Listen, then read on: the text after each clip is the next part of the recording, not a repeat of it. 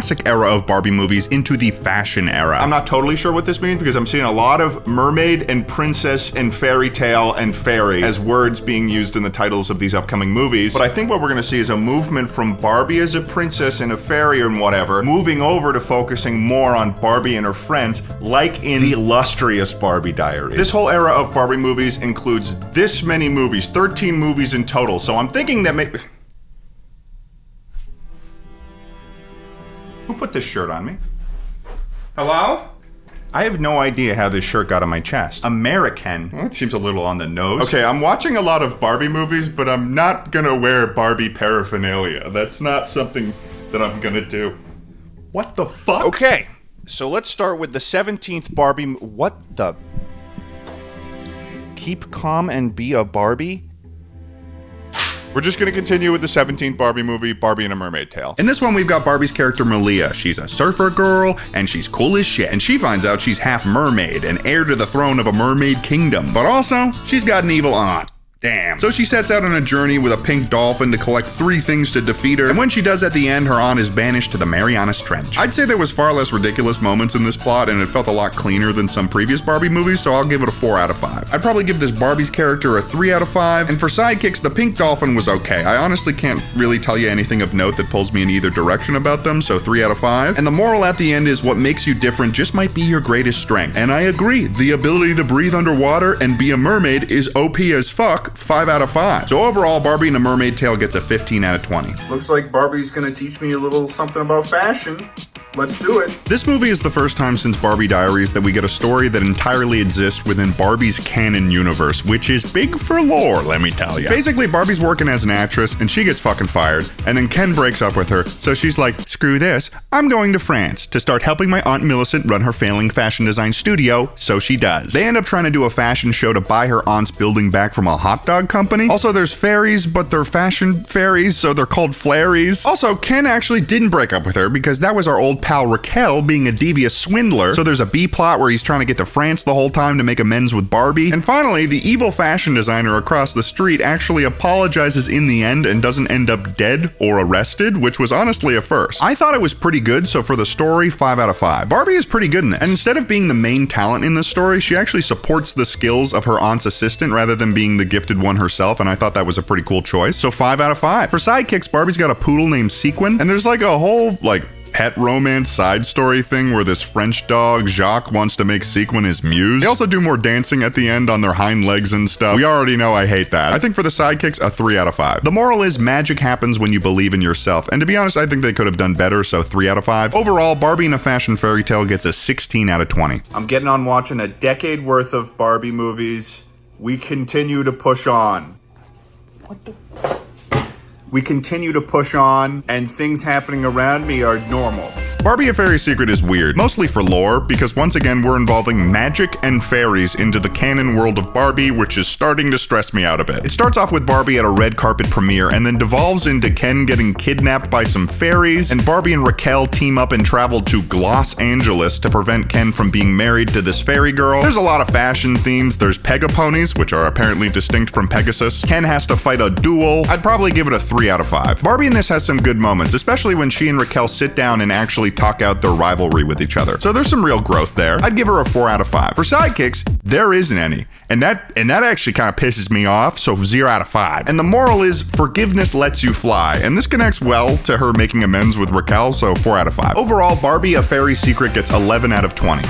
Next up is Barbie Princess Charm School. Here we go. I'm just gonna come out and say this. This Barbie movie is kind of a banger. Barbie stars as this character Blair Willows, who wins a lottery and gets a scholarship to Princess Charm School, which is where you can train to be a princess or a lady royal if you're not of royal blood. She chooses to go because her family isn't super rich and her mom is sick, and it leads into this whole story of her training to be a princess. It's got high school drama vibes. There's also a hint of Sky High in this because it's like a special high school. And in general, I'd say this is one of the most interesting Barbie movies I've seen that took a really creative take on the princess theming. And despite the potentially dystopian environment of a world where there's a lottery to become a princess and that's someone's only option to pull their family out of like poverty, I'd give it a 5 out of 5. I'd also probably give Barbie's character in this a 4 out of 5. For sidekicks, Blair has a dog named Prince who's just a cool dog, but they've also got these fairy assistants that are assigned to each student. I'm unsure if they're getting paid to do this or this is something more nefarious. So for the vagueness of that, I'll give a 3 out of 5. The moral is there's a princess in every girl. Kind of weak moral, 3 out of 5. So Barbie Princess Charm School gets a 15 out of 20. We got another Christmas movie, Barbie A Perfect Christmas. Wish me luck. Barbie A Perfect Christmas is when I start to lose faith in the future of Barbie movies because this is just a whole lot of nothing. The story is Barbie and her sisters, Skipper, Stacy, and Chelsea going on a trip to New York. Wait, hold on, back up a second. Chelsea? Who the hell is this? That's Kelly, isn't it? Barbie's youngest sister's name is Kelly. Who the hell is Chelsea? What the fuck happened to Kelly? Anyways, they're traveling to New York City to meet their aunt, but inclement weather forces their flight to land in bumfuck Minnesota. So they end up at like a weird hotel where there's heavy implications that it's like the North Pole and the people working there are elves in Minnesota. Essentially, the only conflict is inclement weather and they have to make the best of it, so like 2 out of 5. Barbie is basically just the big sister character in this that has to deal with all her sisters all having problems, so like 3 out of 5. The sidekick is a husky puppy named Rudy. He's kind of just like a dog that shows up and also is kind of supposed to be Rudolph in some capacity. 2 out of 5. The moral is being together is what makes a perfect Christmas. Fine, I'll take it 4 out of 5. Overall, Barbie A Perfect Christmas gets an 11 out of 20.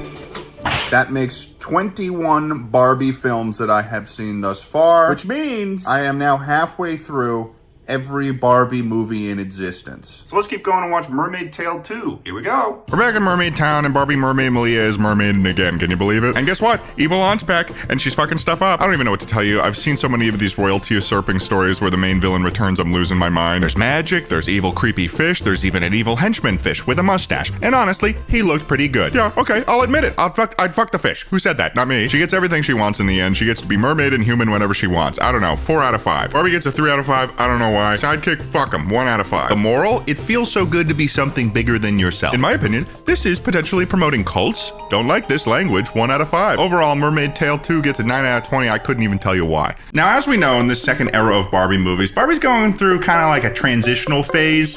She's going through puberty. We're moving away from rehashes of traditional folklore tales with just Barbie inserted into them, beginning to make up new stories for Barbie, and putting more of an emphasis on what Mattel thinks that young girls are into in the 2010s, which is fashion and music. AKA classic ballet, fuck off. It's time for Uncle Sam to show you a little thing we like to call capitalism. That's why we're the best country in the world. This confliction of concepts, princesses and fairy tales, and fashionistas and music, quite literally combines in the movie that we're going to be talking about from this era, Barbie, the Princess and the Pop Star.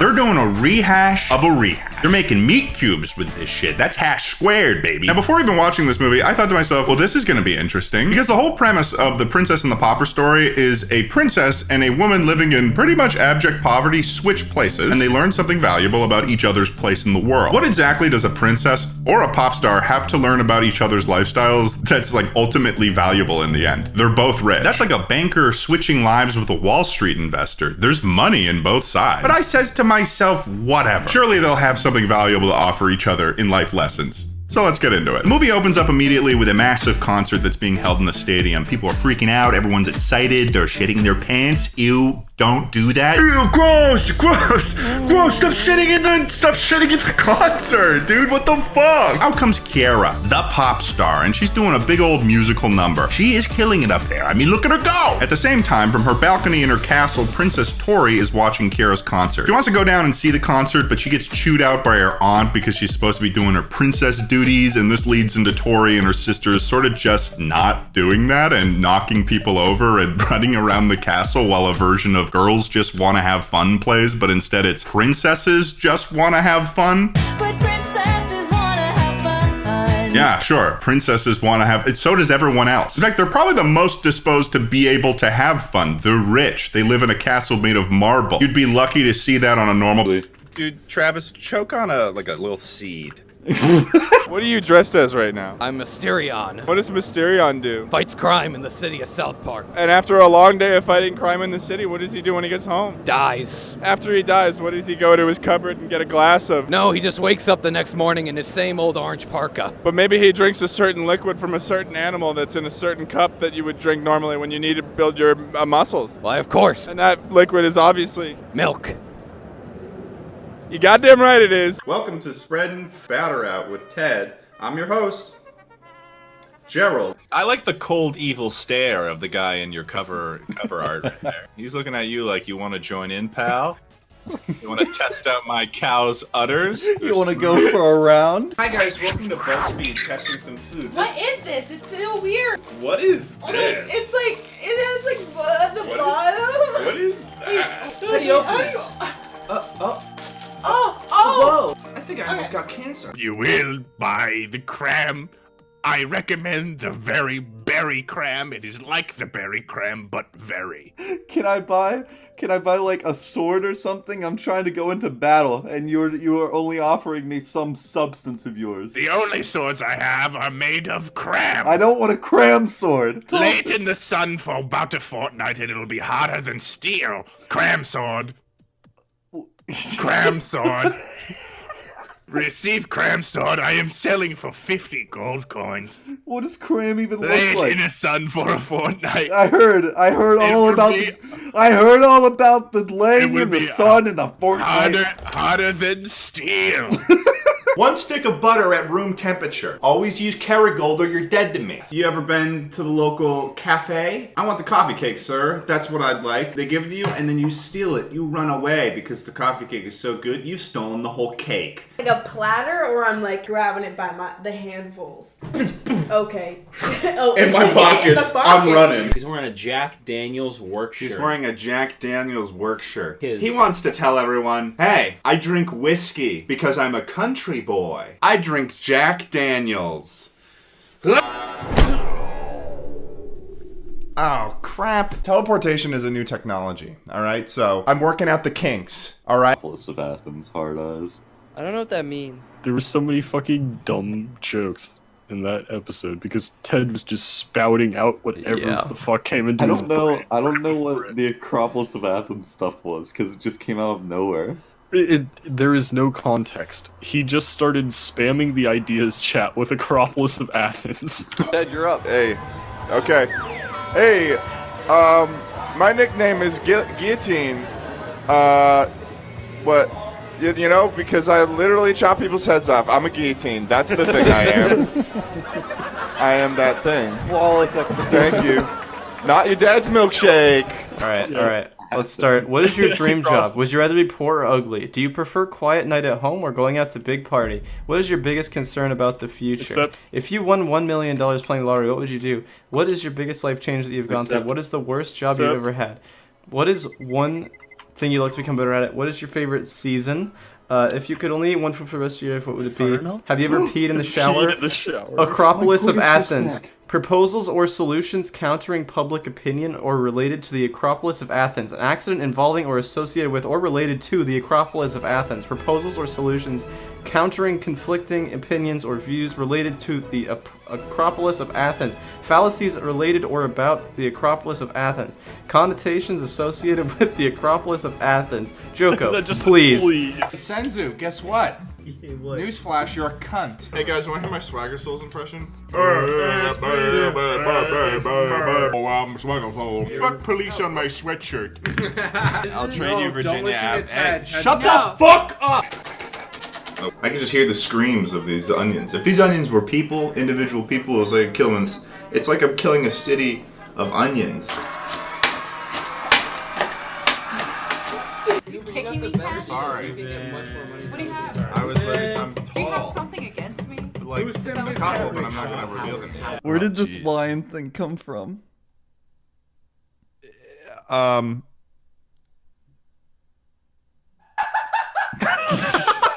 currently grinding up ground cloves with the back of a knife.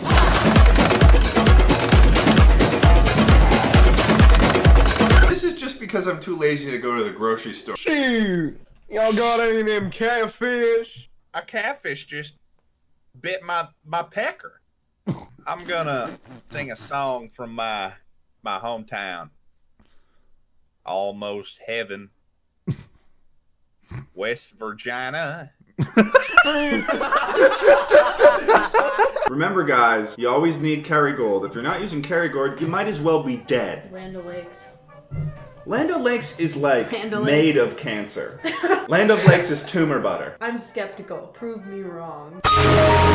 Bad boys for life. Put your collar down, please. We're getting ready for the bad boys, Ted. I gotta get myself into the... Yeah, blender. you're right, Moses. Bad boys for life. If you guys don't deliver me to the beacon, you will develop an unprecedented amount of karma that will follow you into your old man years. I would lose it at this shit when I was 6, and yet I've come back around. So how's that sliding door work? When do you not put the toilet in before the door? You know that Carson's name is actually Carton? That's just not true. That's what you want the rest of the world to think. But I've met your mother, and she whispered into my ear right after she You said also she was the called demon my of mother harvest. the demon of harvest. What? And you expect me to believe anything you have to say? Can I buy like steel? Steel? Do you sell steel? I have some cram I have laid out for a fortnight previously that come from the strongest. What is it made of? The question confuses me. Alright, later. Later. I must call Schlott now. Okay. Cram. What? I'm not in the call with you anymore. How did you just say cram? Hmm? Where are you coming from? I am from the sky. I know all things, and I only see with cram. I'm not in the call with you. I lost my eyes thousands of years ago, and I replaced them with eyeballs made of cram that were laid in the sun for a fortnight. I'm gonna close Discord. Nah, cram. Excuse me, guys. You got any milk? You got any milk? You just caca. Is that a yes or a no in caca? All right. I haven't progressed with any knowledge. If you want to own a Bugatti one day, stop taking advice from Toyota drivers. Yeah, what do you drive? I drive a Toyota. Can we get grilled cheese stand? I'd like grilled cheese stand. I'd like one grilled cheese stand, sir. Danger! $1 grilled cheese. Don't ask for a goddamn tomato slicer. I swear to God, I'll reach through the window, pull you inside, and hold your head against the griddle. Oh my. You're a dick. Oh yeah, Ted? Don't. You're about to be triple digits right now, Ted. What the fuck? It's my Oh, fuck. I'm 100,000. Wait. I'm a million blocks in the air? Uh-oh. The transformation. Hi, guys. Ted, why do good girls love bad guys? Stop!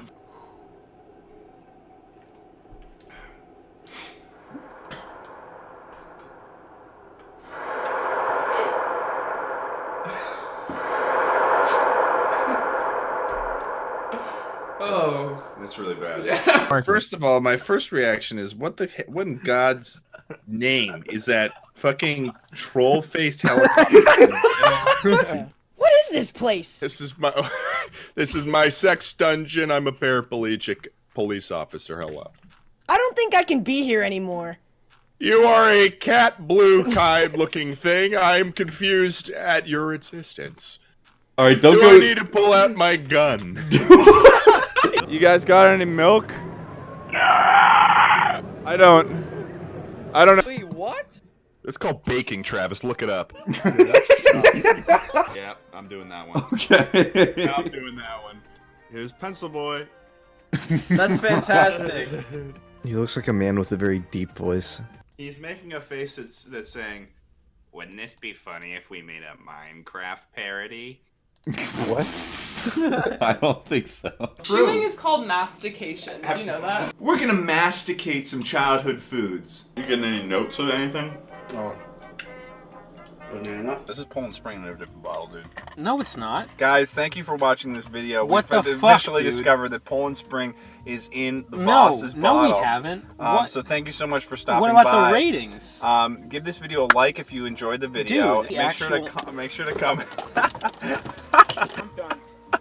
Voss is not Poland Spring, and Fiji is the fucking best water on the planet. Girls out there, because I know you exist. He says, "Gamer girls, I know you exist," as if it's like a He also UFO has theory. Wait, go back to that kid's fucking smirk when he's opening his mouth. He's like, look at that. I'm gonna take your pants. Look, he knows something's up. He also looks. I'm pretty sure he's blind as well with this stuff. In a Lunchable, they have these little squares of ham. You are required to eat said things. You signed a contract. You have to. You will be consuming deli meat, or you go to jail. The tiger and the lion may be powerful, but I don't perform in circus. I don't get that one. I'm sorry. I just don't get that one. It's a good one. I'm just it's not clicking. Oh, okay. He's got the deep open shirt. If he had a collar, he would pop. You're transforming into something that I just have never wondered existed. Hey, baby, you want me to take you to Ram Ranch? No. Flax milk made of flax. What is it? We No don't one know. knows. Yeah, we don't know. It's got omega-3, so it's basically like we're drinking fish. You know what I always thought milk needed? Fish oil. Yeah. Buying St. Charles? Yeah, mine as well. The fuck? You guys ever just wake up to the Doppler effect? The Doppler sound on weather channels? I use it as my alarm because I think it's the... Why do you hate yourself? Carson, isn't that Doppler effect this? I haven't actually eaten any of the cursed foods from youth because I had anti-vax parents. No, you didn't. You didn't have anti-vax. I wasn't vaccinated until I came to college. What? I'm a different person when I'm hurt. When I'm hurt, the lion comes out. When I'm hurt, oh man, you better watch out. The lion's coming out of the cage, baby. He's smoking a cigar and wearing a tux because he's a classy fucking lion. I'm not invested at all in what this fucking milk has to say. Seems a little harsh for soy milk. This is the rock dance. This is gonna be awesome, guys. It's gonna be really good. Oh, there you go. Yeah. Rock dance. Yeah. Rock dance. Yeah. Taking your ex back is like trying to put poop back in your own butt. Damn. That's fucking deep. Yeah, take that, Twitch Sings. Hey, Twitch Sings, take that. I'm looking at you. Hey. That's the stakes. I don't know why I'm holding that. Keep in your handbag to steal. Is there anything you regret? Someone you used to love? It seems like every year technology gets to a level that we would have thought ridiculous as children. You can buy yourself a home that was 3D printed, take a taxi with nobody behind the wheel, and robots are doing backflips now, something previously reserved for frat guys whose six-pack is their whole personality, and high schoolers a little bit too into parkour. Yes, I'm projecting, I wish I could do a backflip. And in the last 2 years, I've gotten pretty into growing my own plants. I've conquered growing basil and making my own pesto. I've conquered having houseplants, kind of. But this whole time, I was using the same thing. Soil from the earth, the substance that may have been holding us back this whole time. We've elevated our technology in so many ways, why not do that with the dirt itself? This is a loamy. This is a device that lets you turn food scraps into usable soil, or at least what the company calls loamy earth. Obviously by food scraps they mean things like vegetables and fruit, but this device can turn any food scraps into soil. So what would happen if I turned fast food into soil? Could I grow a plant from that? So I'm gonna try to turn fast food into soil, grow arugula, and make myself a salad.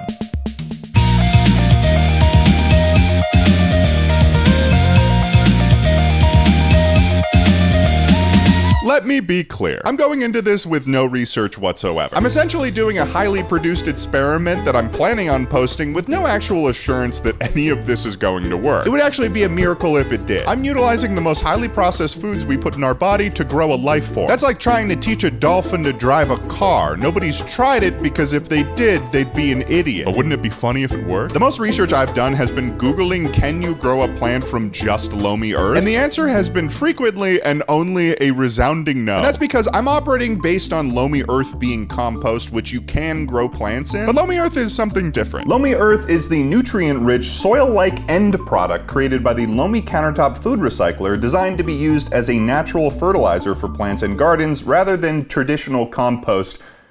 Basically, it's not actually compost. I would have loved for this to be real compost coming out of this machine. In fact, that would have made it a lot easier for me. Unfortunately, making compost takes a long time and also the usage of worms. And I hate worms. They're like the losers of the ground, meant to be consumed by children and fish. But that restriction won't stop me from trying to brute force a miracle. Whoa. Look at this thing. The plan is to put all the fast food into this thing. It's going to grind it up and then hopefully turn that into soil that we can use to grow a plant. One of the first things things I see is a QR code answering the question, what can I put in my lomi? I don't know if we're gonna follow that, but let's ask. It specifically says to have a smaller mix of processed foods. Batch number 1 would be McDonald's. 2 large fries, 2 double cheeseburgers, 20 chicken nuggets, and just to be safe, apple slices. Just to give it a fighting chance. Although I was looking at the ingredients of these apple slices from McDonald's, they also have an ingredient on them that's meant to maintain freshness and color. These are just apple slices, and they still had to add something into that. I need to fit all of this stuff right here into this. Oh, jeez. Oh, God. So it's got pickles. There's a little bit of plant life going on here, but there's a lot of meat and there's a lot of cheese. As I was doing this, I started to seriously doubt how this could even come close to dirt. Well, okay, they're in there. For this experiment, I'm gonna be using Lomi's grow mode. This is their longest mode, taking somewhere from 16 to 20 hours. It, quote, runs at a lower temperature to preserve microbes and boost soil health. And I guess the express mode is if you need dirt like right now. Today. I'm also going to be utilizing Lomi pods. These are little tablets you put in that are allegedly packed with powerful microorganisms, and I'm for sure going to be putting those microorganisms to work, and I'm not paying overtime. Microbacteria in there now. I guess with all that being said, let's turn this McDonald's into dirt. Okay. Oh, it's spinning. Oh, it's beginning the process. So I guess we gotta wait 16 to 20 hours before this turns to dirt. I don't know what I expected to happen here. When I got back from being out this last weekend, I got home and I've left the Lomi going. And my entire apartment smells like McDonald's. Oh my God. I had to open up the windows in my apartment just to filter out the air that I was smelling. And I gotta say, the resulting dirt is a little bit creepy. What the fuck is that? It smells like Cheetos. I made Cheeto dirt. It's dry, but there's like kind of a greasiness to it that isn't preferable, to say the least. I think a plant would taste that and be like, guess I'm just not gonna live. This is nasty. This is essentially grease slop that I have here. What's to do now that we have all of this dirt? Well, I've got a special little friend, the dirty bucket. The dirty bucket. This thing's gonna live outside. Unfortunately, this batch of dirt was not nearly enough for me to do this whole experiment. This couldn't even fill one pot. So I placed the dirty bucket as far away from me as I could get it and cleaned the Lomi in preparation for batch number 2, Taco Bell. 1 cheesy gordita crunch, 1 veggie bowl, 1 chalupa supreme, and 3 crunch wrap supremes. I think that Taco Bell has a little bit more vegetables within it than something like McDonald's. Half of these things have some form of like lettuce or tomato in them, so there's some plant matter going on here. I feel like this one might turn out a little bit better than McDonald's did. At the end of the day though, I'm putting most of my hope in this veggie bowl here. This one's gonna take us to the finish line. And I think the thing that's gonna screw us from making usable compost is probably gonna be the crunch wrap supremes. I don't know if nature really called for that. Nevertheless, I stuffed all the Taco Bell I could into Lomi and started my next cycle. There it goes. It's beginning its magic to do horrific, unholy, godless things to this fast food. Taco Bell's done. This thing's got a little bit more dirt than I think the first round. I may have added some eggshells that I had left over from some eggs that went bad. I didn't want to put them down the garbage disposal. So if you're wondering what the white stuff in this is, it's eggshell. So it's a bit browner than the other one. It doesn't smell like Cheetos, it just smells like ground beef. It's also closer in color to what regular potting soil is, but it is still clearly not. But after all of this, I still did not have enough dirt. So I prepared for my third and final submission to the maw of the Lomi, batch number 3, KFC. And I may have over-ordered chicken tenders, fries, mashed potatoes, sweet corn, coleslaw, and a chicken pot pie. If you told me a year ago that I would be taking a chicken pot pie and turning it into dirt, I'd probably send you to jail. I think that this corn might be the thing that saves this whole video. We might be getting saved by the Colonel. Now the chicken, this might cause some problems for us. The chicken pot pie, there's not a lot, but there are carrots and there are peas in a chicken pot pie. There are vegetables in it. I saw that they had applesauce that was available in the kids meal on the KFC menu, so I ordered that as well, thinking like, might be good to have some classic applesauce in there. Didn't know I was gonna get tricked. They gave me a Capri Sun. I don't know if I'm living in crazy town, but this is very different than an applesauce. Either way, the Lomi hungered for more grease, so I once again fed it willingly. Also, the coleslaw was far too wet. Oh, that's barely even mayo at that point. That's just milk. Oh, I'm excited. I think this is gonna be a delicious dirt. Time to see how the KFC dirt does. The Lomi had the hardest time with the KFC. It took like maybe 48 hours. I don't know if that's because the Lomi's starting to struggle a little bit. Maybe the Lomi's starting to get a little bit depressed because it's currently operating in a job it was not designed to do. Looking a lot like the McDonald's. I don't know if that's all the corn that I added. Let's give it a feel test. Yeah, no, it's greasy. The dirty bucket hungers for more dirt.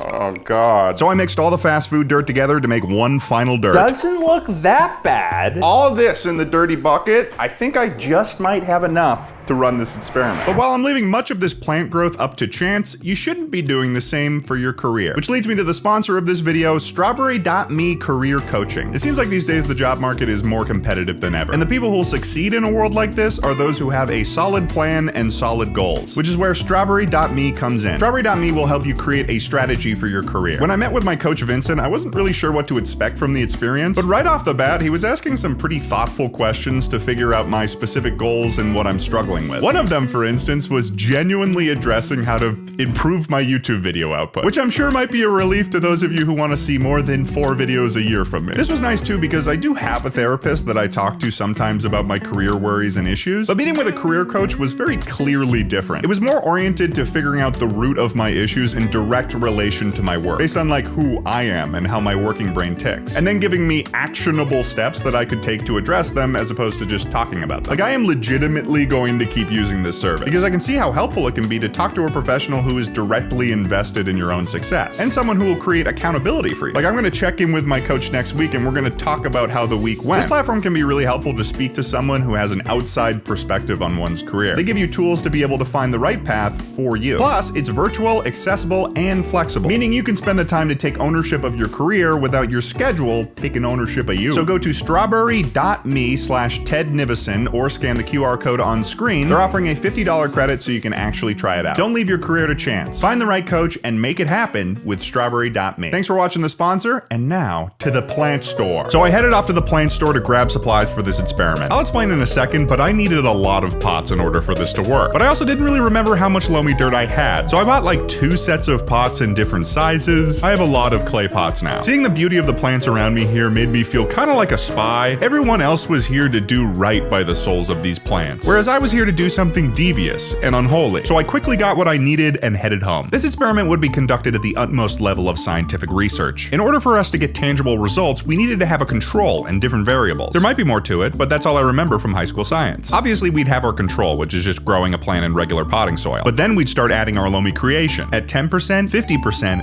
75%, and finally 100%, allowing us to see a range of how the plants will react to different levels of fast food soil. We sort of got a spectrum going on here, ranging from it would be really surprising if this didn't work to it would be really surprising if this did work. I'm gonna make the soil mixtures now, and then tomorrow will be day number 1 of trying to grow a plant using soil made from fast food. This soil's made a name for itself clearly. We've got Edna's Best Potting Soil. So we're using the greatest here. I've also got a little bit of pumice. This is basically just like little rocks that you put in soil in order to encourage water to drain through the soil properly. Because I think at the higher levels of the loamy soil, that's just the water, it's just gonna suck it up. So I went ahead and created my first mixture, the 10% loamy. So that's about 10% loamy soil and 90% potting soil. I also made sure to mix the loamy dirt with the soil to make sure it was as homogeneous as possible. Kind of looks like cookies and cream or something. So out of anything involving the loamy dirt, this one probably has the best chance because it's 90% being supported by actual soil. This is one that if something grows in it,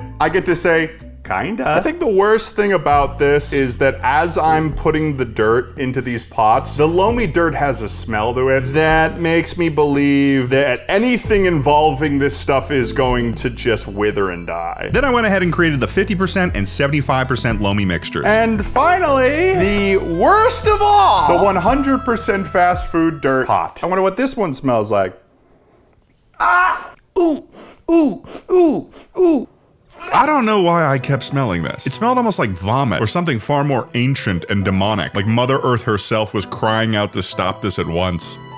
It's a wonderful gradient going from healthy looking dark soil to mutant.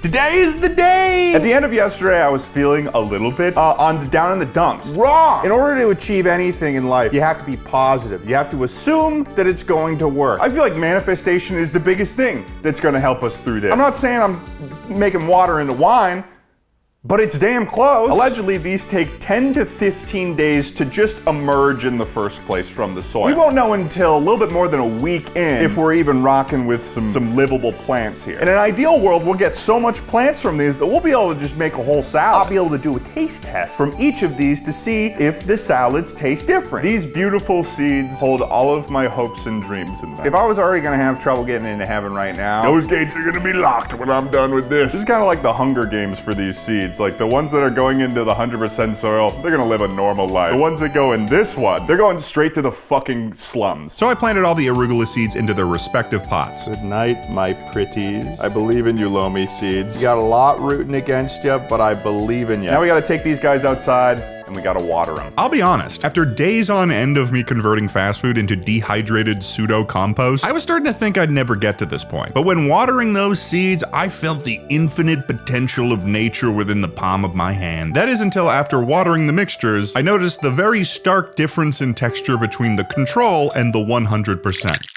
It was like touching an evil, stinky mud. But I set my worries aside now, as all that had to be done now was wait. So I set up my time-lapse camera that night, and the grand experiment had begun. I'm a little bit disappointed with the results that we've got here, ladies and germs.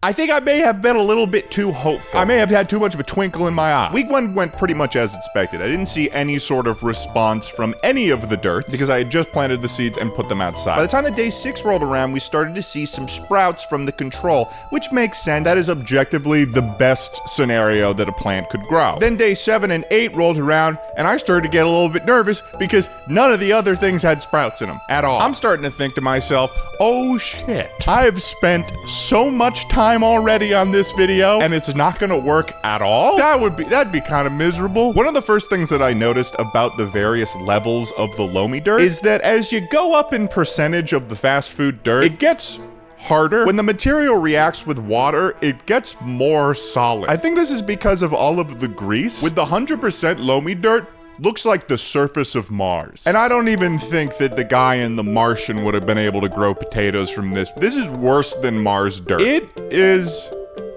gross. On top of that, when I watered it, none of the water would even really seep into the dirt. It was kind of just sitting on top and turning into kind of like a swamp. So that was cool. That was great. So as I rolled into week 2, I was getting a little bit depressed. I was getting a little bit worried. But then on day 9, I got some actual sprouts from a loamy dirt experiment. And wouldn't you know, it was the one that Loamy themselves recommended, which was the 90-10 split. But this was huge. I now had 2 of the pots growing at this point. The control was a relief because at least that meant that I could grow a plant from seed in the first place. And the 10% was a good start. We now knew that with a small presence of fast food soil, a plant could still sprout from it. I'd taken a knife and dug into the 50-50 mix to see if there was any reactions there, and I did actually find a seed that had sprouted a little bit. But the problem is the dirt in that mixture is so hardened that I don't think that a little tiny baby plant can burst through the soil there to get to the light. They're trapped in the claws of a greasy mess of McDonald's dirt. That's freaky. I feel bad for them, but I also salute their sacrifice. I waited the rest of the week for any of the other pots to sprout, but just nothing was happening. I was like, this is miserable. I don't want to have to be like, oh, Lomi was right, 90-10 split's the only thing that works. I don't want to tell a company that they're right. Nobody wants to do that. At the very least, we've got actual plants that are growing a little bit from the nutrients that are in all of that fast food, which is kind of cool. Week 3 rolls around. The 50-50 and the 75-25 started doing some weird stuff. Namely, they both started to mold. The 50-50 was probably the worst of them. It had this sort of blanket of mold all over it. I'm assuming that's because I'm taking dehydrated fast food, putting it in a mixture of dirt and covering it in water. It could also be a curse from an ancient god. I'm not really crossing that out as a possibility here. But mold showed up, and then came the flies. Even now, as I checked upstairs on the plant, there is actively like full-on flies on this loamy mixed dirt. They also smell nasty. Any seed that's getting planted in that is just getting poison damage and dying. I possibly created a more inhospitable environment than like when a plant bursts out of concrete. Then another weird thing started happening. The 90-10 mix started growing better than the control. I was starting to see actual baby arugula leaves forming in the 90-10 mix, whereas the control reached this weird baby purple sprout stage, and it wasn't growing any further beyond that, which confounded me and still does. Like, why are you having a problem? Is it just because you live in a weird neighborhood? So we're having 10% of success right now. Personally though, that's not enough for me. 10% of a win is not even close to a passing grade. We're on academic probation, to say the least. Things aren't going well. So I need to change a game plan here. I'm a greedy bull. I want results. I need pictures of Spider-Man. At this point, we can say with almost absolute certainty that nothing from 50% loamy and up is going to grow a plant. It's just not gonna happen. But we've also learned that in 10%, something can grow. But think about this little number. There is a 40% split in loamy percentage in there that I have not tested. Now the experiment becomes, how much fast food dirt can I add to a mixture and still be able to grow arugula? Lucky for me, I had 6 extra pots and I had some loamy dirt to spare. So we were gonna figure out exactly what percentage our ceiling was. Dirty Buckets here. Been sitting outside for about a month now. I checked what things looked like today with the control and the 90-10%, and the control is still not going past like the little weird purple sprouts. I don't know what's happening with the control. If there are plant people out there that can tell me why the control is doing worse, that'd be perfect. If I was the entire scientific community, the scientific community is baffled. This time around for making my mixtures, I tried going for a different strategy. Last time I mixed it in the pot. So this time I mixed it in the clear measuring cup, making sure that the loamy dirt was completely homogeneous with the potting soil. For almost a 50-50 mixture, that looks pretty good. So with all of the seeds planted, now it's time to bring these puppies outside, water them, and just hope for the best that I win this. It's been a month and a half I've been working on this video. Things are going all right. In that first week, we got nothing going on. But I'm watering them. I'm being a little bit belligerent about it too. I've got the fear of God in my heart and I've got the joy of plant growing in my soul. Luckily for me, at about day 7, I was given a gift.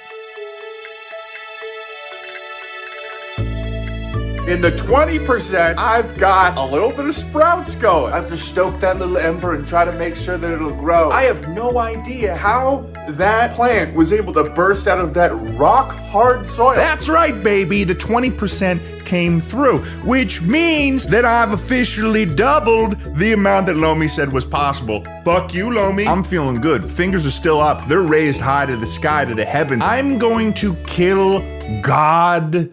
20% has sprouted. It's growing actively right now upstairs, and it's going to blossom into a beautiful salad. That is 1/5 of the soil that this plant is growing from is made up of 100% fast food soil. That's a lot of numbers thrown out there, but it feels good. What I'm a little bit curious about is why the 15% didn't grow. Because the 15% is like demonic. This is the worst mold infestation I've seen in any of the pots that I've planted. It is the corpse of all of these experiments I've done. So where we're at right now is, okay, I've got the 20% growing. All I need to do really is just keep it alive. And I'm really excited to see how big the 20% grows in comparison with the 10%. 10%'s doing really well at this point. I'm hoping that the new plant can get to maturity fast enough so I can try both of the salads side by side. So that's the current status in week 6. This is kind of a victory, right? Please. Unfortunately for me, I set my sights too high again. The 20% grew for a bit, but at a certain point it just stopped. This tiny little set of sprouts that managed to break through the soil were not, I think, able to get roots down below. For a couple more weeks, I watched this sprout grow into nothing but a disappointment for me. And at the same time, the only successful part of my experiment, the 10%, got further and further into maturity. So I had to make a judgment call. Here's the deal. I don't think that I'm going to get this 20% to grow any bigger than it has. I'm probably 2 weeks late to accepting this fact. 20% ain't gonna grow any bigger than a little tiny bit it is at now. Which means that if I'm going to make my salad, I need to use the 10%. This has been a long journey over several months. One thing is known for sure. I kind of grew it in the 20%, and I definitely grew it in the 10%. So now all there is to do is harvest that arugula, buy some control arugula from the grocery store, and we'll see how good my kind of fast food grown salad is. We're finally here. We finally have our harvest of the only arugula that I was able to grow, which is the 10%. The one that Lomi said was the one that I'd be able to grow, which pisses me off to a very large degree. This has been a long journey to get to this point. I waited way too long to harvest this arugula. I waited so long. The comparison that I'm going to be making here is inherently ridiculous. I'm currently going to compare tender young baby arugula leaves to the experiment, which is 90% off from my original goal in terms of the soil content. Some of the leaves are yellowing because this is a frail old arugula leaf grown in 10% fast food compost. Maybe I should have believed the research I was doing into this, but no, I will waste 3 months of my life on growing this plant. I don't even know if I can eat some of these leaves. They look spooky. Some of these leaves look remarkably like something I'd find in a witch's garden. Nevertheless, ladies and gentlemen, we will be comparing them. Will there be a difference? I wonder. This is a private selection small batch lemon and olive oil vinaigrette, which sounds really good. First, I made sure to wash the leaves thoroughly. And since I had a bad experience finding a weird worm on a basil leaf 2 years ago, I checked every single leaf individually. All roads lead to victory in some way. I don't know who said that. Probably because I just made it up. It's important at the end of the day to have perspective. Right here is a little bed of seeds. They never got a chance to have the chance that this salad right here was able to have. Think about that for a second. Model that in your brain. We're all lucky to be alive. And maybe that's a lesson of this video. We're all lucky to be alive. Let's finish off this science project. That's a pretty good comparison right there in terms of what we're dealing with. These are our 2 salads. We've got our control and we've got our experiment. First to do, try a piece of arugula. Arugula-y. Oh, a little bit of sweetness in it. That's pretty good. And now it's time to try my 10% fast food grown version. Oh. I don't know if this is because this isn't baby arugula, but the aftertaste is a little bit aggressive in some ways. There's a darkness in that. If I start glowing green, call the cops. But at the end of the day, our goal here was to make a salad. We're gonna do the serving size, which is 2 tablespoons in each of the salads. Toss the salad a little bit. First, let's taste our control salad. Oh. That's awesome, actually. I feel like I'll definitely have lemon olive oil vinaigrette in the future. That's fucking phenomenal. I set out more than 3 months ago to grow a plant from fast food to create a salad. And after all this time, we finally can determine if that salad is good. Here we go.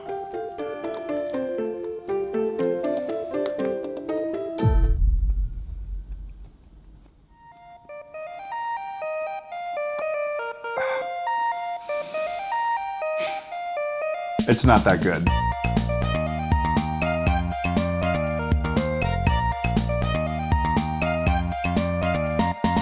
Hey, it's the second channel. What's up, guys? Like 2 days ago, Schlatt asked me if I wanted to go to Japan, and like a crazy person, I said yes. And that flight leaves in 3 hours, and I'm so bad at that. Basically, I'm going to Japan on a whim.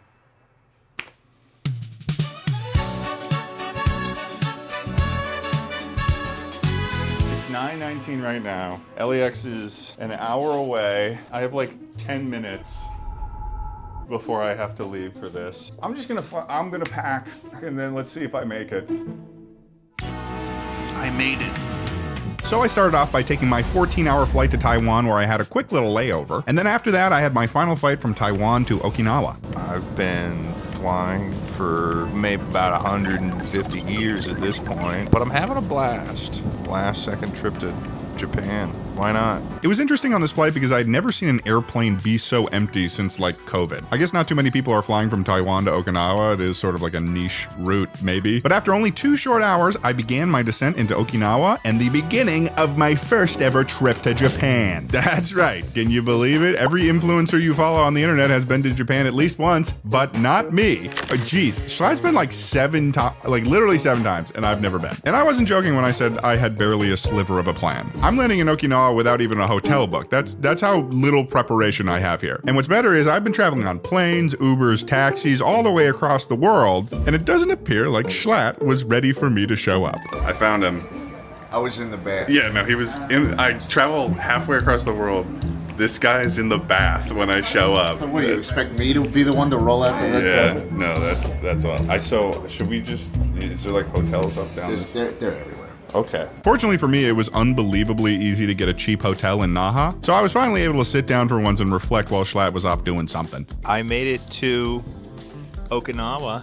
I'm here chilling. I'm waiting for my hotel to be available so I can shower. This is gonna be like the greatest shower of my life, I think. I think this is gonna be the most satisfying shower because it is very muggy and humid out here. I didn't bring my VHS camera on this trip, but one of the main things I did bring is my green Fujifilm disposables that I buy in bulk. You might know that I take a lot of photos with these cameras from my work on my photo account on Instagram that if you're not following, you should totally follow. It's at ted.jpg. I'll be posting the photos that I take on this trip, and I'm excited for what this trip is gonna be.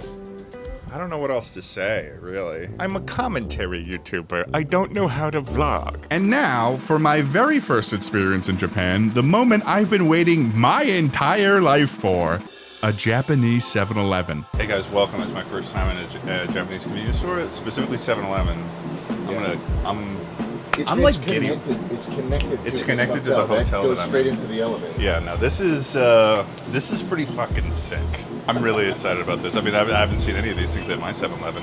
My 7-Eleven just has like a guy that yells at people. I'll get you this. Okay, what is it? It's a onigiri. Sumimasen. Where's that little chicken bit? That chicken. That's at Family Mart.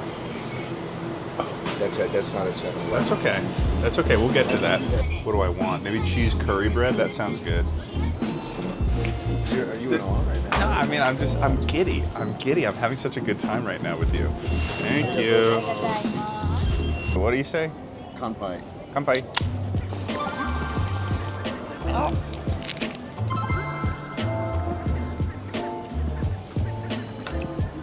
What are we doing here? Oh, feel bad. To give you a rundown if you don't know, in Japan you've got like 3 main convenience store chains and they're all bangers. You've got 7-Eleven, which I visited, Lawson, which is also a banger and also randomly used to be a store originally in the US in the 20th century, and then through a bunch of sales and company jargon, there aren't any in the US anymore. But the last bastion of the Lawson brand name in the US from my surface level research is this chip dip. Lawson's French onion chip dip that you can get at Circle K stores and stuff. Pretty interesting. I'm getting off track. And finally, Family Mart, which is the home of the very famous convenience store food, the Fammy Chickie. What is this, you ask? It's a piece of fried chicken and apparently really good. Guess what time it is? We're in a back alley. That's like, we gotta go in a back alley to eat the food. Okay, so this is the Chickie surprise. First time. First time. Yeah. I'm famous here. Oh. Yeah. That's good. It's greasy. I knew it would be good. It was so good. It's the most frustrating thing about Japan. Everywhere else in the world, if you say, oh, I'm craving convenience store food, they'll look at you like you're crazy. And how late are these places open? 24/7. Shut the fuck up. In Japan, you could live on convenience store food because they sell real food there and not just old roller dogs. I'm just saying, like, excuse me. Excuse me. This is good. Wow. After that, Schlatt got his first ever wrong side driving rental car. Let's drive in. Ted, you're the navigation. Am I going straight here? Oh shit. And then we met up with Chad and How To Basic, and the Okinawa crew was complete. So we hit the streets of Okinawa, and Chad and I decided to run back our beer chugging challenge. 3, 2, 1, Oh, 10 fucking 1. Dude, I swear I'm normally better at this. I literally tied with him on cold ones. You can look that up. 10. I fucked up. On my first full day in Japan, we had a lot on the itinerary for the day. The first of which was to find a mysterious slide that we could allegedly go on. So Schlatt, where are we going today? We're driving to a big slide. I wanted to go down a big slide. This drive took longer than 10 minutes though, so we were getting a little antsy. Oi, mate. We're here for the fucking slide, mate. Oi, mate. Show me the slide. Show me the fucking slide. Show me the fucking slide. Oi, bitch. Show me the fucking slide! So we begin our walk towards the legendary slide. Okinawa is cool, and I think especially cool as my first foray into Japan because it's so tropical. So this walkthrough was absolutely beautiful. It was great. Oh, I see the slide. Oh, what the heck? Oh my god. Unfortunately, to our horror, we could not go down the slide. They'd say it'll break if used by an adult, Yeah. so I don't know if we can... I don't want to be there. Chad didn't even bother. It was a kids-only slide, a dastardly move by the country of Japan, depriving us of whimsy. But you know, when you're traveling in a foreign country like I am in this video, it's helpful to have something to keep track of your finances so you can make sure that you're staying within your budget. Which is why I am very excited today to be sponsored by Rocket Money. Not just because Rocket Money is a phenomenal budgeting app that allows you to securely link all of your finances in one place so you can monitor your financial health, but because I am an avid user of Rocket Money. And I have been since December of 2024. I have been using this product for a year and a half already, and I love it. Rocket Money has a ton of features that make it easier to manage your finances, especially for someone like me, who admittedly will impulsively spend a little bit more than I should. They have an excellent subscription management system that automatically tracks all of your subscriptions and shows them all on a single list. This was great for me early on because it made me realize that I was somehow still paying for the internet that was at my old apartment, so I made sure to cancel that. You can even cancel some subscriptions within the app with just a few taps. They've got some awesome tools for tracking your spending, where they'll automatically categorize transactions to help you see where your money is going, and you can create custom categories so you can personalize any expense that you're trying to keep track of. But one of my favorite features in the app they have in the dashboard is this comparative chart that shows you how much money you're spending this month compared to the month before. It's just a really good visual that personally I have found incredibly helpful in improving my spending habits month to month. Overall, Rocket Money is great. I really like the app, and it's free to download. You can also get a free premium trial when you sign up with my link. So go to rocketmoney.com/Ted Nivison or scan the QR code on screen, or go to the link in the description of the video. Thanks for listening to the sponsor, guys, and let's get back to Japan. Now we're going to like go shopping or something. What are we doing? We're going to the American town where all the houses look like 50s American houses, and they've been retro. Barbie. This character, Todd, is carrying the weight of the entire early 2000s on his back. He is a legend. Are you seeing how badass he is? Look how he walked in he gave a high five to a guy. Having a crush on Mr. Hottie's school jock guy is a cliche. And frankly, I think you're better than that. Really? You think that Barbie is above being a cliche? Are we talking about the same person here? She's literally Barbie. This is a bit nitpicky also, but why are we considering Todd to be hot in this scenario? These character models are practically just a pair of eyes and lips, and they all look the same. Also, when they get far away from them, they look like they just have beads for eyes. Especially Barbie. Basically, Barbie thinks that Todd is waving at her, but oh, no way. He's dating Raquel, her rival. And then he goes to hang out in the quad, which is allegedly reserved for only popular people. It's just a lawn. I don't know why the popular people are the only ones who can hang out there. I understand high school can be cliquey, but how would they ever enforce that? Especially since it's the 2000s at an open-air campus. There's no way you're keeping the hacky-sack kids away from that grass, okay? Unless you wanted to start a war, that is. And right after, Tia announces her solution to the quad problem. First thing I'm gonna do when I'm elected is to eliminate clique hangouts. Seems like a bit of an overreach of power for a student council president, but I respect the energy. I think that wouldn't work, and then everyone who is popular would hate you. Barbie then goes to attempt to pitch herself as being the school news anchor to the teacher running the news station, Mr. Wexler, but oh no again. Raquel has just been cast as the next school news anchor. This is terrible because that's her rival. So now, the rivalry is pretty serious, especially when the journalism teacher assigns Barbie as being Raquel's assistant. Listen, I'm glad you're here. You're the most dedicated student on our staff. We could really use you around the station this year. Really? Raquel's gonna need a top-notch assistant. You get to do absolutely everything an anchor does. Except be on air. Things take a turn in Barbie's favor, though, when Kevin shows her a video he captured of Raquel and Todd breaking up while he was filming cheerleader practice. I was shooting cheerleader practice, and look what wandered into my shot. Why were you shooting cheerleader practice, Kevin? Look, do you want to see the footage or not?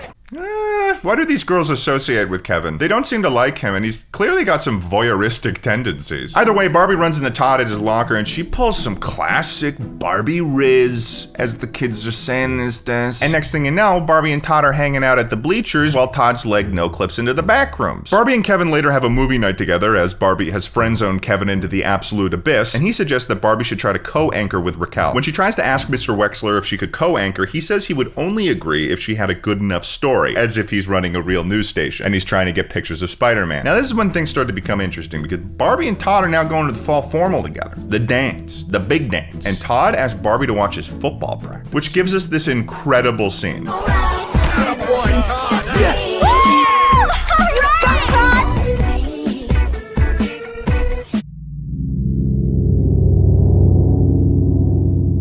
And then Raquel is like competing with her or something by flirting with other dudes on the football field to try to make Todd jealous. Doesn't seem like Todd and Raquel had a very healthy relationship, to be completely honest. Next up, the girls head to the mall to find outfits for the fall formal. Oh, look at this. Bejeweled Asian utensils, cute hair accessories, or drumsticks.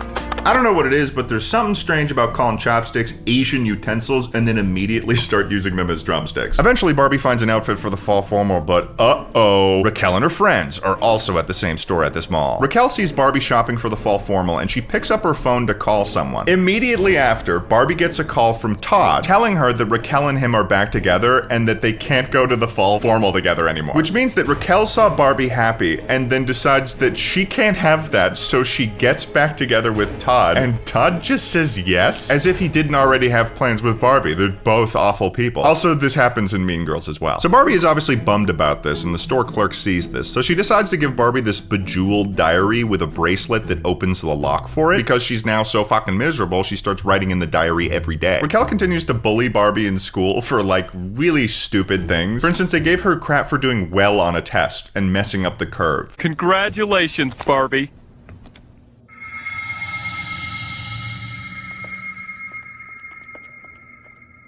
Way to throw off the curve, Barbie.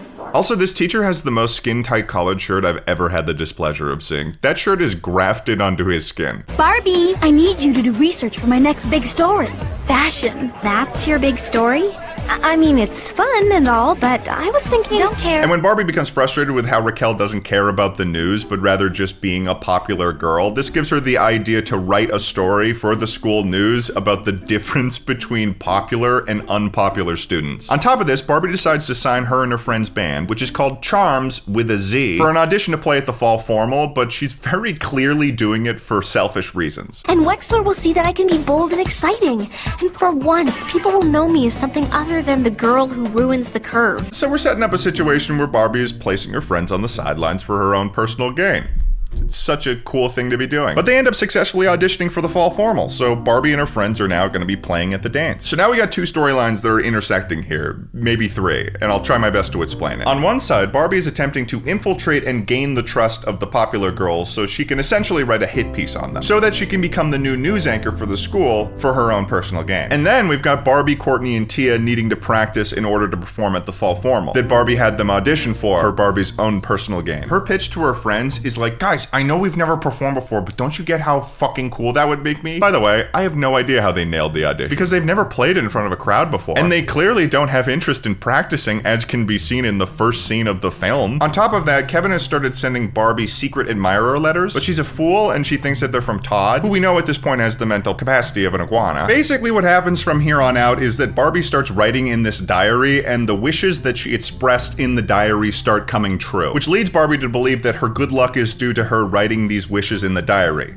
Meaning that the diary is magical, of course. Essentially, Barbie believes that she's acquired a more powerful version of the Death Note. If you've seen Mean Girls, you generally know what happens next. Barbie becomes incredibly engrossed in her infiltration of the popular girls, to the point where she's legitimately hanging out with them and gossiping about people for her news story, including her friends. So we decided to audition for the fall formal. Oh, hi. Hi there. Hi. He's such a loser.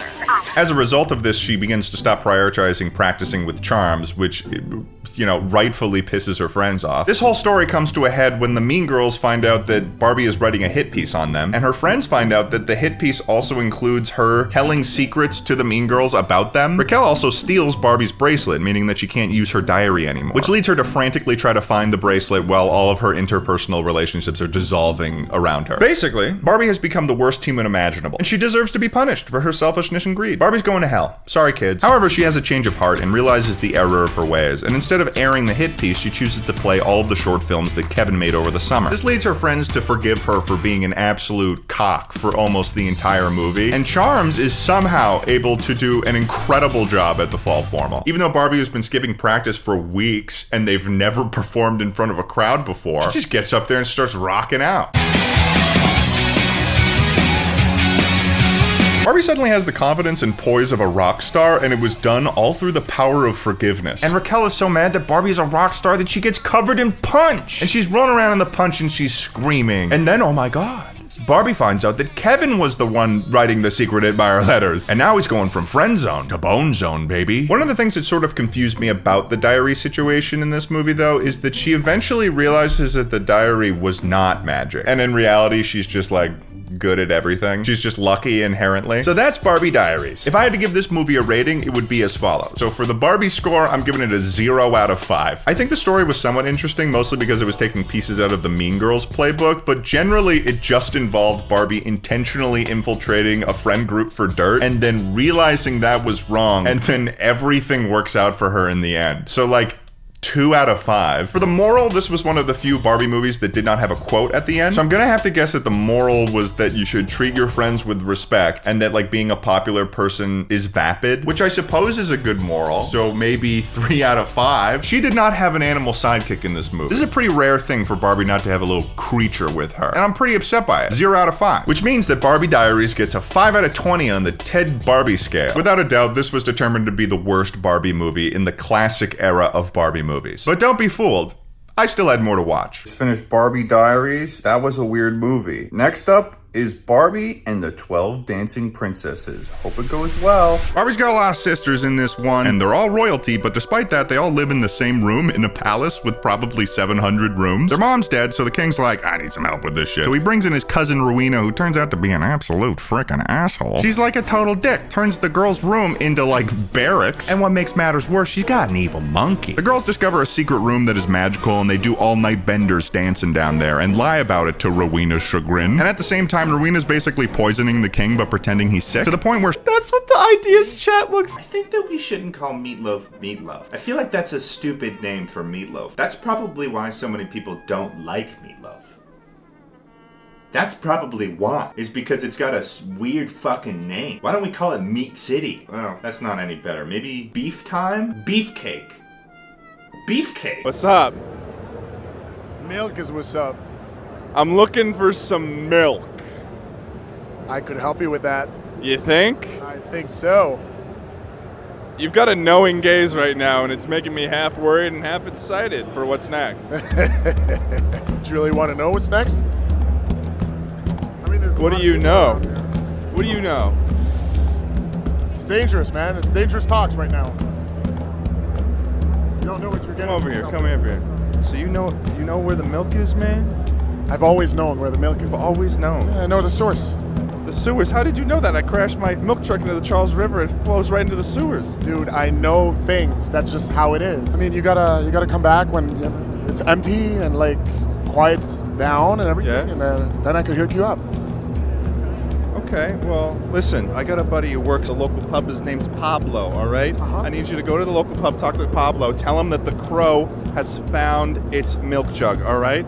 Pablo's gonna lead you down into a little cellar, gonna have a red phone, all right? Pick up that red phone and then call me, okay? Perfect, sounds good. All right, it's good to meet you. Have a good day. Stop, what are you doing? You almost cut yourself. Salt Bay. What the fuck is wrong with you? That was some good banana bread. No. Don't. No. Don't, Aaron. What is Neshoba? It's the new state. It's up and coming. It's going to be big. It's what we're going to use to replace Nebraska. Yeah. What an awful state. My name's Goose. What's up, Goose? My name's Goose. How'd you get into my house? I picked a lock. Oh. That's... Whoa! Hey. You don't fuck with me. The skins of the fallen.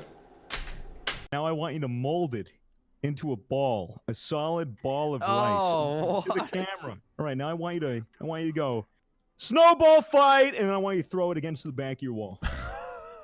Snowball fight. I'll give you the chair. You're a guest. I got it. Guest. I got it.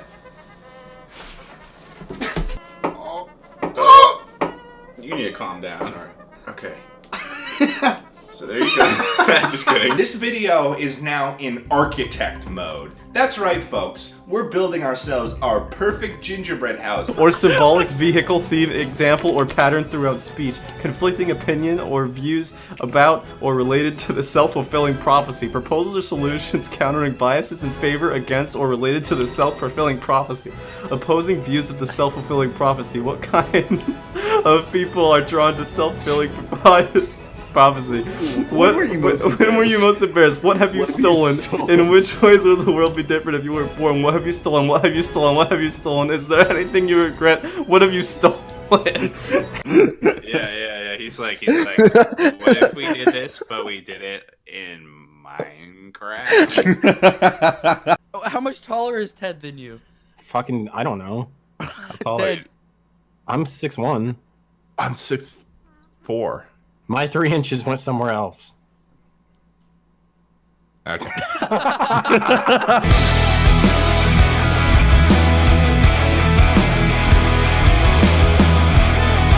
We've got the things. Top text, don't forget. Bottom text, your purpose. Share that everywhere. Look what you've done. Caption this one, that circle is off center. Please scream. Caption this one, you enter high school bathroom, what you do?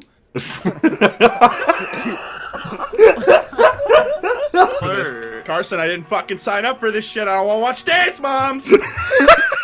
Everyone except them has to take a shot. I'm just not processing anything you're saying. All right, so let's start from the beginning. I think it'll make Let's more start from the sense beginning, once it Ted. happens. You owe money. Ted. Hey. Well, I'll be damned. 11. 11. Hey. No. I feel kind of crap. No! Stay. Please, just stay on. Is there an M&M in that? Yeah. There's not. I hate that you thought that was so fun. Taking your ex back is like trying to put poop back in your butt. You agree with that? I can see where you're coming from. Next step is to, I guess, go for it. So happy to see you. I'm glad you guys are here. All right, clocking out.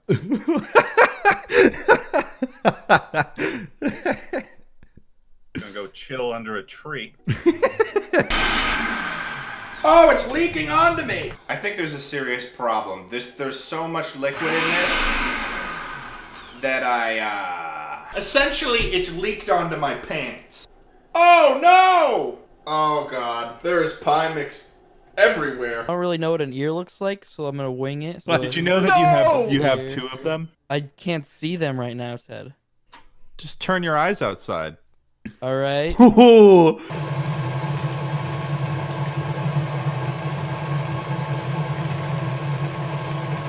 The primary difference... Are you done? The primary difference between... Give me that. You don't have to tenderize the meat, Ted. Why? The chicken's already tender. First we salt it, and then Moses, assault it. You're a good-looking piece of meat. You're a good-looking You're a good-looking meat, baby. Write about an experience that makes you very happy. What have you stolen? What are your thoughts about cooking? Your day so far? What did you steal? A teacher? A train journey? What do you keep in your handbag to steal? Is there anything you regret? Someone you used to love? That's what the ideas chat looks like. Oh! He's smacking it with a knife. Just you wait, Ted. Just you wait. What? Don't point it. Give me that. How much cash do you got on you right now? $5. Okay, how fast can you run? I don't like where this is going. Oh! No! Quickly! No! Fuck! Do you guys consider yourselves businessmen? No, not really. No lemonade stands? I mean, like when I was a kid, but like, Maybe drugs? no, not really. What the fuck? Okay, well, don't do it more. Get out of my home. Give you guys one more chance to redeem yourself and get a little bit motivated for business, all right? All right. Sounds good. Sounds good. Are you sure? Yeah, I'm positive. Are you high? No, I am not. Okay, fine. I know this banana bread's pretty good.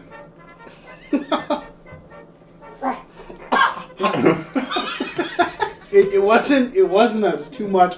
It was that the steam. You know, when the steam filled my throat. You saw the face of God in that moment, like. Any initial thoughts there? The main taste is in the middle. Correct. That's what makes it a little bit dry. Feeling How is it dry? It's water. It's literally the opposite of being dry. This is a conundrum, guys. I thought that if I came to PAX, I'd find gamers. And gamers means milk. Everybody knows that.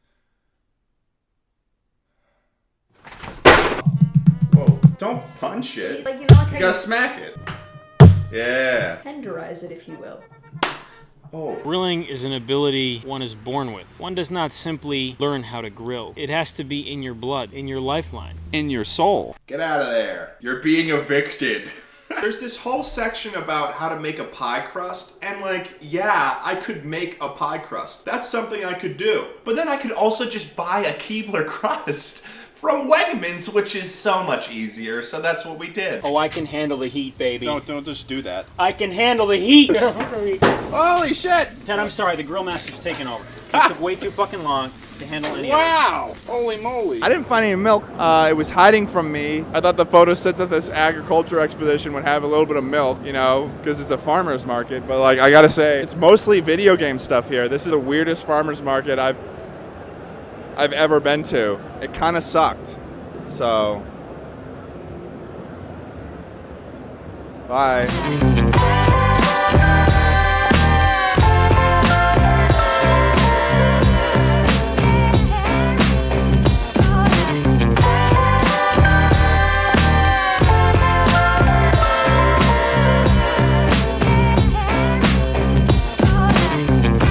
She manages to get the kingdom signed over to her. But then the girls fight her and they heal the king and that's the end. Fucking 3 out of 5. Barbie's fine in this one. She basically dances and has 11 sisters. 3 out of 5, I guess. For sidekicks, you got Barbie's cat, a parrot, and the evil monkey. And the monkey is like really evil.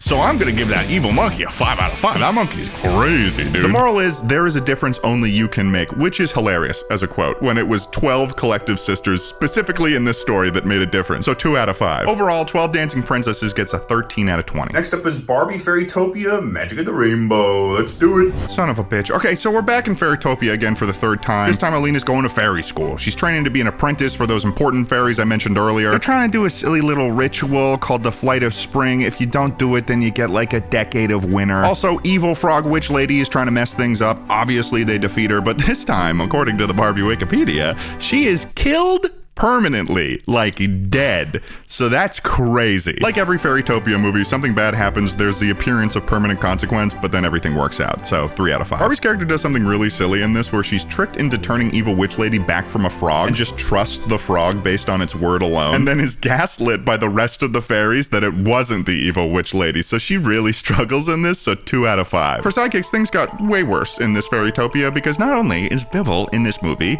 they introduce him a love interest named Dizzle, who is a pink female puffball wearing lipstick. I had no idea that things could get worse. 0 out of 5. The moral is together we're strong. I guess it is fine. 3 out of 5. Overall, the 3rd Fairytopia gets an 8 out of 20. Next up, we got Barbie. She's gonna be on an island. Here we go. Barbie and the Island Princess is about Barbie's character Ro living by herself alone on an island with 3 animal sidekicks she can speak to. Until Ken comes to town and colonizes her, and she just kind of trusts this stranger and gets on his boat and goes back to his kingdom with him. And as she's exploring civilization for the first time with her animal pals, they discover, big surprise, an evil plot to take over the kingdom. How many times are we gonna do this? Basically, they beat the evil lady with the big hair trying to take over the kingdom, and it turns out that Ro is actually the lost daughter of another king and queen. Baba Booey, she's the island princess, and she gets married to colonizer Ken. It was a pretty interesting premise though, so I'd give it a 4 out of 5. This character for Barbie is pretty funny because she's the only one who can speak to the animals, so I imagine when she does this, everyone thinks that she's fucking insane. So I'd give her a 3 out of 5. There are a lot of sidekicks in this, but the main ones I'll talk about are Rose's elephant friend Tika, who frequently is an absolute asshole and has abandonment issues, and is also a total cockblock towards Barbie's character. Not a fan of Tika. But then the villain has these three little rats named Nat, Pat, and Matt, and the rats have an awesome song where they sing about cheese the whole time. We are a trio of hungry fellas who dream at night about mozzarella. So you can tell I was a bit conflicted on the rating here, but I like that cheese song, so I'll give it a 4 out of 5. The moral at the end is there may be miracles awaiting, they may be closer than we know, when we have love to guide us as we go,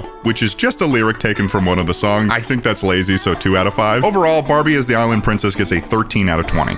Next up is Barbie Mariposa. Rock on, baby. Barbie Mariposa and Her Butterfly Fairy Friends, released in 2008, was the first Barbie movie of the 2008 housing crisis. Also, this is a story Alina from Fairytopia is telling to Bibble, so it's like folklore from the Fairytopia universe. Good luck digesting that one. Anyway, this movie is Butterfly Fairy Attack on Titan. They literally have flying titans outside their city walls called skeezites that eat the butterfly fairies. And they're ugly and weird and kind of have faces that remind me of Thomas the Tank Engine, but that's besides the point. This story was once again centered around a royal figure being poisoned as part of an attempt to usurp a throne. And besides that, I'd say this was some cool world building going on, and I can't believe that I'm saying this, but a refreshing change in the Fairytopia universe. I did not think anything like that would come out of my mouth. 4 out of 5. Barbie's character in the story is pretty solid. I think she makes some good choices, so I'll give her a 4 out of 5. And the main animal sidekick in this is a rabbit butterfly thing, who I'd say is a good sidekick, but Bibble did show up in this movie, so 2 out of 5. And the moral is the most beautiful thing you can be is yourself. And personally, I think that that's a really nice sentence and sort of connects to the butterfly theming, so 5 out of 5. Overall, Barbie Mariposa gets a 15 out of 20. Now on to my 13th Barbie movie, which is Barbie and the Diamond Castle. Okay, this is a story Barbie and her friend Teresa tell her sister Stacy about two friends, Liana and Alexa. They're both like mega poor, probably because they sell fucking flowers for a living. And they get into like a huge situation after finding some heart-shaped stones and also getting a mirror from an old lady. Because the mirror's got a girl in it, and she's in there because she's hiding from this evil lady Lydia, so she can't find the Diamond Castle, because that's like the birthplace of music.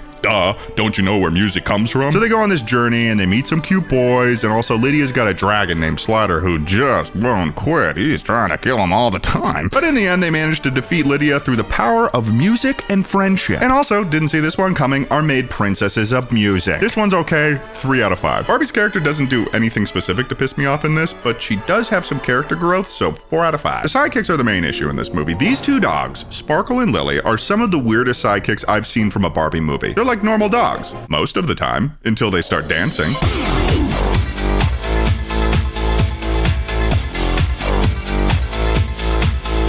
It's horrifying, honestly, seeing these dogs do that dance. It's like the animators took human dancing motion capture and applied it to these dogs and didn't change anything. Also, they've got human teeth. Are these elves dressed in the skin of dogs?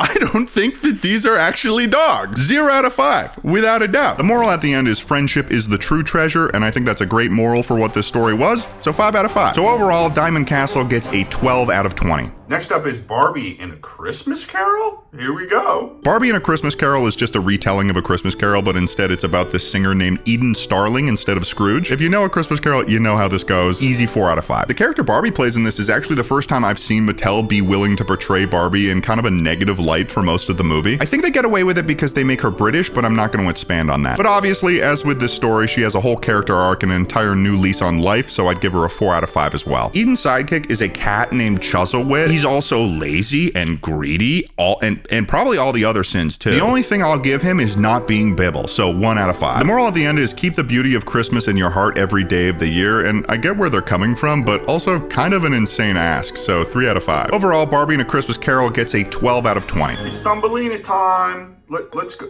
Thumbelina. This movie was not bad at all. Basically, it's just a story about a Twillerby named Thumbelina that has effectively no relation to the 19th century fairy tale. She lives in some flowers and a spoiled girl, and her parents want to build like a Walmart where she lives, but she befriends the girl and manages to save their home. It's got some environmental themes to it. 4 out of 5. Barbie doesn't really show up in this film that much. Usually the main character is a character played by Barbie, but because of this end scene where Thumbelina is made canon, by the way, they're separate people, Barbie is just kind of there at the beginning. So I'll give her a 4 out of 5 because she didn't really do anything wrong. For sidekicks, there isn't much of a sidekick in this one except this really ugly dog. And that dog, for me, is a 1 out of 5 dog. The moral is even the smallest person can make a difference. I think this is a perfect moral for this movie, to be honest, so 5 out of 5. Overall, Thumbelina gets a 14 out of 20. I'm on to the final movie of the night, Barbie and the Three Musketeers.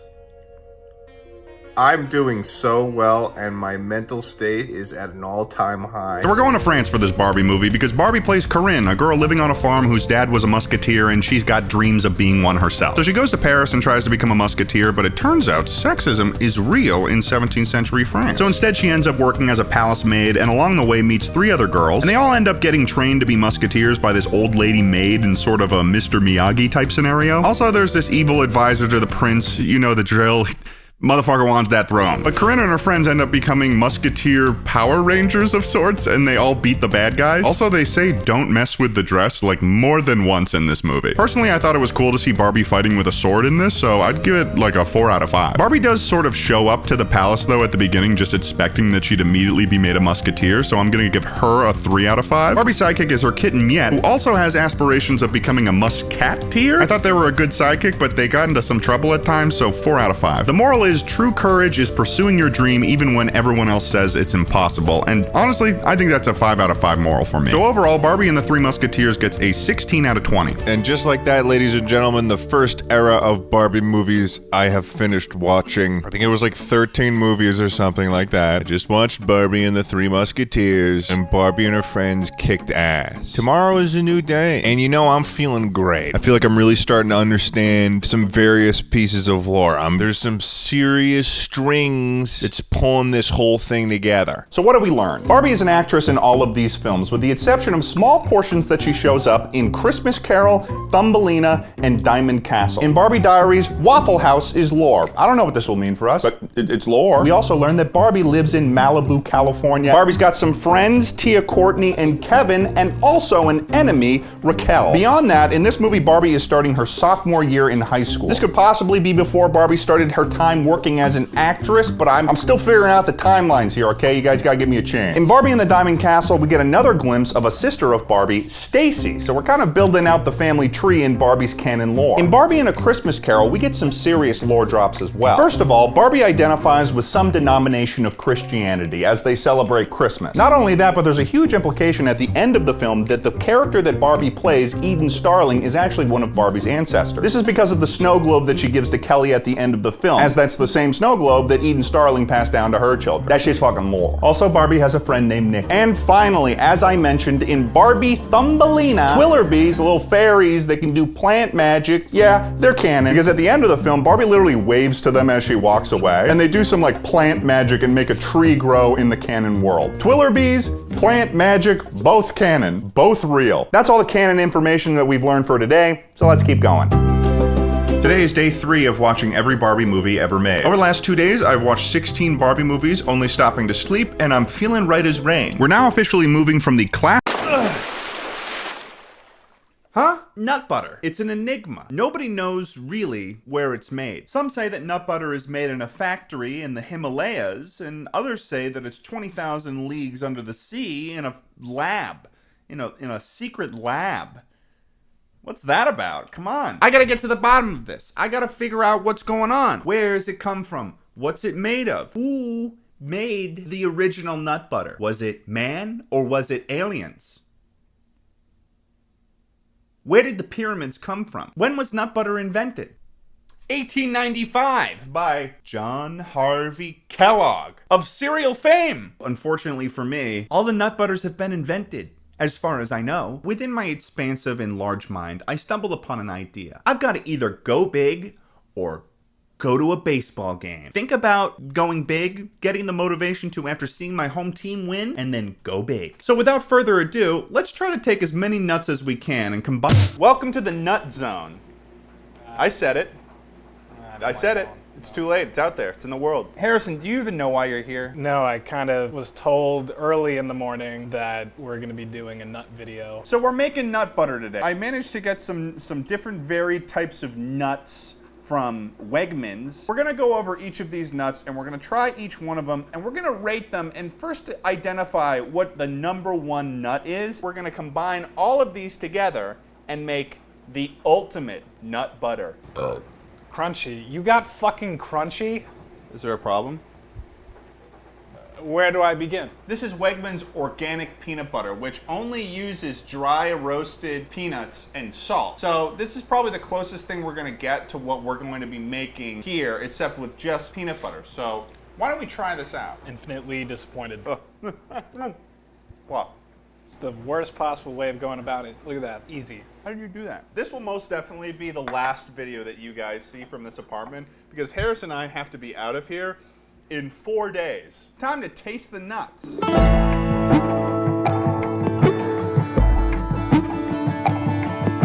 We're gonna be rating these nuts at 1 to 5 stegosauruses. If it's a 1 stegosaurus, then it's a shitty stegosaurus, and it wasn't a good stegosaurus, it was a bad stegosaurus. If it's a 5 stegosauruses, then it's a fucking epic stegosaurus, and it died in some metal way, and it got preserved in mud, and it's now in the Smithsonian. Whole cashews. These are cashews that are completely raw. They're not roasted in any sense. We're gonna have to roast these, but first, we gotta try and see what a raw cashew tastes like. Straight from the dirt, gotta love it. I feel like it would go great in a salad, perhaps. Yeah, shape, crescent, like the moon. 5 out of 5 stegs. 5 out of... You're just trying to piss me off. 3 whole stegs. It was solid. I have no complaints. I'd give this a 3 whole stegs. Raw almonds. Oh. I would say that almonds, even raw, have a tinge of sweetness to them. Yeah, like a dirty, earthy sweetness to it. I'm feeling a little earthy right now. Honestly, I'd give it a 4 out of 5 stegs. 5. Is that your final answer? I retract. 3. Oh. 3. God damn it. Dry roasted peanuts. Are there other ways of roasting? Yeah, like you're a bitch. Roasted. You can see why they sell these at the ball games that I was never taken to. At the ball games, like you don't even know what the sport is that's being played. A 4.5 steg. 4. Add it up. Macadamia nut. We all know macadamia nuts because of the very famous macadamia nut cookie. But how does it stand on its own? Ow. Fuck. Don't do it with one finger. You're gonna hurt your finger.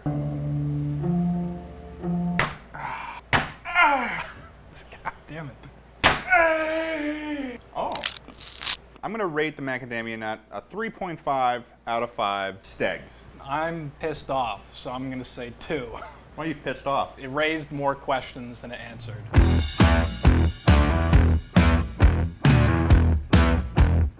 Raw walnuts. Weird looking nut right here. Tastes like camp. This tastes like when you were a kid and you put like a handful of dirt in your mouth and you just chewed on it because you were a kid and you were stupid. What's the appeal of walnuts? 5 out of 5.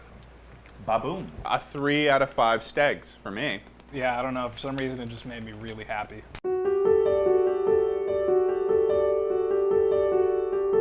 Pecans. And honestly, I'm most suspicious about pecans, if anything. Why? I don't know. You should have some basis for that bias. No.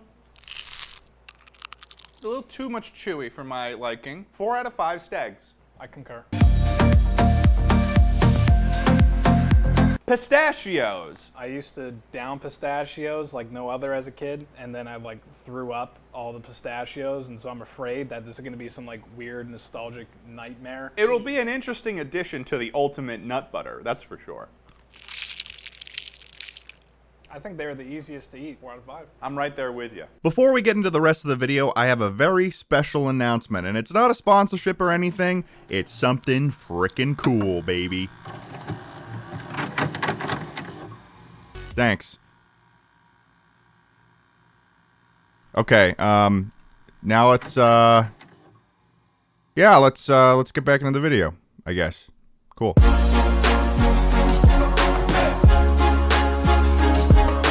I don't know if you guys remember the last time that I had a food processor when I made pumpkin pie. It turns out that from doing that video, I actually broke the food processor. So I bought another one. Which wasn't figured out until today, doing a second video with the food processor. Like 8 months later, maybe 10. You know, didn't use it for any other cooking purposes.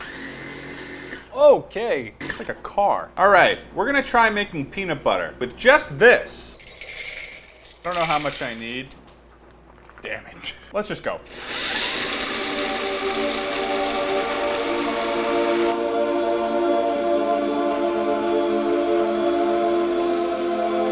I don't know if this is working or not.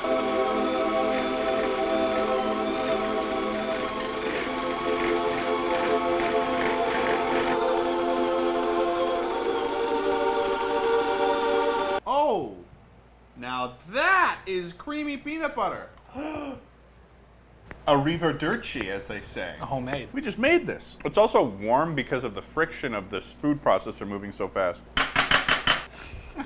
There it is. Our first homemade peanut butter ever, and it looks like a dog's diarrhea. We've got our first peanut butter here, and what I think might be a kind of a funny meme is if we make all the butters before we do the ultimate nut butter. Let's make a macadamia butter. I'm expecting big things from these macadamia nuts because one of these things on its own cost me $8.99. It's pretty satisfying to watch. I think that this is macadamia butter.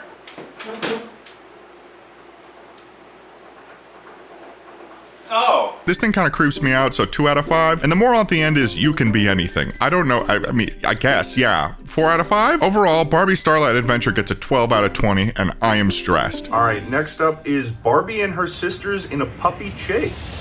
Here we go. Over the course of watching these movies, I have been confused, shocked, and even delighted by Barbie's character. But no movie has created more frustration for me than number 34, Barbie and her sisters in a puppy chase. It could be because I was losing my sanity after watching 15 years worth of Barbie films, but in watching this movie, I could actually feel myself getting angry at a fictional character, which is a troubling place to find oneself. So let's talk about it. The movie opens up with Barbie and her sisters flying into Hawaii for a dance tournament that Chelsea is competing in. They're also joined by the puppies that they adopted in this Netflix era of the BCU. When they land, Barbie's sisters all express things that they're excited to do on this trip to Hawaii. Skipper is excited to relax and just utilize the hotel Wi-Fi. Stacy is excited to do a bunch of activities like snorkeling. And most notably, Chelsea is focused on practicing so she can prepare for her dance competition tomorrow, which I emphasize is the reason they are in Hawaii in the first place. Barbie immediately brushes all of these things off and decides that it's a good idea to take her sisters on a quick road trip. Now let's go see the surprise.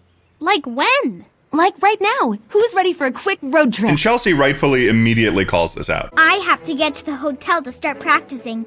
We're here for my dance competition, remember? But Barbie kind of disregards this. Chelsea, stop worrying. You'll be fine. If they're traveling to Hawaii for a dance competition, I feel like that must mean that it's a pretty big deal. So why is Barbie like, no, you'll be fine. We're going on a road trip. And Barbie means that they're going on the road trip now. They're not even going to stop at the hotel. So they go and rent a car, and lo and behold, Barbie has not made a reservation for a rental car, and the best thing that they can get is a golf cart. There is no plan, at least not one that has been shared with any of her sisters in any capacity. And it doesn't seem like Barbie has figured out what the plan is either. The destination that they're headed to is called Banyan Tree Park, and while they're on the road there, they instantly run out of reception, and Barbie is driving questionably. Here, let me see.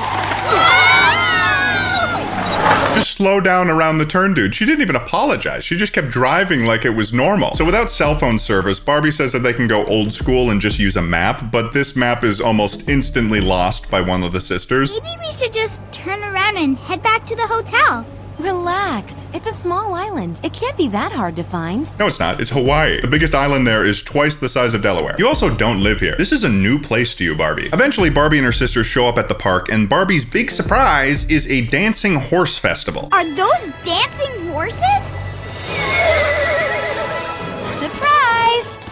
Cool! What a great surprise, Barbie! I knew you guys would like it. So you just ignore all of the plans and worries that your sisters have because you know best? Kind of feels like you did this for you, Barbie. Kind of feels like you wanted to go to the horse festival. Barbie also lets the puppies run around on their own unsupervised while they watch the show. And I don't care if they can talk. Don't do that. They're puppies, bro. They don't know where to pee yet. And you're sending them off into the jungle? And as they're watching the show, Barbie kind of gets on Chelsea's case about practicing for her dance routine. 1, 2, 3, 4, 5, 6, 7, 8. Chelsea, you're missing everything. I'm working on my routine. You don't have to practice every minute. Chelsea, shut the fuck up about your dance competition. I'm trying to watch the horsies. But my dance competition is tomorrow. Shut the fuck up. So at the same time that Barbie and her sisters are watching the horse show, the puppies predictably get sidetracked and end up inside of a horse trailer. And the girls watch the entirety of the show until the horse trainers are packed up and are actively leaving, with the puppies inside the trailer. And that's the moment that they realize they haven't checked on where they are. There they are! Hey, wake up! So they pile into the golf cart to chase after the horse trainers, and Barbie thinks to herself, what if I did something really risky that would save me maybe 5 seconds? And she tries to drive through an opening in the banyan tree. We're not gonna make it! Sure we will, I think. Great, we're stuck! What did Barbie think the time save of a risky maneuver like that would do for them? Did they need to catch up to the car that fast? Like, what were they gonna do? They're gonna ram into the side of the horse trailer? The puppies are inside. So now the golf cart is stuck in this tree, and they're just giving up on this rental. They don't even try to push it out. It's a lost cause, apparently. And according to Barbie, it's already getting late, so the best thing for them to do is to stay in place and hike back to the hotel in the morning. You know, it's not every day you can camp under the island stars. What a strange spin to put on this. That's not the problem, Barbie. I'm sure that she's trying to look on the brighter side of things, but she says this with an energy as if her saying it makes everything better. That's just ignoring the actual problem so her sister stopped complaining. That's like getting in a car crash and then having to trade insurance with the person you hit and being like, well, it's not every day you get to make a new friend. Luckily for the Roberts, the rental car agency happened to leave them blankets and water, and Stacy was also carrying about 8,000 calories worth of protein bars, so they'll probably survive. And to keep morale up, Barbie has her sisters play a game where they imagine if they weren't in this situation. We'd say, what if? Then imagine something super amazing. This is a great time for the imagination game. This feels a little bit manipulative at this point. Guys, listen, I know this situation sucks, and it's kinda totally my fault, but what if we had a giant pink van with a water slide? Whoa! No way! That's... Yeah, so we're sleeping in the dirt tonight for real, though. So they sleep in the jungle, and then things get even worse because it actually begins to rain, so they all have to sleep in the golf cart in the tree the whole night, and when they wake up, they only have 12 hours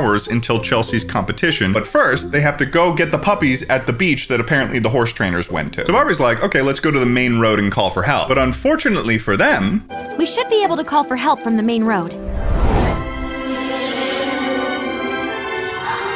The road's washed out. Washed out? What are you talking about? The road is destroyed. Washed out is an understatement. That is gone from the earth. I don't even know what could have done this. Did a rock slide come through? And instead of trying to find their way around to the other side so they can keep going, Barbie decides to enter the woods. There has to be another way out. There! We're going to hike that?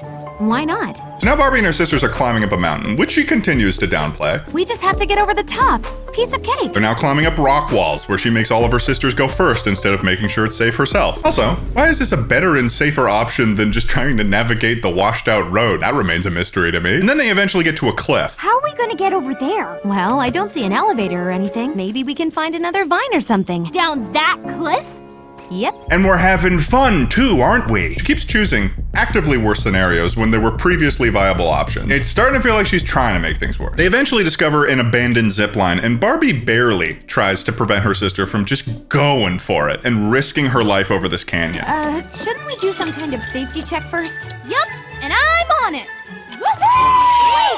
I like to imagine a world where Stacy just fucking dies in this scenario. Like she just plummets down the canyon. They eventually reach this village where they manage to rent a big camper van, even after admitting that they ditched their last rental. But this is great. Barbie and her sisters can finally go get the puppies. And Chelsea can go do her competition, thank God. Wrong. They got lost for what appears to be hours, just driving around unable to find their way to strangely happy music, passing the rental agent multiple times, and Barbie just doesn't ask for directions. This goes on to the point where they just run out of gas. How can we be out of gas? Didn't you check? Hey, the camper got us this far. Complete deflection of the problem. She didn't even answer the question. Hey man, camper had a mind of its own. You know, we should be grateful the camper got us this far. It's actually only the second vehicle that we've used on this 2-day trip. Despite this, they actually found the horse trainers. So what do? They ditch the rental in the middle of the road. Look at them walk away. They don't even care. Now, the whole time this is all going on, the B story is just the antics of the puppies and the horses and this one show dog poodle. Nothing really important happens with them, but when the girls show up at the beach, the puppies are off like playing on a beach somewhere, so they don't know where they are. And this is when Chelsea just lays into Barbie. And she's right the whole time. We'll get you there. You keep saying that. Yup. Under a tree? Uh-huh. On a zip line? Yeah, exactly, yeah. In a camper without gas? Uh-huh. No matter what happens, you keep saying everything's going to be fine. Tell him. But it is going to be fine. Boo! Fuck you! Boo! But what if it isn't? But Master Manipulator Barbie decides to play a game with Chelsea where they make up scenarios that would be worse. What if a giant submarine comes out of the water right now and the captain tells you have to live underwater from now on? Listen, Chelsea. Hey, man, I know this situation sucks. But, you know, you could always get kidnapped, and that would be worse than this. So you should feel good. No need to think, man. It's just a little bit of Barbie magic, a little bit of Barbie perspective, you know? So the girls find the puppies who have just learned to surf, and the horse trainers decide to do them a huge solid and drive them to Chelsea's dance competition. This is great. Chelsea can make it to her dance competition. It's all gonna work out, baby. Wrong. Again. Dead wrong, actually. The bridge is washed out.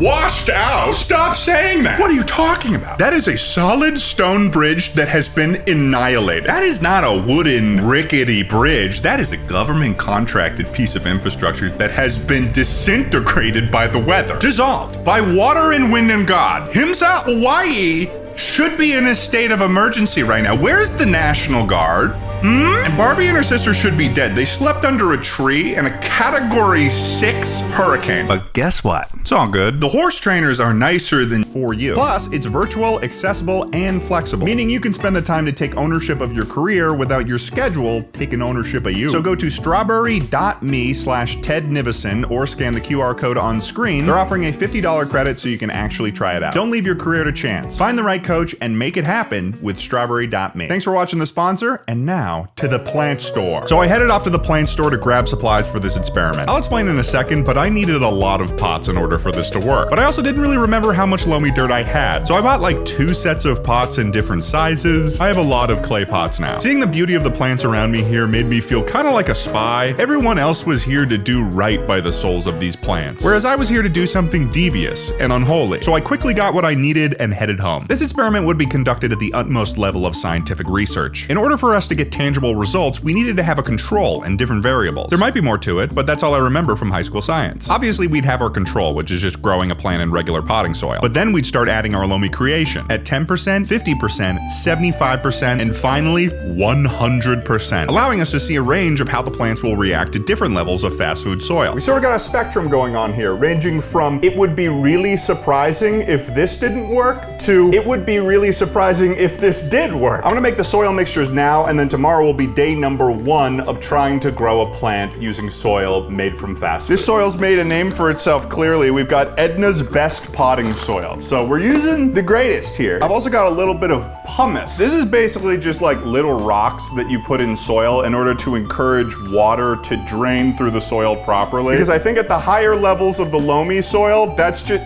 the water, it's just gonna suck it up. So I went ahead and created my first mixture, the 10% loamy. So that's about 10% loamy soil and 90% potting soil. I also made sure to mix the loamy dirt with the soil to make sure it was as homogeneous as possible. Kind of looks like cookies and cream or something. So out of anything involving the loamy dirt, this one probably has the best chance because it's 90% being supported by actual soil. This is one that if something grows in it, I get to say, kinda. I think the worst thing about this is that as I'm putting the dirt into these pots, the loamy dirt has a smell to it that makes me believe that anything involving this stuff is going to just wither and die. Then I went ahead and created the 50% and 75% loamy mixtures. And finally, the worst of all, the 100% fast food dirt pot. I wonder what this one smells like. Ah! Ooh, ooh, ooh, ooh. I don't know why I kept smelling this. It smelled almost like vomit or something far more ancient and demonic, like Mother Earth herself was crying out to stop this at once. It's a wonderful gradient going from healthy looking dark soil to mutant. Today is the day! At the end of yesterday, I was feeling a little bit down in the dumps. Wrong! In order to achieve anything in life, you have to be positive. You have to assume that it's going to work. I feel like manifestation is the biggest thing that's gonna help us through this. I'm not saying I'm making water into wine, but it's damn close. Allegedly, these take 10 to 15 days to just emerge in the first place from the soil. We won't know until a little bit more than a week in if we're even rocking with some livable plants here. In an ideal world, we'll get so much plants from these that we'll be able to just make a whole salad. I'll be able to do a taste test from each of these to see if the salads taste different. These beautiful seeds hold all of my hopes and dreams in them. If I was already gonna have trouble getting into heaven right now, those gates are gonna be locked when I'm done with this. This is kind of like the Hunger Games for these seeds. Like the ones that are going into the 100% soil, they're gonna live a normal life. The ones that go in this one, they're going straight to the fucking slums. So I planted all the arugula seeds into their respective pots. Good night, my pretties. I believe in you, Lomi seeds. You got a lot rooting against you, but I believe in you. Now we gotta take these guys outside and we gotta water them. I'll be honest, after days on end of me converting fast food into dehydrated pseudo-compost, I was starting to think I'd never get to this point. But when watering those seeds, I felt the infinite potential of nature within the palm of my hand. That is until after watering the mixtures, I noticed the very stark difference in texture between the control and the 100%. It was like touching an evil, stinky mud. But I set my worries aside now, as all that had to be done now was wait. So I set up my time-lapse camera that night, and the grand experiment had begun. I'm a little bit disappointed with the results that we've got here, ladies and germs. I think I may have been a little bit too hopeful. I may have had too much of a twinkle in my eye. Week 1 went pretty much as expected. I didn't see any sort of response from any of the dirts because I had just planted the seeds and put them outside. By the time that day 6 rolled around, we started to see some sprouts from the control, which makes sense. That is objectively the best scenario that a plant could grow. Then day 7 and 8 rolled around, and I started to get a little bit nervous because none of the other things had sprouts in them at all. I'm starting to think to myself, oh shit, I've spent so much time already on this video and it's not gonna work at all? That'd be kind of miserable. One of the first things that I noticed about the various levels of the loamy dirt is that as you go up in percentage of the fast food dirt, it gets harder. When the material reacts with water, it gets more solid. I think this is because of all of the grease. With the 100% loamy dirt, looks like the surface of Mars. And I don't even think that the guy in The Martian would have been able to grow potatoes from this. This is worse than Mars dirt. It is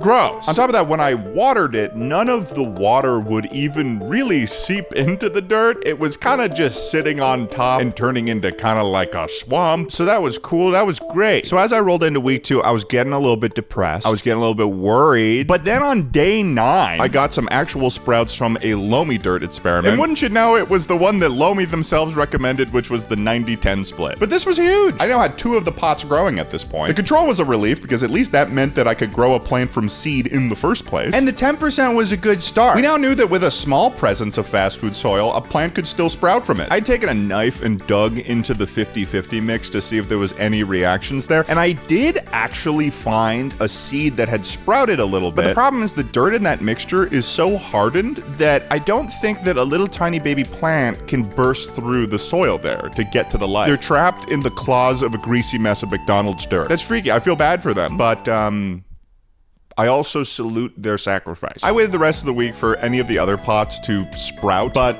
just nothing was happening. I was like, this is miserable. I don't want to have to be like, oh, Loamy was right, 90-10 split's the only thing that works. I don't want to tell a company that they're right. Nobody wants to do that. At the very least, we've got actual plants that are growing a little bit from the nutrients that are in all of that fast food, which is kind of cool. Week 3 rolls around. The 50-50 and the 75-25 started doing some weird stuff. Namely, they both started to mold. The 50-50 was probably the worst of them. It had this sort of blanket of mold all over it. I'm assuming that's because I'm taking dehydrated fast food, putting it in a mixture of dirt and covering it in water. It could also be a curse from an ancient god. I'm not really crossing that out as a possibility here. But mold showed up, and then came the flies. Even now, as I checked upstairs on the plant, there is actively like full-on flies on this loamy mixed dirt. They also smell nasty. Any seed that's getting planted in that is just getting poison damage and dying. I've possibly created a more inhospitable environment than like when a plant bursts out of concrete. Then another weird thing started happening. The 90-10 mix started growing better than the control. I was starting to see actual baby arugula leaves forming in the 90-10 mix, whereas the control reached this weird baby purple sprout stage, and it wasn't growing any further beyond that, which confounded me and still does. Like, why are you having a problem? Is it just because you live in a weird neighborhood? So we're having 10% of success right now. Personally though, that's not enough for me. 10% of a win is not even close to a passing grade. We're on academic probation, to say the least. Things aren't going well. So I need to change a game plan here. I'm a greedy bull. I want results. I need pictures of Spider-Man. At this point, we can say with almost absolute certainty that nothing from 50% loamy and up is going to grow a plant. It's just not gonna happen. But we've also learned that in 10%, something can grow. But think about this little number. There is a 40% split in loamy percentage in there that I have not tested. Now the experiment becomes, how much fast food dirt can I add to a mixture and still be able to grow arugula? Lucky for me, I had 6 extra pots and I had some loamy dirt to spare. So we were gonna figure out exactly what percentage our ceiling was. Dirty Buckets here. Been sitting outside for about a month now. I checked what things looked like today with the control and the 90-10%, and the control is still not going past like the little weird purple sprouts. I don't know what's happening with the control. If there are plant people out there that can tell me why the control is doing worse, that'd be perfect. If I was the entire scientific community, the scientific community is baffled. This time around for making my mixtures, I tried going for a different strategy. Last time I mixed it in the pot. So this time I mixed it in the clear measuring cup, making sure that the loamy dirt was completely homogeneous with the potting soil. For almost a 50-50 mixture, that looks pretty good. So with all of the seeds planted, now it's time to bring these puppies outside, water them, and just hope for the best that I win this. It's been a month and a half I've been working on this video. Things are going all right. In that first week, we got nothing going on. But I'm watering them. I'm being a little bit belligerent about it too. I've got the fear of God in my heart and I've got the joy of plant growing in my soul. Luckily for me, at about day 7, I was given a gift. In the 20%, I've got a little bit of sprouts going. I have to stoke that little ember and try to make sure that it'll grow. I have no idea how that plant was able to burst out of that rock hard soil. That's right, baby. The 20% came through, which means that I've officially doubled the amount that Lomi said was possible. Fuck you, Lomi. I'm feeling good. Fingers are still up. They're raised high to the sky, to the heavens. I'm going to kill God. 20% has sprouted. It's growing actively right now upstairs, and it's going to blossom into a beautiful salad. That is 1/5 of the soil that this plant is growing from is made up of 100% fast food soil. That's a lot of numbers thrown out there, but it feels good. What I'm a little bit curious about is why the 15% didn't grow. Because the 15% is like demonic. This is the worst mold infestation I've seen in any of the pots that I've planted. It is the corpse of all of these experiments I've done. So where we're at right now is, okay, I've got the 20% growing. All I need to do really is just keep it alive. And I'm really excited to see how big the 20% grows in comparison with the 10%. 10%'s doing really well at this point. I'm hoping that the new plant can get to maturity fast enough so I can try both of the salads side by side. So that's the current status in week 6. This is kind of a victory, right? Please. Unfortunately for me, I set my sights too high again. The 20% grew for a bit, but at a certain point it just stopped. This tiny little set of sprouts that managed to break through the soil were not, I think, able to get roots down below. For a couple more weeks, I watched this sprout grow into nothing but a disappointment for me. And at the same time, the only successful part of my experiment, the 10%, got further and further into maturity. So I had to make a judgment call. Here's the deal. I don't think that I'm going to get this 20% to grow any bigger than it has. I'm probably 2 weeks late to accepting this fact. 20% ain't gonna grow any bigger than a little tiny bit it is right now. Which means that if I'm going to make my salad, I need to use the 10%. This has been a long journey over several months. One thing is known for sure. I kind of grew it in the 20%, and I definitely grew it in the 10%. So now all there is to do is harvest that arugula, buy some control arugula from the grocery store, and we'll see how good my kind of fast food grown salad is. we're finally here. We finally have our harvest of the only arugula that I was able to grow, which is the 10%.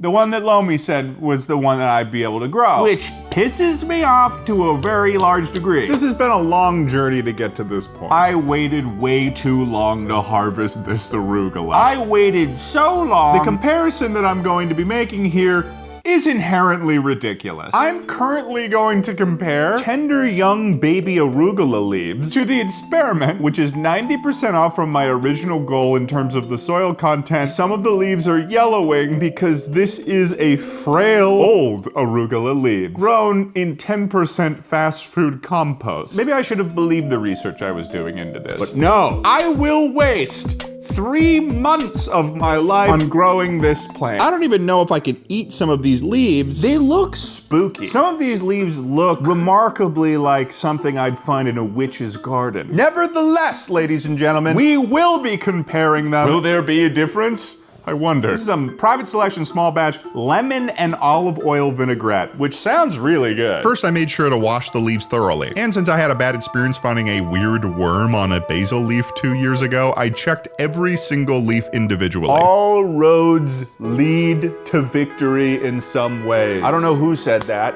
Probably because I just made it up. It's important at the end of the day to have perspective. Right here is a little bed of seeds. They never got a chance to have the chance that this salad right here was able to have. Think about that for a second. Muddle that in your brain. We're all lucky to be alive. And maybe that's the lesson of this video. We're all lucky to be alive. Let's finish off this science project.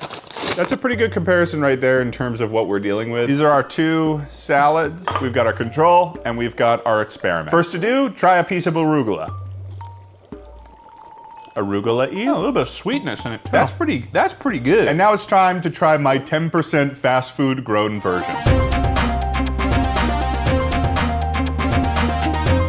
Oh. I don't know if this is because this isn't baby arugula, but the aftertaste is a little bit aggressive in some ways. There's a darkness in that. If I start glowing green, call the cops. But at the end of the day, our goal here was to make a salad. We're gonna do the serving size, which is 2 tablespoons in each of the salads. Toss the salad a little bit. First, let's taste our control salad. Oh. That's awesome, actually. I feel like I'll definitely have lemon olive oil vinaigrette in the future. That's fucking phenomenal. I set out more than 3 months ago to grow a plant from fast food to create a salad. And after all this time, we finally can determine if that salad is good. Here we go.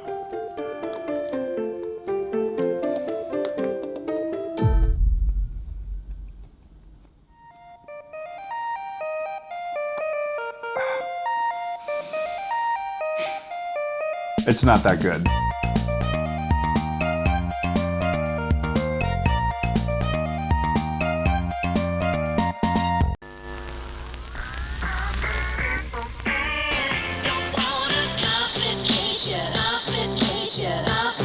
Let's get the grill on.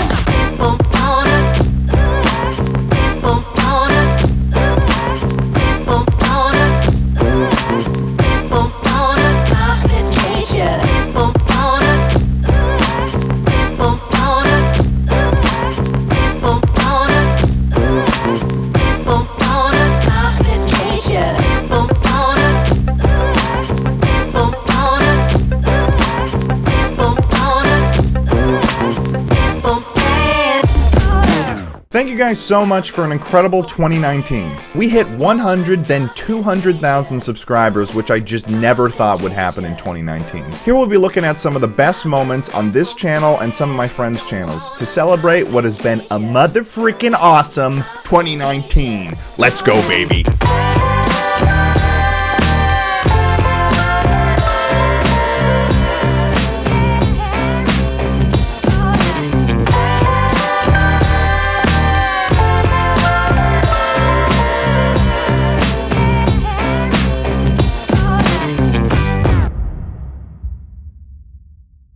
There's so many gamers out here, man. One of them's gotta have some milk. Look at all those gamers. What the hell? At least one of those gotta be packing calcium. Trust me. Did you ever do this thing in elementary school where you'd like eat chapstick? What?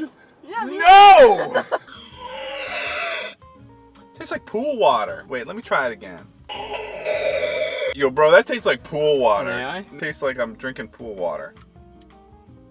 You're right. Me and my friends in elementary school would have like chapstick eating contests, like who could finish. Contests? So you were eating them in bulk. When was this? 4th grade. 4th grade? Seems like we're just gonna have to talk. A lot of grilling is just waiting, Ted. Really? Yeah. That's kind of a pain in the ass. I mean, it's I'm gonna go around and I'm gonna give business motivation. Would you like some business motivation? I guess so. I need you to be a little bit more excited about that. Yes. They have really long backs Right, for this to be possible. I think they might be centaurs. Dude, what I wouldn't give to be with a centaur, oh my god. I thought this was like a agricultural, I thought this was a farmer's market. I wish. Well, fuck, what? Cooper, why did you bring me here? So you could find some milk, dude. This is, okay, well, this is a gaming convention. All I got is milk in the titties. Where there's gamers, there's milk. So. Okay, I guess that's true. You got any gamer milk on you? In my titties?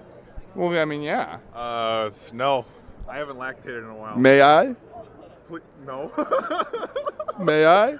No. Oh, all right, fine. Well, appreciate it. What's your favorite type of fruit? pears. I think they're the most sensual of fruits. Okay? I like a crisp peach or a crisp green grape. How big? Grapes About or the size small of a grapes? testicle. Okay, like a larger grape. Yeah, it depends on Sure. how big your balls are, I suppose. There's a kind of an average size, isn't there? Do you have the info on you? What the average I size mean, of no, a but I testicle can is? Google it. I'm gonna hit you with this. Why? Ow! I was not expecting you to do that. I don't want your wares, Ted. Please do not You sell will me. buy my wares. I do not want your wares, Ted.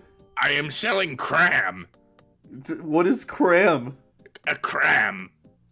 I am selling multiple crams, very different flavors. Yes, yes. I am selling raspberry cram, berry cram, very berry cram. Can you tell me what a cram is? Ah, it's a little mushy substance you put in between your gums. It's not dip, though. Don't think it's dip. Here's a meme for you guys. See all this thing of white rice? Yeah.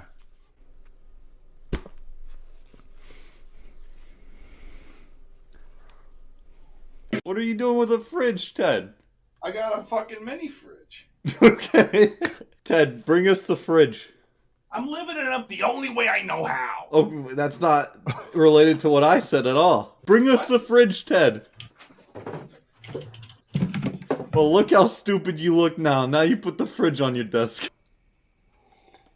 Oh, it's so bad. It's so bad. It tastes burnt. It's burnt milk. Yeah, it tastes like disappointment and also a abusive father. Fuck you. This deserves this. It's like an innocent guy. He's like, ah, fuck. I'm looking for some milk. You got any milk, dude? No milk on me. Well, what the hell? You asked. Listen to me. Okay. What? You got any milk on you? Listen to me. Hey, Please stop. I need some milk. Please stop. Please stop getting. Are you gonna tell me where the milk is? I don't know where the milk is. Hey, come here. I do not know where the milk. Listen, asshole. I'm looking for some milk. I don't know where I it need is. you to show I me can't where find it the is. milk. Carson, I also found a video I haven't even watched yet, but the title was just Yeah, made me I want to so show enthralled. Dogman and Barn first. Oh, okay, but after that we need to watch female Bigfoot force me to have sex. I just want to talk about. And there you have it, folks. A perfect gingerbread house.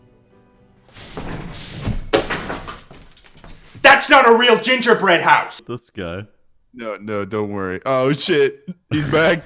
Oh god, big lion. Ma. Oh, big lion.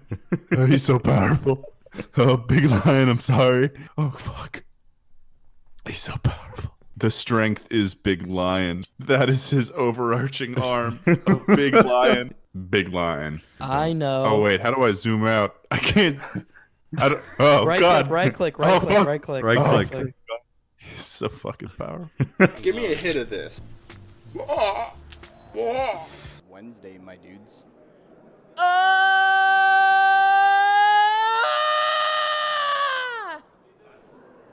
Nice. Look how crazy I am. I ran in my Ted, own car. no. Ted, don't you. Ted, you can break the milk.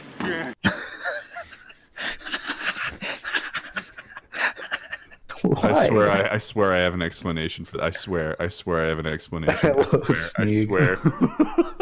I swear I have an explanation. I swear. This channel isn't for nerds, guys, alright? There better be 100,000 fucking homies here, or I'm gonna kill Brian. I would never threaten my fans. Would you like some cram? I don't want cram. Do you have anything besides Only cram? 20 gold coins for 1 bucket of cram. I sell them by the bucket. I don't want to buy. You will receive cram upon paying me 20 gold coins. I don't have any gold coins. Pay the gold coin, you will receive the raspberry, berry, or very berry cram. Aquafina, which is glorified tap water, if you ask me. Ted, go ahead and take a sip. Okay, here we go.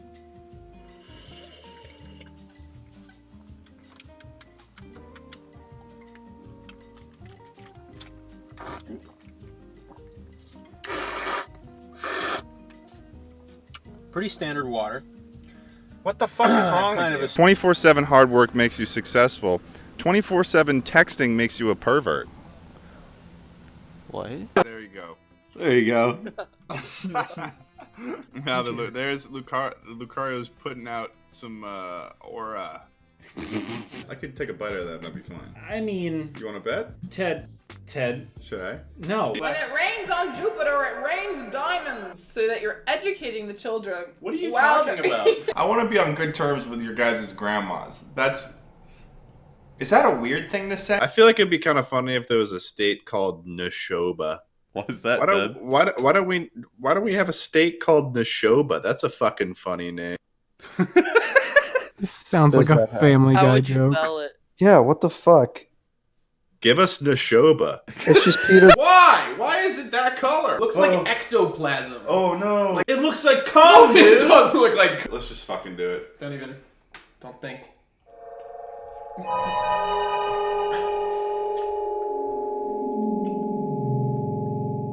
Are you okay? My brain's shutting down. I can't do this.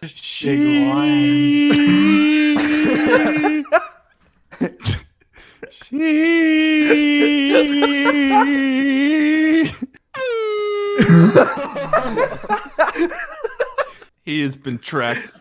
He has been trapped in a box. You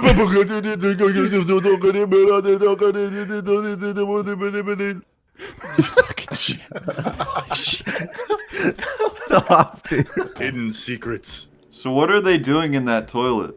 Fucking crossing streams, bro. Combined power, ultimate piss. I'm gonna give this little boy a swig. Remember, water is good for the soul. Go ahead and taste that water, Ted. Hey, and remember, shout out to all the waters that came before this water.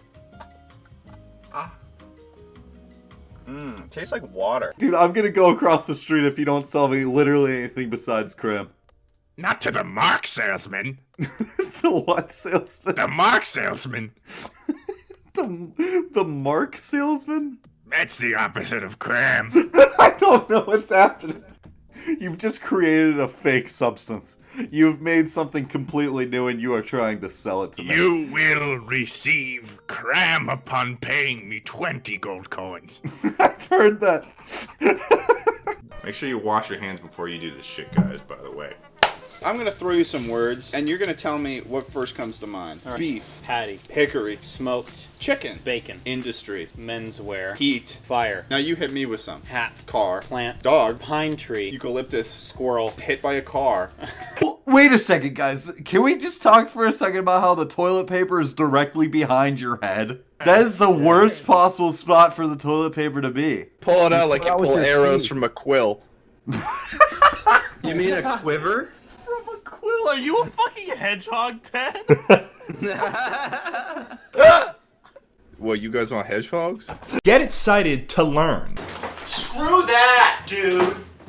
I want to be a millionaire. Well, you should probably go to school because a lot of the information you learn at school is helpful to. I don't need friends. Screw friends. Okay, I don't really know how that's related. And also, screw women. You know, I really. You don't even know a dang thing. Wait, what's 1 + 2, huh? 4. Carson, can we talk about these weird swingy ballsack monsters? They're weird swingy ballsack monsters. What the hell's going on? What's up with that, man? They're the Mue. Have you not seen the Mue? I think that's actually very, very motivating. You know what? Yeah, we Travis, finished pretty quickly. So I found a really funny movie. If you're like me, someone specifically born in 1998, then you spent the extremely formative adolescent period of 10 to 14 years old during the exact period that the Twilight movies were released. There was a very real discussion in middle school on who was Team Edward and who was Team Jacob. I saw firsthand how these movies changed the brain chemistry of my peers. The Twilight Saga was like a water pipe lined with lead, and the whole country was sipping on that garden hose. Because now you've got adult men doing red pill podcasts talking about how they have an alpha wolf mindset. And I think from the success of those movies, and more specifically the success of Taylor Lautner's abs, look at the shine on that washboard, alpha wolf romance is and will continue to be made until the end of time. And one of those movies we're talking about today, Call Me Alpha. I can't let my wolf take control. Not now.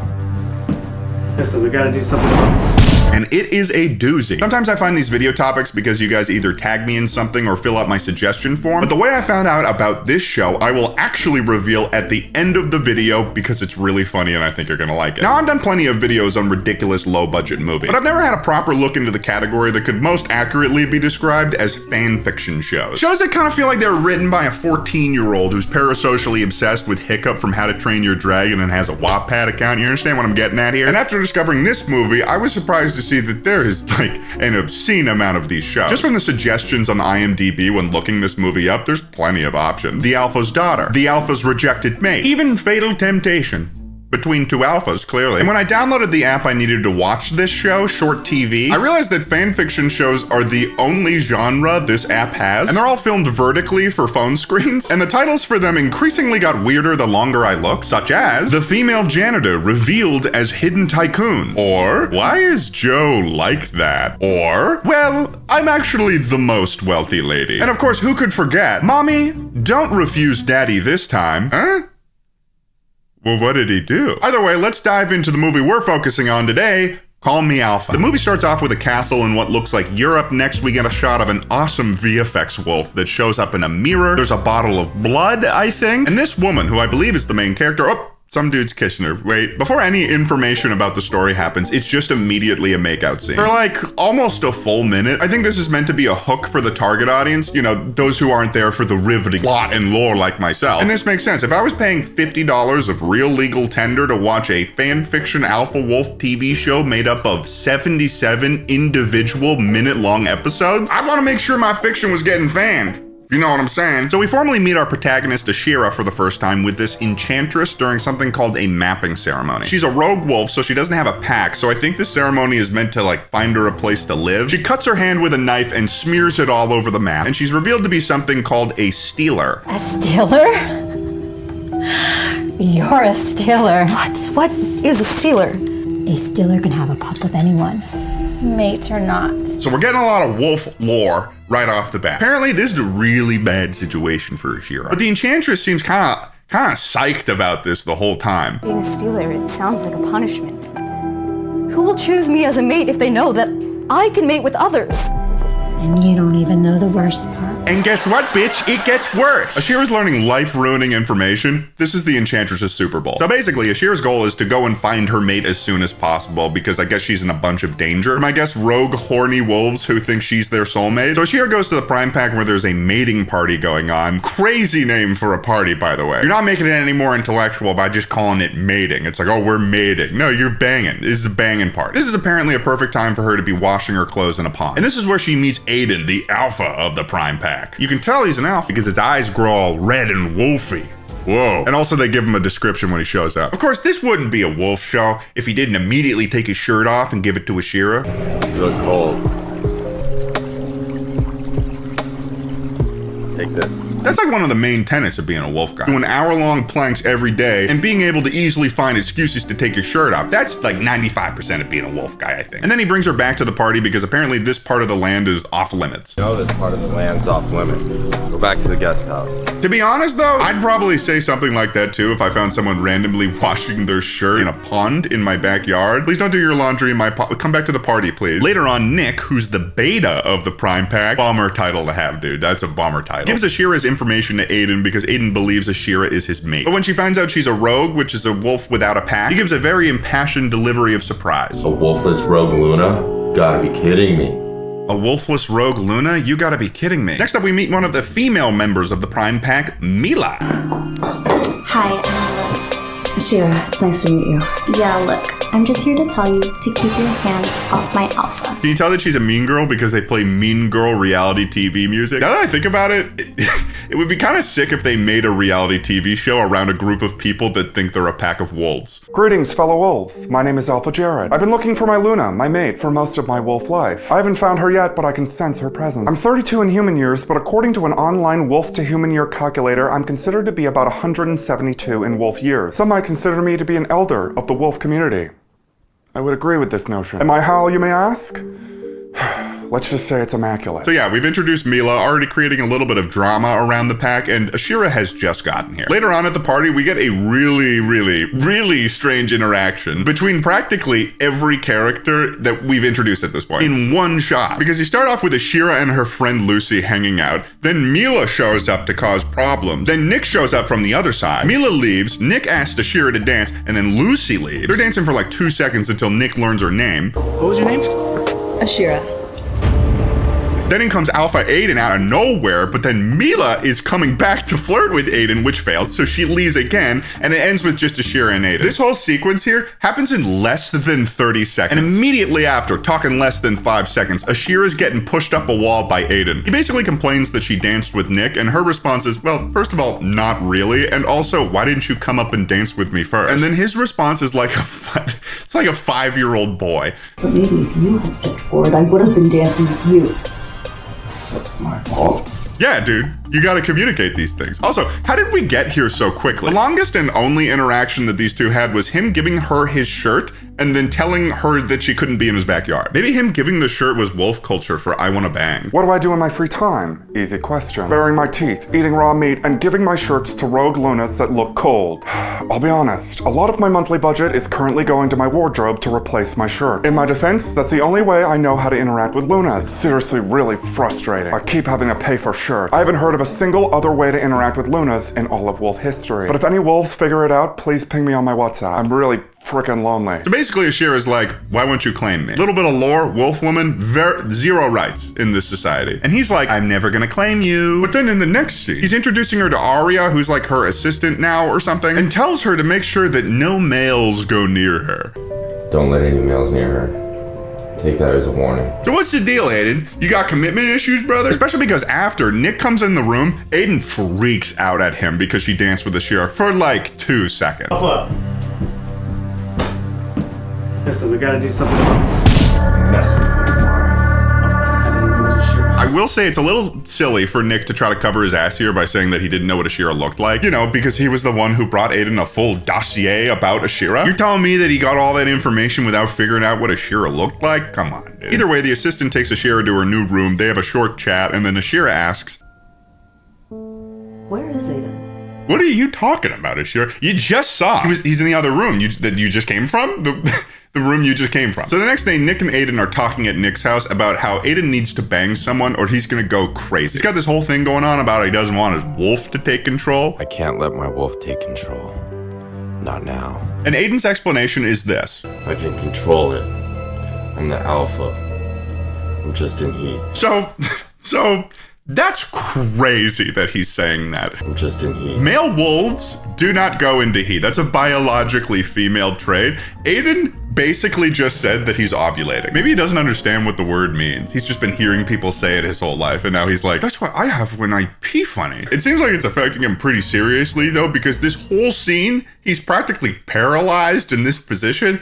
It doesn't look like he can move. Later on, Ashira is dress shopping with Arya for her first night with Aiden when she suddenly goes into full heat mode and falls into the arms of this dude Zeke. So she's rushed home and Aiden carries her upstairs and she's pretty much losing it at this point. But Aiden is like, still not gonna claim you, and also, you can't leave anymore. You're gonna stay in this house and you can't go anywhere. It happened because you haven't claimed me. Why can't you just make it stop? From now on, you're not allowed to leave this house. I would rather be a rogue than trapped in here with you.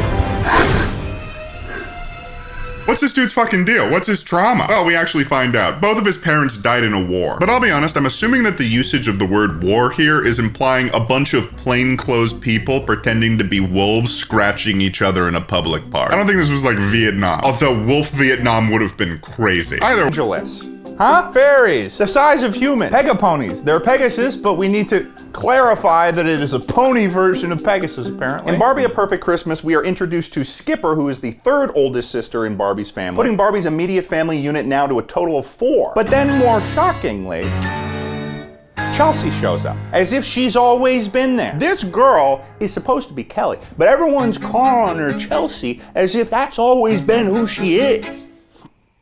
Am I smoking weed? What's going on there, Barbie, huh? What's going on there, Barbie? And I'm not saying I'm a huge fan of Kelly, don't get me wrong. I'm not like a Kelly super fan, but I'd at least like some transparency from Barbie if she killed her sister and replaced her with another girl called Chelsea. That seems like something that the people should know about. Of course, this wouldn't be a problem at all if Skipper didn't directly reference the fashion show that Barbie did for Aunt Millicent, of which in that movie, Barbie makes a direct verbal reference to the acting that she did in The Three Musketeers, which connects to the classic era of Barbie movies, the last time we saw Kelly, leading me to believe with some degree of confidence that Kelly exists in the same continuity as Chelsea. Do you understand why that's a problem? Finally, in Barbie and Her Sisters in a Ponytail, we get another canon relative, Aunt Marlene, and she owns a horseback riding academy in the Swiss Alps. And it's mentioned in this movie that Barbie is one of the most accomplished horseback riders on the West Coast, so she's got that going for her too. And finally, it is the first movie to actually mention Barbie and her sister's last name, Roberts. And let me just say, I'm on to you, Barbie Roberts. Until tomorrow. Welcome to day 4. Last night when I was sleeping, I had a dream. The full details of the dream, obviously I can't remember, but one thing I do know is that I had 3 animal friends and they could speak English. Today we are starting with the 27th Barbie movie. There's 4 more in the modern plot era. And then we'll be entering the era where Mattel ended the home video releases and then eventually just started releasing their Barbie movies on Netflix. I can't take this off. I've tried. I went to bed without a shirt on and I woke up with this on. So let's just jump right into day 4. Here we go. Next up is Barbie the Pearl Princess. Let's do it. Okay, there's more mermaids this time, but it's a whole different set of mermaids. It's different mermaids. Barbie's character is a mermaid named Lumina who can do pearl magic, which is like using pearls, and it's just magic. There's not too much to say about this movie. It's another scenario where she's actually a princess that was stolen at birth, and the villain wants his son to be on the throne, usurping the throne. We know how this works. Her adoptive mother is this old lady mermaid who's actually like a really accomplished assassin. She's the villain's go-to person for poison, so I think she's killed a lot of people. She might be a terrorist, but it all works out in the end. This one also, in terms of story, felt a little rushed with all of the beats. I'd give it a 3 out of 5. I think I enjoyed Barbie's character in this movie, so I'll give her a 4 out of 5. The sidekicks were pretty strong in this one. Barbie's sidekick is a seahorse named Cuda, but what I really liked is this incredibly nefarious villain sidekick named Murphy, who's a creepy eel. He kind of looks like a troll face, so 5 out of 5 for that creepy eel, dude. What is up with that guy? The moral is always leave things better than you found them. I don't totally know what this is referencing in the story, so 2 out of 5. Overall, this movie gets a 14 out of 20. Barbie got some secret entrances this time because it's Barbie and the Secret Door. Barbie's character is a princess again named Alexa. She doesn't like being a princess. She sings a whole song about how she wishes that she also had magic, which is like, come on, dude, you want guns for eyes too? You're a princess. Just buy what you want. Also, they live in this castle, but there's also like Manhattan behind it, so I think this is another world where monarchy rules modern societies. Anyway, she finds a secret door, goes to like Dr. Seuss's dimension, where there's this evil little girl who's trying to take everyone's magic, so she's hunting down fairies and mermaids, and she's got these guys that like to sniff. Yes, they are called sniffers. She finds her courage, she wins, something about the power of friendship, I guess. But the world and universe was slightly unique, and there was good character design, so 4 out of 5. Can't say I'm the biggest fan of Barbie's character in this because of the fact that she's a princess singing a whole song bummed about the fact that she doesn't have magic, so 2 out of 5. Not too much of a clear sidekick in this one either. Maybe those sniffer guys, I'd maybe give them a 2 out of 5. And the moral is, you never know what you can do unless you try. I personally actually like this moral, and I believe in the sentiment behind it, so 4 out of 5. Overall, Secret Door gets a 12 out of 20.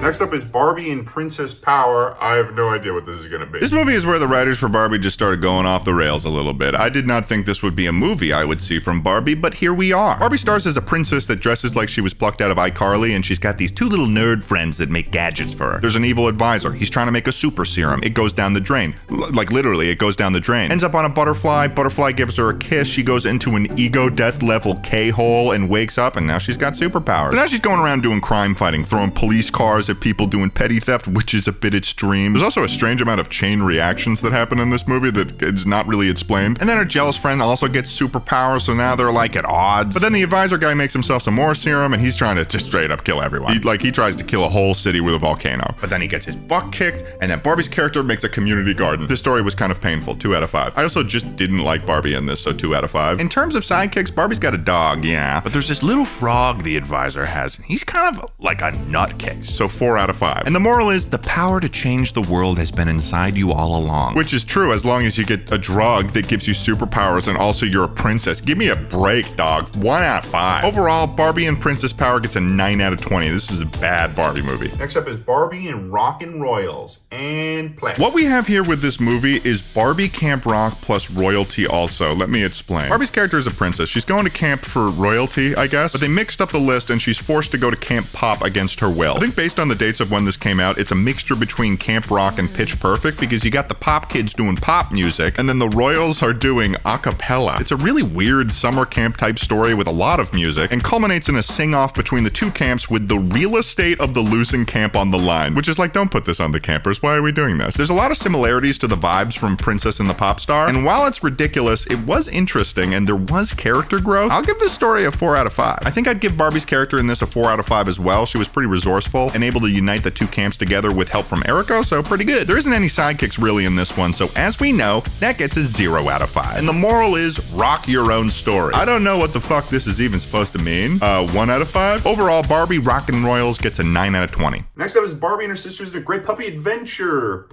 Play. This movie is a huge lore drop for Barbie lore, but at its core, it's basically a watered-down Scooby-Doo story. Barbie and her 3 sisters travel to her hometown of Willows, Wisconsin to stay with their grandmother during the summer. The grandmother's dog just had 4 puppies, so all the girls get their own dog. And they find an old treasure map in the attic that leads them on a hunt for treasure that was buried by the town's founders. They're running all over town, doing riddles and puzzles with the puppies, and are also being pursued by this pair of evil carnival guys that also want the treasure. And they end up finding the treasure, and they donate most of it to the city to help it prosper. It honestly was a little boring of a movie. I'd give this story maybe a 3 out of 5. This new era of Barbie is starting to piss me off a little bit, mostly because when they found the treasure, they got a finder's fee, which by my estimation could be at least 40 pounds of gold, which is worth over $1 million, and they buried it to give the town hope, but they just found like $500 million worth of treasure and gave it to the... Why do they need to make more hope? 1 out of 5 for Barbie. The sidekicks are the puppies named Honey, Rookie, DJ, and Taffy. I'd probably give them a 3 out of 5, and this movie had no moral at the end, like no little quote to go off of, but in the official description it says that the girls discover that the greatest treasure of all is the love and laughter they share as sisters, which is nice and all, but don't bury your finder's fee. Put it in a trust for your sisters, Barbie. 1 out of 5. Overall, this movie gets an 8 out of 20. I'm interested in this. Barbie and Spy Squad is next. Alright, here we go. Things are getting worse with Barbie Spy Squad, let me tell you. Okay, so Barbie and her friends are doing gymnastics. They're trying to qualify for the championship. They do, and after Barbie's friend's aunt takes them to the Hollywood sign, which is revealed to be a secret spy base. Her friend's aunt is a spy, and secretly British, and she wants Barbie and her friends, a group of high school students who are good at gymnastics, to become international spies to catch this cat burglar that stole a gem. It leads them on this whole journey. There's a guy that works there that's actually the villain and betrays everyone. He's going for world domination. He ends up going to jail. But at the end of the day, I will never understand why this aunt thought it made sense to bring these untrained high school girls into a life of death, poison, assassination, and also death again. Like, why would you do that? 2 out of 5. Barbie's fine in this, middle of the road. You know that means she gets a 3 out of 5. The most notable sidekick is this floating robot cat thing that works for the British aunt. I'd probably give this little rascal a 3 out of 5. And the moral at the end is, this is our story. What's yours? Kind of a rude quote. 1 out of 5. Overall, Barbie Spy Squad gets a 9 out of 20. A little bit worried about this, but next up is Barbie Starlight Adventure. Here we go. I don't even know what to say. Other than that, I am shocked. I have to figure out how this shit could possibly be canon because Barbie, you're making it tough. Basically,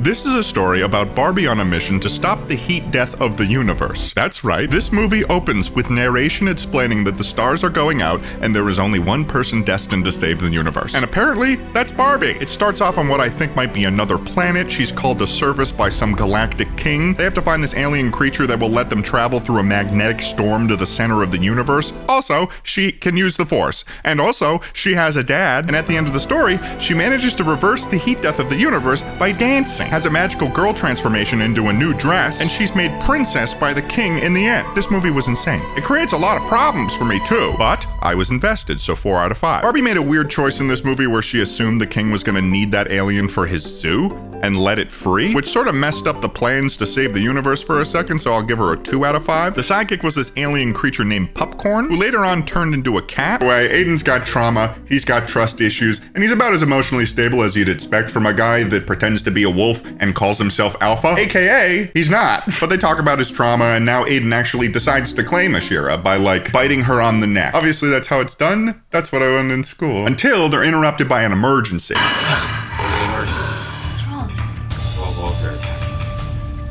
How did he know specifically what emergency was going on? Is he like a Bene Gesserit wolf? Is he Lisan Alpha Gaib? Apparently Zeke from the store and a bunch of rogue wolves had just attacked the Prime Pack. They killed like 6 people, but all of this happened off screen. Also, for future reference, they don't show a single fight on screen. They only show the aftermath. So the most substance of the action we get is a bunch of wolf dudes threatening each other and changing their eye color, which honestly is kind of fantastic. The only reason Zeke killed all of those people is seemingly because he wanted to talk to Ashira, because I think he wanted to mate with her, only to find out that Aiden had just claimed her. And he has like probably the worst possible reaction to this information.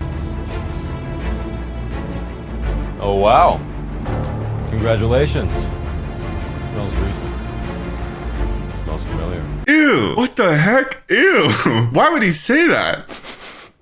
Impressive, Alpha Aiden. You smell like cum. Either way, this creates a whole drama surrounding the rogue wolves and Zeke that will be expanded upon later. But before we continue on with this riveting tale of wolves and drama, this video is sponsored by SoFi. SoFi is the ultimate finance app and a new kind of bank that doesn't believe in account fees. It's fully mobile, tracks your spending, and you can manage your money right in the app. You might still be using the bank that your parents set you up with in like high school or something, but let's be honest here, folks, you can do so much better. If you're a student, you can sign up for a SoFi checking and savings account with a .edu email address, fund it with $10 or more, and SoFi will give you a $30 cash bonus. Setting up direct deposit, for example, if you get a regular paycheck, also unlocks some great benefits. You can get paid up to 2 days early and earn up to $300. And another great feature of SoFi is their Vault feature, where you can save and track your progress towards different goals. For instance, I don't know, going to a road trip to every Bubba Gump in the United States and Canada, which we are not doing, by the way. Everyone keeps asking us that we're not going to do that. Eddie and I don't want to eat that much shrimp. You could do it. You can do that if you want, and you could save up for it with SoFi. Click the link in the description or scan the QR code on screen to get up to a $30 cash bonus when you sign up with a .edu email and fund your SoFi account with $10 or more. Thank you to SoFi for sponsoring this video, and let's get back to it, baby. Okay, so where were we?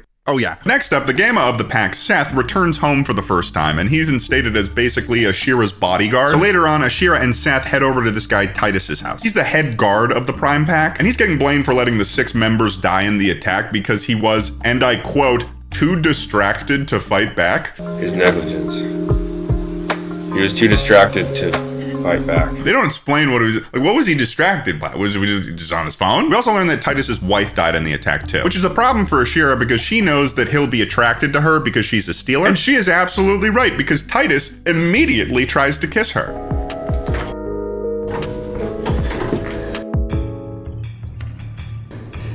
This is incredible. Dude, give yourself some time to grief, man. That's like hitting on someone at a funeral, but a funeral for your wife. This is like the day after his wife died. And then Titus gets like mad and totally flips the script and starts blackmailing Ashira because now he knows she's a stealer, and tries to get her to go to Aiden so that he can get his job back. So Ashira tries to convince Aiden to forgive Titus, but Aiden is super stubborn, but also keeps asking if she's asking what she's asking, like over and over again. I think you should give Titus another chance. Another chance? Yeah. Think I should give him another chance? Yeah, that's why she brought it up.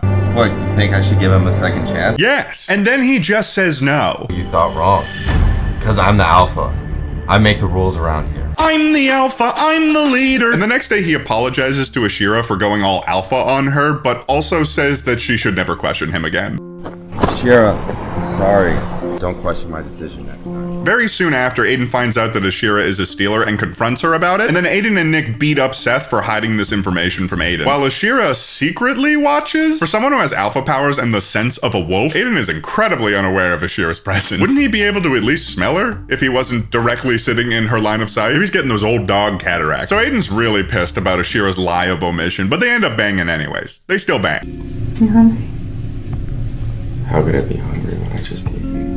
Ooh, banned, jail, right to jail. Right to jail, right away. Am I allowed to take the writers to criminal court for this? So another thing I start beginning to think about at this point in the movie is like, what do these people do for work? Obviously at one point Ashira is at a clothing store, so there's some level of economy going on, but nobody's going into detail of what their work entails. Even later on in the movie, Nick says this to Ashira. You see, your alpha here has been delegating his work to me ever since he met you. And Aiden also says, You know, Nick was always good with the paperwork. The paperwork? What are you talking about? What paperwork? Are they keeping records? For what purpose? Why are they doing that? Is there a larger governmental body that audits the packs? Is there a wolf IRS? What a strange piece of lore to drop in here. Anyways, at this point, for some reason, we've got Alpha Jacob from the Shadow Pack visiting the Prime Pack, and he's brought his Luna, who also happens to be Ashira's friend Lucy. Lucy immediately reveals to Ashira that this dude's been cheating on her all the time. And then she drops some kind of unnecessary and strange lore on what happens to female mates when the male wolf cheats on them. Feeling cramps in my belly, and all of a sudden these bruises started showing up on my chest and stomach. You probably don't know this, but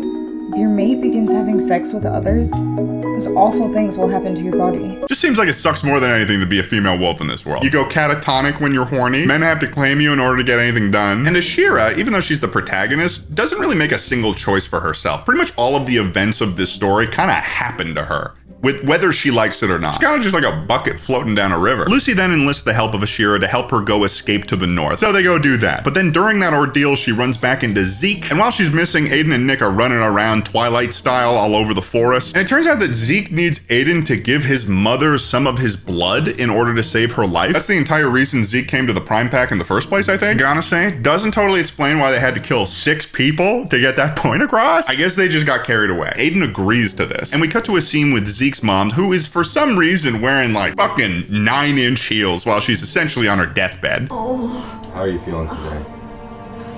Not good. So Aiden cuts his hand open and she just kind of nuzzles up to his hand and instantly recovers. Thank you, Alpha Aiden. I feel fully recovered already. Okay, so next up, we're introduced to the leader of the Ravenous Pack, Elon. They're supposed to be signing a treaty, but they also just attacked the Prime Pack, like maybe 4 minutes before this scene. The Ravenous Pack has attacked. They're declaring war. What? But Elon is like, I didn't tell those shitheads to do that. And Aiden's like, well, you represent them, so it's kind of still your fault. And Elon's like, okay, still sign that treaty though, right? And Aiden's like, fine, but I'm pissed. Then Ashira and Aiden bang again, and then reflect on that bang in completely different clothing. And we actually see their wolves for the first time in like an hour, where they're just marveling at the beauty of their wolves in the pond. Oh my god, your wolf is so beautiful. So colorful. That's really amazing. If they reveal at the end that this is just a community of people acting out a long-term LARP scenario, I would believe it almost immediately. Then all of a sudden, Ashira gets kidnapped by Elon out of nowhere. He's got Ashira in a fucking dungeon like an asshole. You're mine now, kitten. I can do anything. And you can't do anything but cry. Was this script written by an 8-year-old? I'm a super duper freaking cool alpha wolf, and all you can do is cry and wee-wee in your diaper, which is actually a thing that babies do. And also something I do not do, because I'm the alpha. Also, the stakes are super high because Ashira's pregnant now. And also, Elon gets a potion from his mom that lets him steal a stealer, because he's trying to steal Ashira for some fucking reason. So he gives her this curse that brainwashes her and causes her to lose her memories. The next episode, which is 10 seconds later, we're cutting to Aiden saving Ashira. Apparently, he killed Elon, the largest antagonist of this story, off screen, which is so wild because they spend like a half an hour hyping up how conniving and evil this Elon guy was. And he's kidnapped Ashira and he's poisoning her and then he's gone, never to show up again. So now Ashira thinks that Elon is the father of her child and she doesn't recognize Aiden. So Aiden, the cool-headed leader that he is and being fully aware of Ashira's condition, decides to reason with her. How dare you come into my room? It's my pack. I make the rules around here. You are heartless. You're the heartless one. You know nothing. I killed that guy with a pistol. Don't you ever forget that. Stop being brainwashed. Don't you know you're not supposed to do that? I didn't tell you could do that. I'm the alpha. Lucy has to come in and be like, dude, you're escalating things right now. And also, forgot to mention this one. When did Ashira get to a 3rd trimester pregnancy? Is she gonna give birth to the Antichrist? Is that what's going on here? Eventually things cool down a bit and Ashira and Aiden are in the backyard. And out of nowhere, in comes the Alpha King. Alpha Aiden, the Prime Pack. This is your king. No need to worry. I came to help. He's the king of all of the packs, and he just kind of shows up unprompted. Looking for me? The king of all the packs? Did somebody say Alpha King? This is like the king of England popping into someone's backyard. Where the fuck did he come from? He's also kind of like a genie because he says he can remove Ashira's curse, but their baby is not going to have like wolf powers. But Aiden ultimately decides to follow through with the ceremony. Alpha King. Is this Damn, dude. Alpha King does not give a single shit. But now everything is good. Ashira is cured, and now they have to decide on a name for their baby. Of course, as the Alpha, Aiden gets to decide on this name. I should name him Quillian. Quillian? Quillian. Where the fuck did that come from? As far as I know, this is just a random name. I think he just likes the way it sounds, or he just made it up on the spot. That sounds like a name that you would make up on the spot. But she gives birth to Quillian, everything is all in good, and there's a party at the end where Beta Nick is dancing like this. Yeah, he really went all out for this. Yeah, and how's your hunt going? And I'm about 95% sure that this is one of the final takes of the film shoot, because that is the behavior of an actor that has totally checked out of their character. Either way, that was Call Me Alpha. Now, I told you guys at the beginning of this video that there was a very specific way that I found this movie. So finally, I get to reveal to you how I did. Ashira, would you come in here?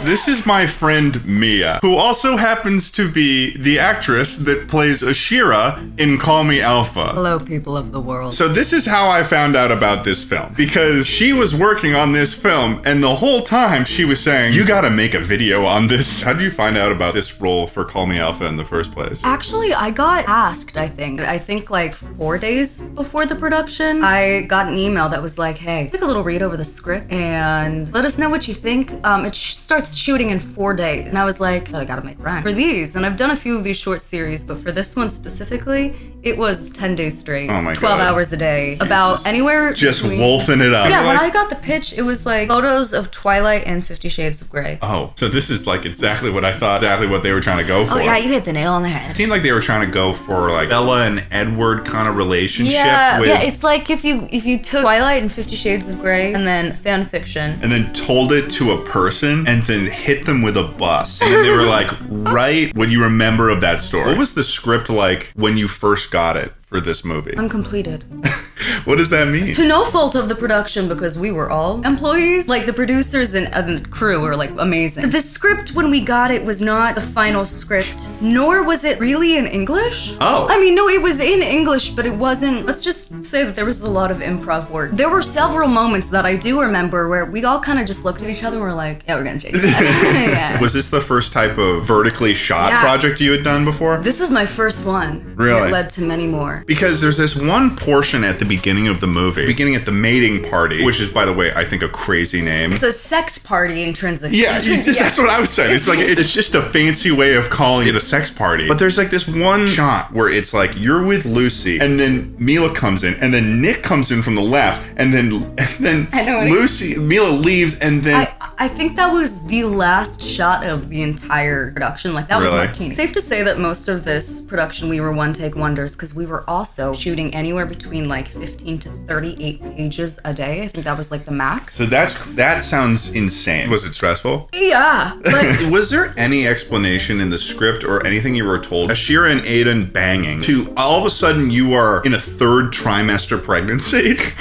Like you bang at one point, and then like maybe I think no more than 2 days happens, and then you're fully pregnant. well, time has passed, Ted. It took them 9 months to figure out where you were. Well, oh, that's a good point. You did a good job for what you were given, I think, you know? Thank you. I do appreciate one of my favorite moments. You're paired up with the Aria girl, and she takes you to your room, and then immediately after that, you're like, where's Aiden? You were just with him. We talked about that the day we were filming it. We were like, didn't we just film a scene where we were just... And what was the response? Well, Listen, well. Was that in the script that you were washing your shirt? Yeah. I was supposed to swim in this pond and I was not. I did not swim in this pond because there are catfish in this pond. In fact, actually, that's lore. Every time I would put the shirt down, catfish would think it's food and I'm... You hate fish. That is a fun piece of lore about you. You hate fish. It was a Huge person. catfish farm. Oh, this is a catfish farm? Yes. Was there any deleted scenes from this? Really? Why were they deleted? What were the scenes about? There was one sex scene that was, dare I say, a little rapey. Oh, good that they got rid of that. Yeah, no, that was pretty good. There was another scene where I think we turned into the wolves. They were supposed to be VFX, you turned into yeah. wolves? Oh, that would have been the best.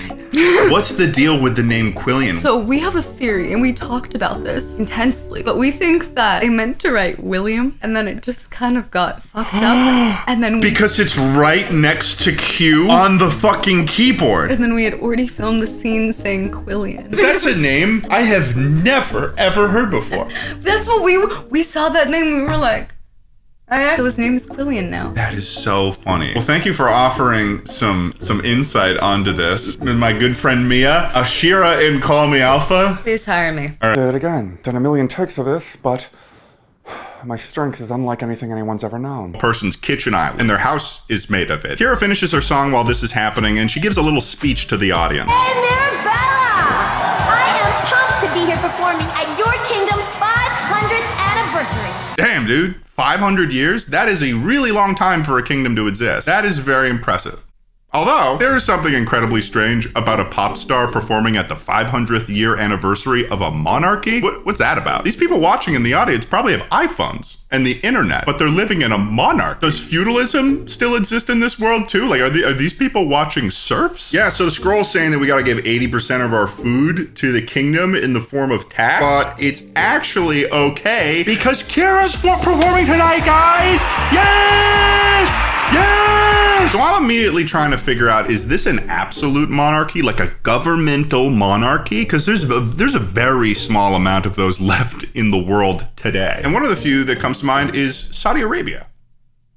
But let's not dwell on it. So after Kira finishes her show, she's approached by her manager, Kreider, who kind of dresses like he was pulled out of a dusty suburban kids dress-up bin. And Kira does not speak to Kreider very respectfully. Did you forget where you're going, or is there something else?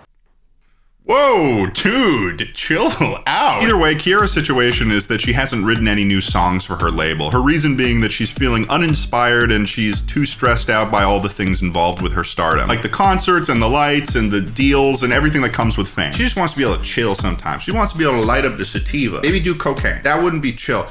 Maybe do meth. No. Princess Victoria. Now there's a sweet gig. She's probably never worked a day in her life. Also, why is there a photo of the royal family in the dressing room? That's a mobile dressing room. They had to specifically put it in there. Or Kira just takes it with her wherever she goes? Is she a royalist? At the same time this is happening, Tori's getting chewed out by her freaking aunt because she needs to prepare a commemoration speech for the 500th year anniversary of the kingdom, and she basically just doesn't want to do it. She's procrastinating super fucking hard. I can relate to that. This video took me so long to make. And Tori's like known for doing pranks on people, and her aunt is kind of sick of it. This has your mark all over it. I was willing to overlook the exploding cupcakes at tea and the skunk at the embassy ball. Honestly, I kind of get why her aunt is frustrated with her. Making cupcakes that explode at social events? What is she doing, terrorism at her own galas? That's weird. She's got some serious behavioral issues. But Kira and Tori begin to sing a song about how they wish that they had the other person's life. I wish I had her life, then I would be so free. I wish I had her life, I would be so free. This song is a ridiculous perspective for both of the characters to have of each other. I'm Tori. I'm not a nice princess. My aunt fucking hates me. I make cupcakes explode at social events. But really?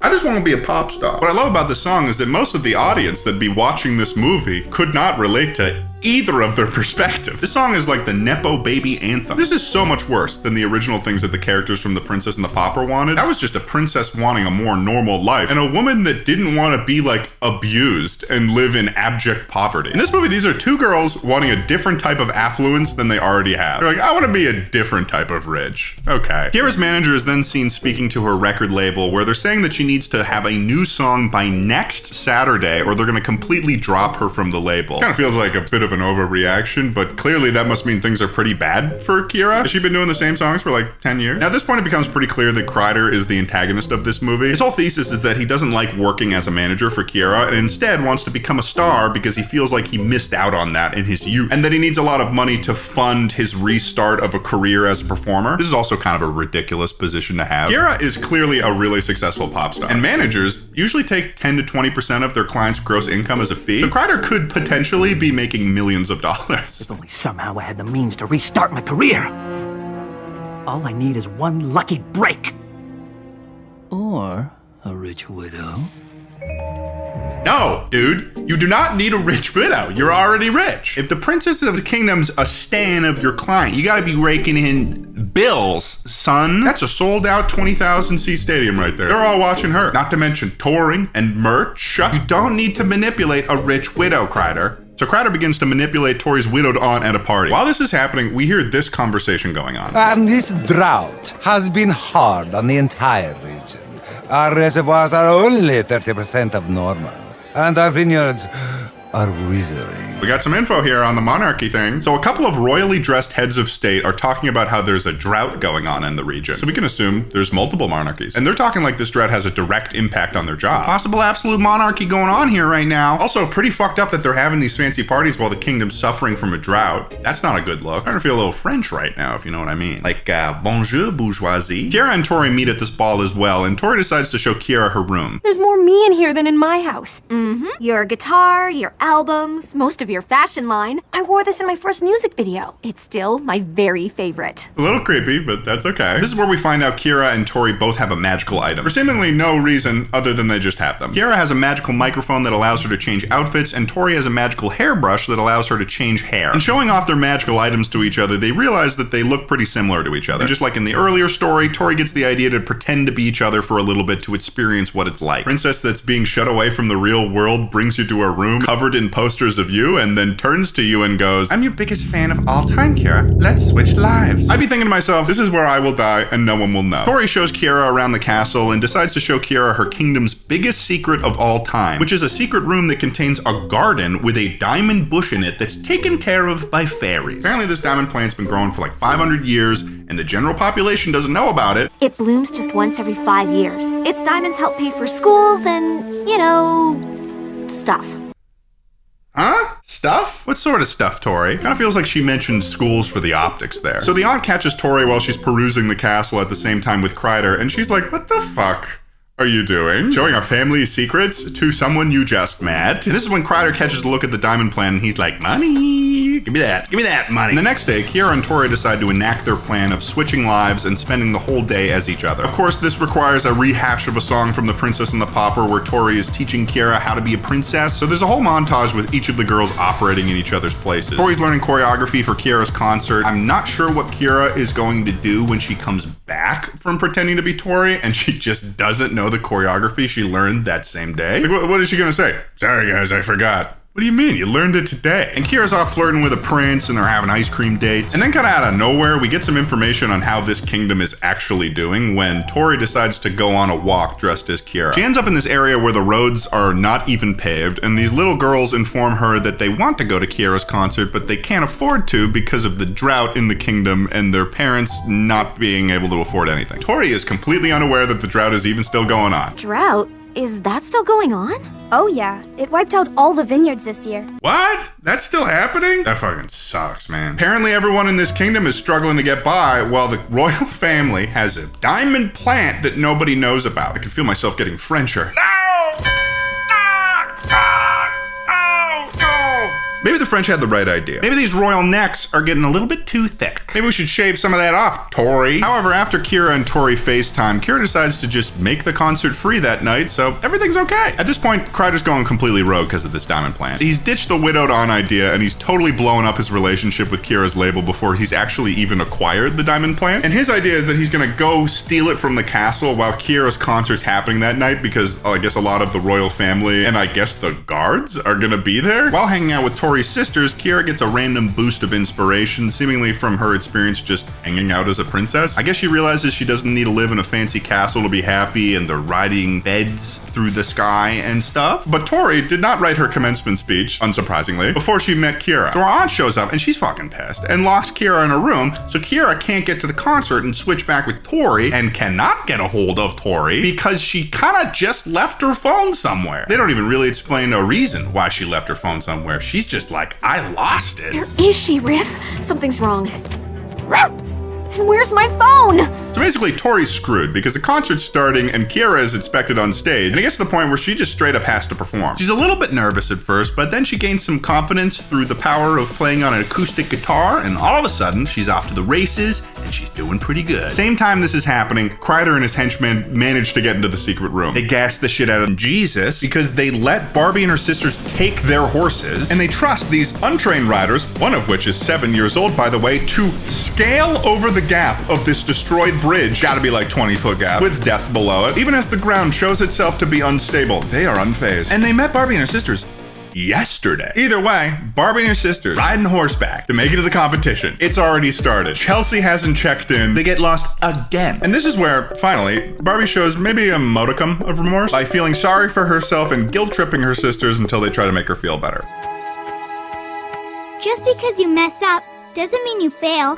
Yeah, Barbie. Yeah, no, we had fun hiking through the wilderness because you couldn't admit that you didn't know what the fuck you were doing. Now, the competition is happening already, and a girl named Lindsay is doing her routine, and is killing it, by the way. She's tap dancing while doing a handstand, and after she's finished, they give the last call for Chelsea to perform. They are quite literally about to hand this poor girl the trophy. And then the girls finally show up and beg to let Chelsea perform, and they're somehow willing to make an exception. And so Chelsea goes on stage to perform, and let's just say Chelsea does not do a good job. She's tripping over herself, she's very unsure of herself. It's almost as if her claims of needing to practice were well-founded. Isn't that interesting, Barbie? But then the baby horse comes up and starts dancing, and they change the music completely. And Chelsea is doing a new dance, seemingly by improv. And then Barbie chases one of the animals up there, and oh, okay, well, no, Barbie's joining in on the dance. No, that's cool, Barbie. Yeah, no, you join in on the dance too. Let's make Chelsea's moment about you. This is a dance competition. This has to be a disqualifying thing, is it not? Oh, no, Puppies and the rest of the sisters are on stage too. Cool. Why don't we all just start dancing? Let's just ignore the whole competition. Nothing matters at this point. The infrastructure on this island is probably burning to the ground right now. The horses are up there, puppies are dancing, and all four sisters. And when they're done, against her own best interest, Lindsay lets Chelsea win the whole fucking tournament. Awesome, Chelsea.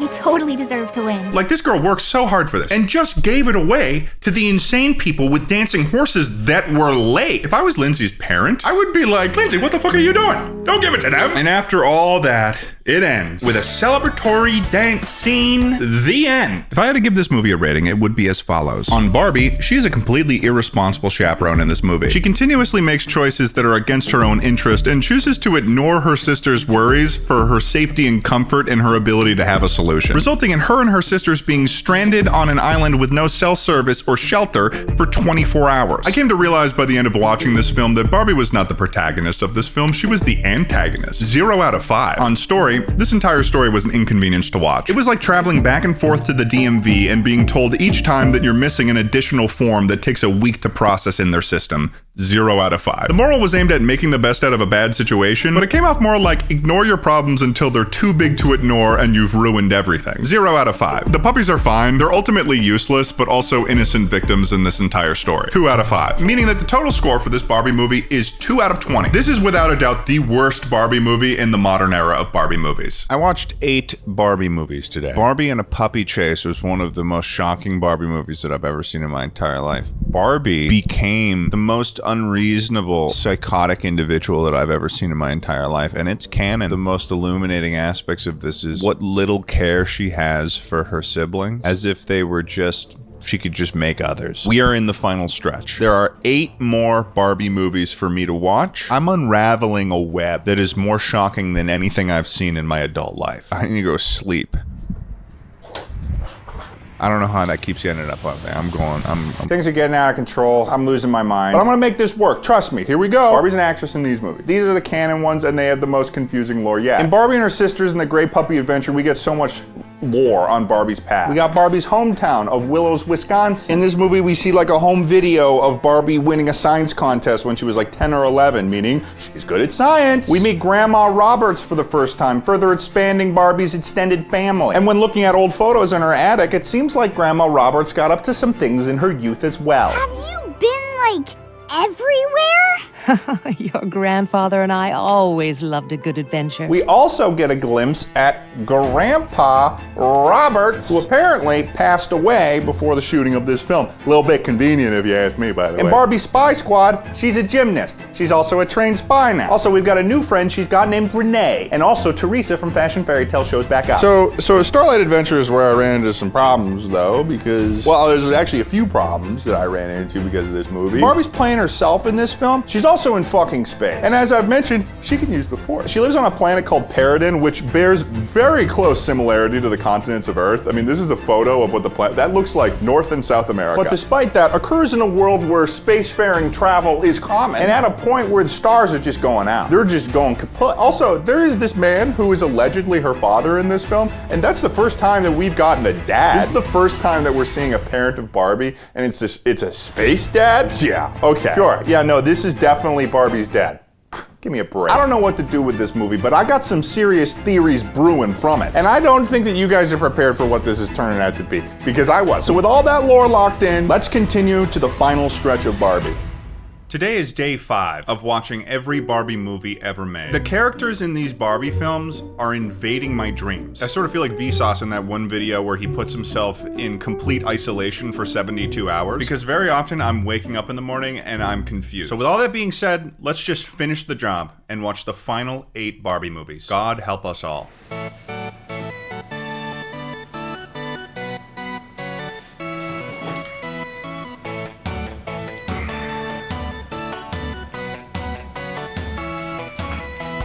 What the fuck is happening? I don't even know anymore. Okay, Barbie's a video game developer now. She's making a new video game. She gets magically pulled into a video game and has to beat every level in order to fix a computer virus that has infected the game. The virus is just like made of emojis. It was really hard to watch. All the levels are different video game worlds. I mean, watching this felt like I was on a bad LSD trip while my body decomposes in a shady back alley. There's like a Minecraft portion. Barbie makes a nether portal. And what makes everything so much worse is the final challenge is to win a game of Just Dance. And not like a knockoff, it's the game Just Dance. Just Dance is canon in Barbie. She wins in the end, I don't know, for like 1 out of 5. Barbie, she gets like a 3 out of 5. The sidekick is a cloud who speaks in rhymes. I don't like him either, 2 out of 5. And they don't give a quote for the moral again, but I'm 90% sure the moral was to purchase Just Dance. Do you know what's even more awesome? What? Just Dance. Want to have some fun? So that gets a 0 out of 5. Overall, Video Game Hero gets a 6 out of 20. I don't know what I just watched, but next up is Barbie Dolphin Magic. Here we go. In this movie, Barbie and her sisters are visiting a tropical island where Ken is doing a marine biology internship. Basically, the whole story is you've got these rare dolphins that got captured. Barbie meets a mermaid that is friends with them and wants to save them. Also, unfortunately, making mermaids canon in Barbie. Ken's boss is evil and wants to sell the dolphins for money. She's a piece of shit. I don't know. They win in the end. It was like a 2 out of 5 story for me. Barbie gets a 4 out of 5 for her marine conservation efforts. Good on you, Barb. The sidekicks are the puppies again. I'm getting really sick of these puppies. 1 out of 5. And we keep getting the same quote for the moral at the end, so I'm just going to assume the moral is to not be a poacher, which is 5 out of 5. Overall, Dolphin Magic gets a 12 out of 20. Next up is Barbie Princess Adventures. Let's adventure. In this movie, Barbie's an influencer now. She's trying to take my job, which I do not appreciate. Also, Barbie's got parents now, and after 30 plus movies of me thinking they were straight up dead, this was a crazy revelation for me. Anyways, the story is about Barbie's school doing an exchange with a kingdom somewhere, and the princess there looks just like Barbie. And you guess what happens? They do a little switcheroo. Isn't that something else? Oh yeah, there's an evil guy going for the throne too. God, you shouldn't do that, man. It literally never works out. This movie is super basic. I feel like I've seen this 1,000 times already. But what I had never seen was a song sung by Ken's friend Trey on why he should be king of the kingdom. And needless to say, it melted my brain. King of the kingdom, dumb, dumb, dumb. King of the kingdom, dumb, dumb, dumb. What the fuck was that? So Story gets a 2 out of 5. Barbie does something really dumb where she's pretending to be the princess, but she gets caught because she's still wearing her necklace that says Barbie on it, so 3 out of 5 for that little mistake. Sidekick is the same dog as before, 0 out of 5. And the moral is life doesn't happen on camera. Life is what happens when the cameras are off, and I think this is a good moral for a 20s Barbie movie, so 4 out of 5. Overall, Barbie... I'm here with Waluigi today. How you doing? Waluigi? Fitted, and there's shops in them now. Surely not 2 duds in a row. Surely not. Surely not. Americantown was a bust. The houses didn't look like the 1950s houses. I mean, I guess they were close-ish to ranch-style houses, but is that all the requirement is? Anyways, A&W! That's right, Ted's in Japan, and we are heading straight from Americantown to A&W for lunch, baby. I'll be honest, there's not too many A&Ws in America that I know of or were ever close to me growing up. I was very aware of the root beer as a kid, but I never went into the brick-and-mortar restaurant. I got a root beer float, but it's not nearly as full as the one that Schlatt got. I don't think I've ever had one in my life. What? But this spot was a pretty big tourist attraction. There was plenty of, I'm assuming, mainland tourists getting photos outside because they had this giant sign that was very cool. I took some disposable photos of it myself, and we continued on with our day. To transition to later, let's go back to something Chad said earlier today. So you're saying 100% without a doubt you're not drinking tonight? 100% without a doubt not drinking tonight. You're gonna cut to me drinking. Sushi place. Oh. Sushi place? We went to one of those revolving sushi places. We're getting sushi. We ate some food. It all came out on a conveyor belt. And I continue to discover about Japan that the chicken here is really good. But it's only day 2, and I'm having the time of my life. Yup. Putting in a day's work. Alrighty. It's day 3 or something. And we're headed. I actually don't know where we're going. We're going to Hoshinoya, Okinawa. It's about an hour up that way in a little place called Yomitan, where I think the hotel's right next to a landfill. But that's where the land's cheap, baby. We're hitting the road. We got a little Japanese road trip. Schlatt and Ted on the road. I'm lost. I don't know where to go. So we headed from Naha to Hoshinoya, Okinawa. Schlatt hadn't said too much about this hotel other than it was in the category of his fetish for absurdly fancy hotels, but I was not complaining because I was about to stay there for free. Once we got to Hoshinoya, we weren't able to check in yet. What it eventually transpired into was us being transported in a golf cart to an unknown location. They told us to get into this car. Oh wow, we've been abducted. We've been abducted. And with the concrete walls and stuff, it felt like we were in a villain's compound or something. But we met back up with Chad and How to Basic to head to our next adventure while we waited for the hotel, which, surprise, surprise, American Town.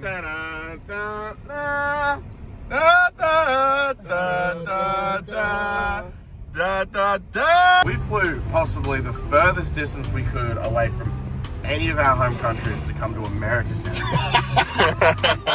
I don't know why we keep doing this, but quite literally another American-themed attraction we were headed to, which was the American Village. This place is ridiculous. Basically, this is a giant shopping area built on former U.S. military land in the 80s meant to stimulate the economy. It supposedly blends American culture with Okinawan charm, and they weren't lying, because as a guy from Massachusetts, it was crazy to see Fenway Park here. Where? Oh! Our first stop was getting the longest soft serve ice cream in the world at Long Soft Cream. Really good name. You're good at that. And this would begin a theme of getting ice cream on this trip, possibly at minimum twice a day. After that, we explored around the shops in the American Village. I met these bears. He's so good at that. Ukulele. And that one's just kind of there for the ride. Yeah. You know? She's rooting him on. That's the best. I'm so happy for what they have. Hello. And then for lunch, we had Okinawan-style tacos, which as a fan of weird foods was very exciting for me. I feel myself drifting off. There we go. When the tacos came out, they looked like they'd be really bad, like how Europeans make tacos. But I was surprised to learn that they basically just took some aspects of tacos and imbued it with a Japanese umami flavor that ended up being really good. To the point where I was getting seconds, and I don't know if I've ever done that at a restaurant before. We then headed back to check in at Hoshinoya, and we were brought to where we were staying, which ended up being a fucking villa. Schlatt is ridiculous with his hotels. This is fucking fantasy funland. I could buy you. Can I get by you? You're taking up the whole fucking doorway. Hey, move that big fucking tush out of there. Put my ass on camera. This was maybe the most gorgeous hotel arrangement I've ever stayed at. See that, Schlatt? It's kind of like we're sleeping together, Schlatt. You ever think about that? It's kind of like we're sleeping together here, you know? What are you talking about? Yeah, it's just kind of like we're sleeping together because there's like mega beds. Are you a gay guy? Are you a gay guy? What? Are you a gay guy? It had a full kitchen. The floor was this really nice, like almost concrete surface, but it also felt good to walk on. I don't even know what it was. We had our own pool, and it was right by the ocean. And there was a pathway we could walk down to reach the beach. It was crazy. Man, this place sucks. After getting all settled into our villa, we headed to the restaurant they had for a nice little family dinner at sunset. This trip was genuinely so beautiful, and I'm genuinely thankful for Schlatt for letting me tag along because this is just a great time. And then we headed back to the villa to end the night. We hung out by the pool, and at a certain point by myself, I just went down to the beach and took this very pixelated video of the lighthouse in the distance. I was having a good time. Day 4 was our biggest day yet. Where are we headed today, Schlatt? Cave.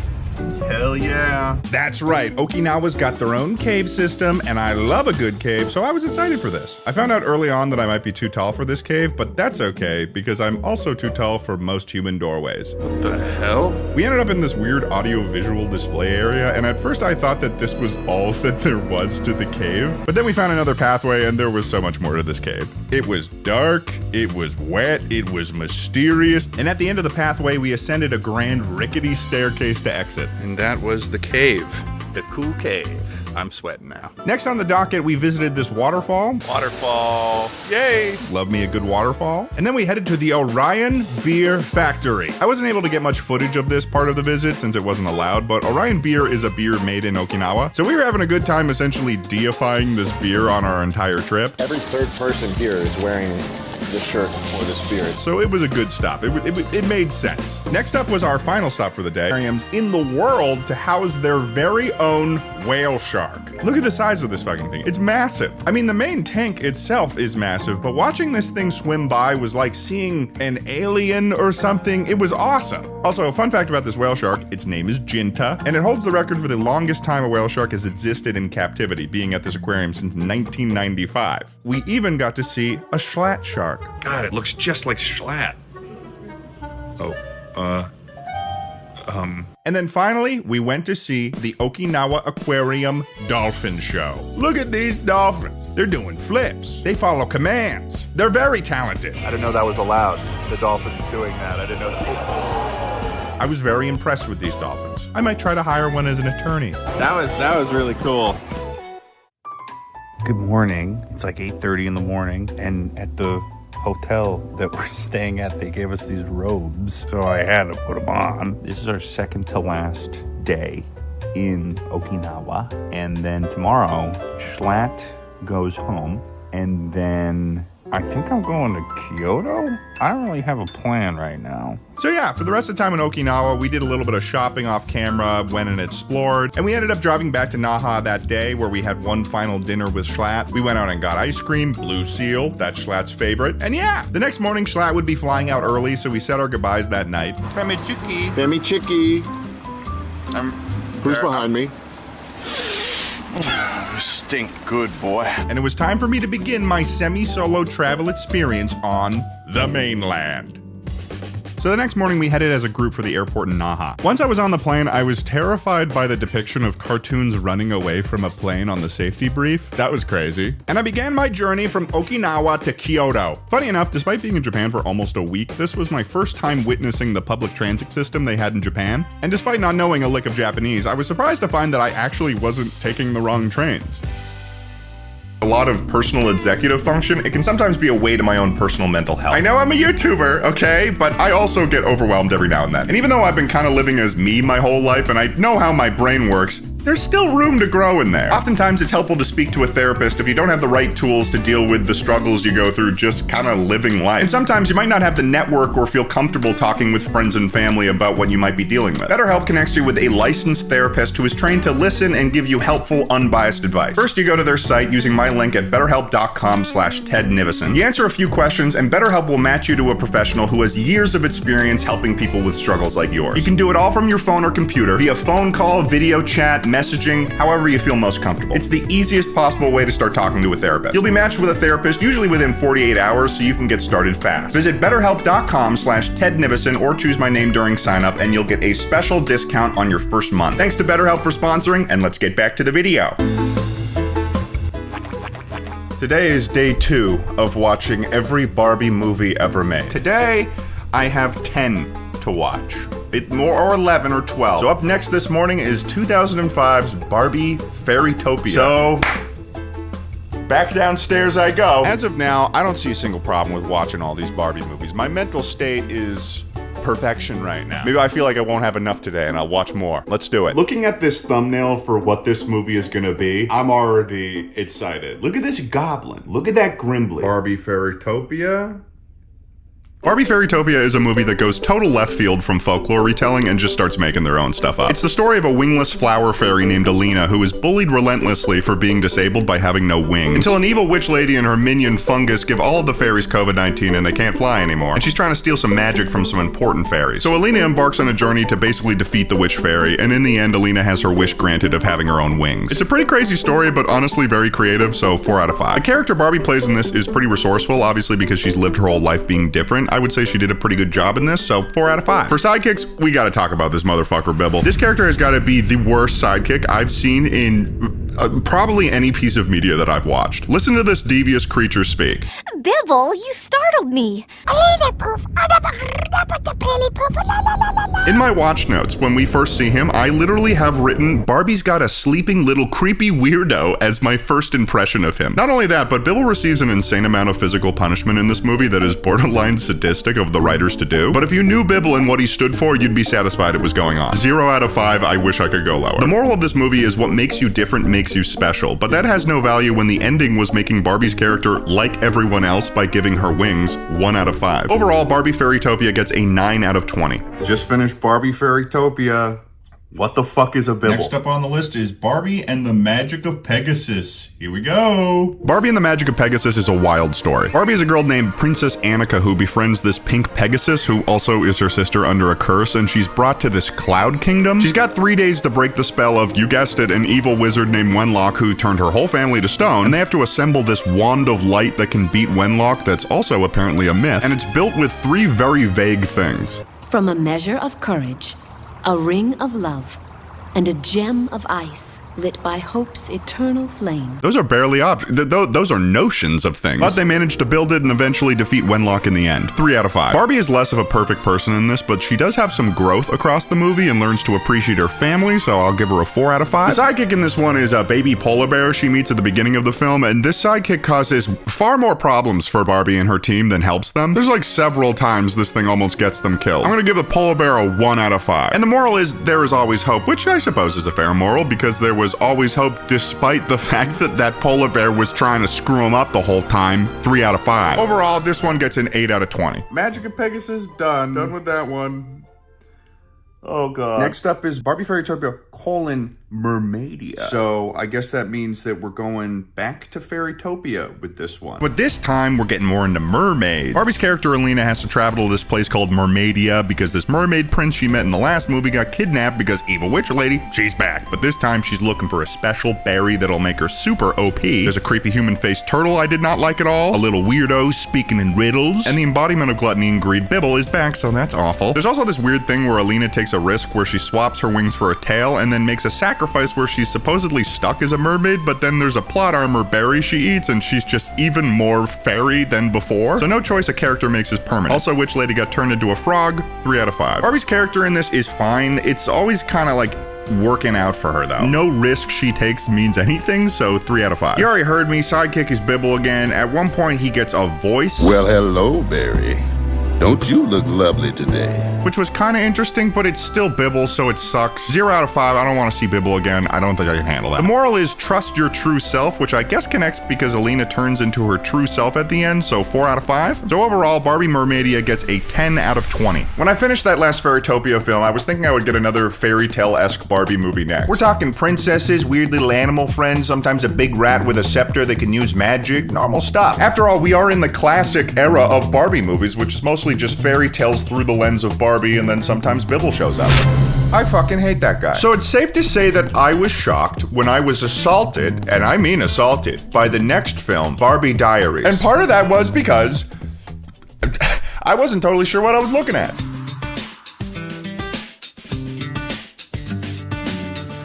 Everyone has got a seat. Seems that they took a bit of creative liberties with the animation style this time. What happened to you, Barbie? What's wrong with you? You've been turned into a husk. I don't know why they changed it. The previous animation style was perfectly fine. Every character in this film moves around like a papier-mâché doll with a squirrel inside moving the limbs. Did somebody at Mattel decide the best way to tell Barbie's true story was by generating an entire movie in The Sims 2? Either way, here's the beginning of the official description of the movie. So, you're like not gonna believe this awesome story. It's filled with friendship and magic, super cool music, stylish fashion, and of course, romance. That sounds like a teenager giving a pitch for the worst movie you've ever heard. Unlike the previous films, Barbie is actually herself in this film. In fact, this is the first Barbie movie that's about Barbie's life, which also means, ding ding ding ding ding, that's the lore bell, it's ringing. That means we're gonna discover some canon lore in this movie. With that being said, let's dive into this film. The movie opens with Barbie and her friends Tia and Courtney hanging out in presumably Barbie's garage, slacking off from rehearsing for their band. Their filmmaker friend Kevin comes in with a classic boy next door entrance, saying a cool line. Wow, this is an impressive band practice. For your information, we rehearsed for like a full 10 minutes. I'd say 10. Easily 10. A full 8 minutes.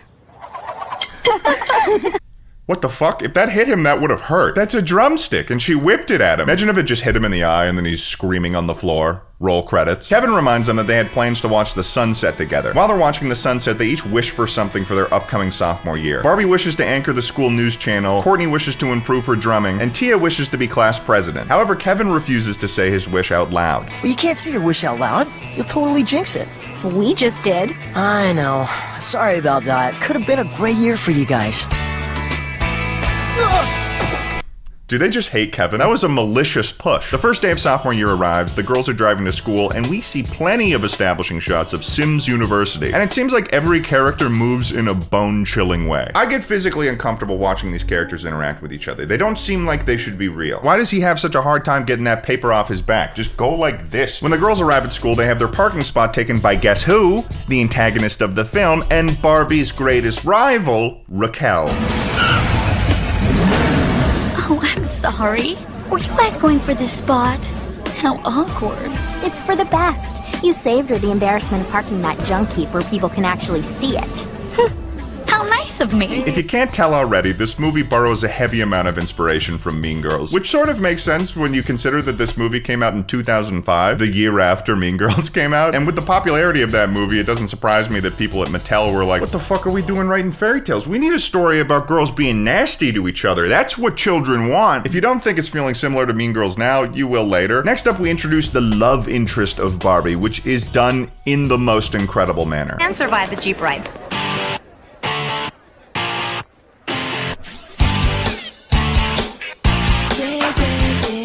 Princess Adventure gets a 9 out of 20. We got Chelsea movie. It's Chelsea Lost Birthday. Here we go. This movie's a rough one too, and it's so forgettable that it's silly that I'm even talking about it, but I have to. Basically, Barbie and the Roberts family go on a cruise, and they cross the international date line, so it skips Chelsea's birthday. So she goes on like a whole journey to save her birthday. She was like sliding down rainbows and talking to animals, and it really got me worried for the lore stuff, to be honest. But in the end, it was a dream, so that was a relief. They also did the flossing dance, which was a mistake.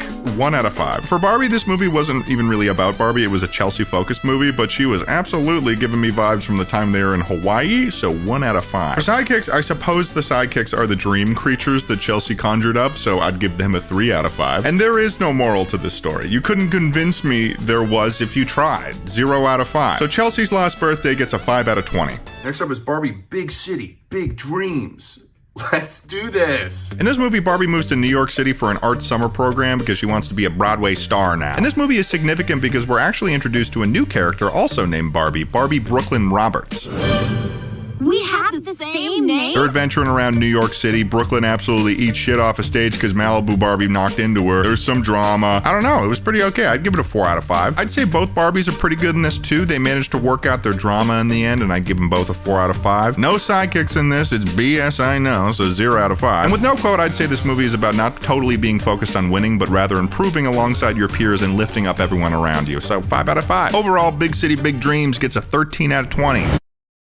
So I was trying to watch the rest of the Barbie movies and I fell asleep last night. I have 3 more Barbie movies to watch and then I finish. I've watched every Barbie movie ever made. I'm not done yet though. So here we go, folks. The final Barbie movies. I thought I was gonna be able to do it in 4, but day 6, here we are. We've got another mermaid story, baby, but this time it's a canon mermaid story. So it's Malibu Barbie, Brooklyn Barbie, and the sisters on an adventure with their old mermaid friend from that other movie where they compete to be some sort of power keeper. They all get to be mermaids. Everyone's a mermaid. Great. Also, that poacher lady from the other movie is back, and she's like twice as psycho as before, and she's trying to prove mermaids are real, and all the science community thinks that she's an idiot. I'd probably give this story a 3 out of 5. For Barbie, I'd give him a 2 out of 5. Don't question me. We're so close to the end here. For sidekicks, there are like fish they talk to. There's no real sidekicks. 1 out of 5. And the moral is something about learning to find your inner power. I think I'd give it like a 3 out of 5. So Mermaid Power gets a 9 out of 20. The second to last Barbie movie, Barbie Epic Road Trip. Let's do it. Barbie Epic Road Trip was probably the last thing I wanted to run into on my last day watching every Barbie. They couldn't just let me chill out, turn my brain off, and relax. No, they had to give me choice. Because this Netflix Barbie movie required me to make decisions. It's a choose-your-own-adventure Barbie movie. It's making me choose. I say the dreams.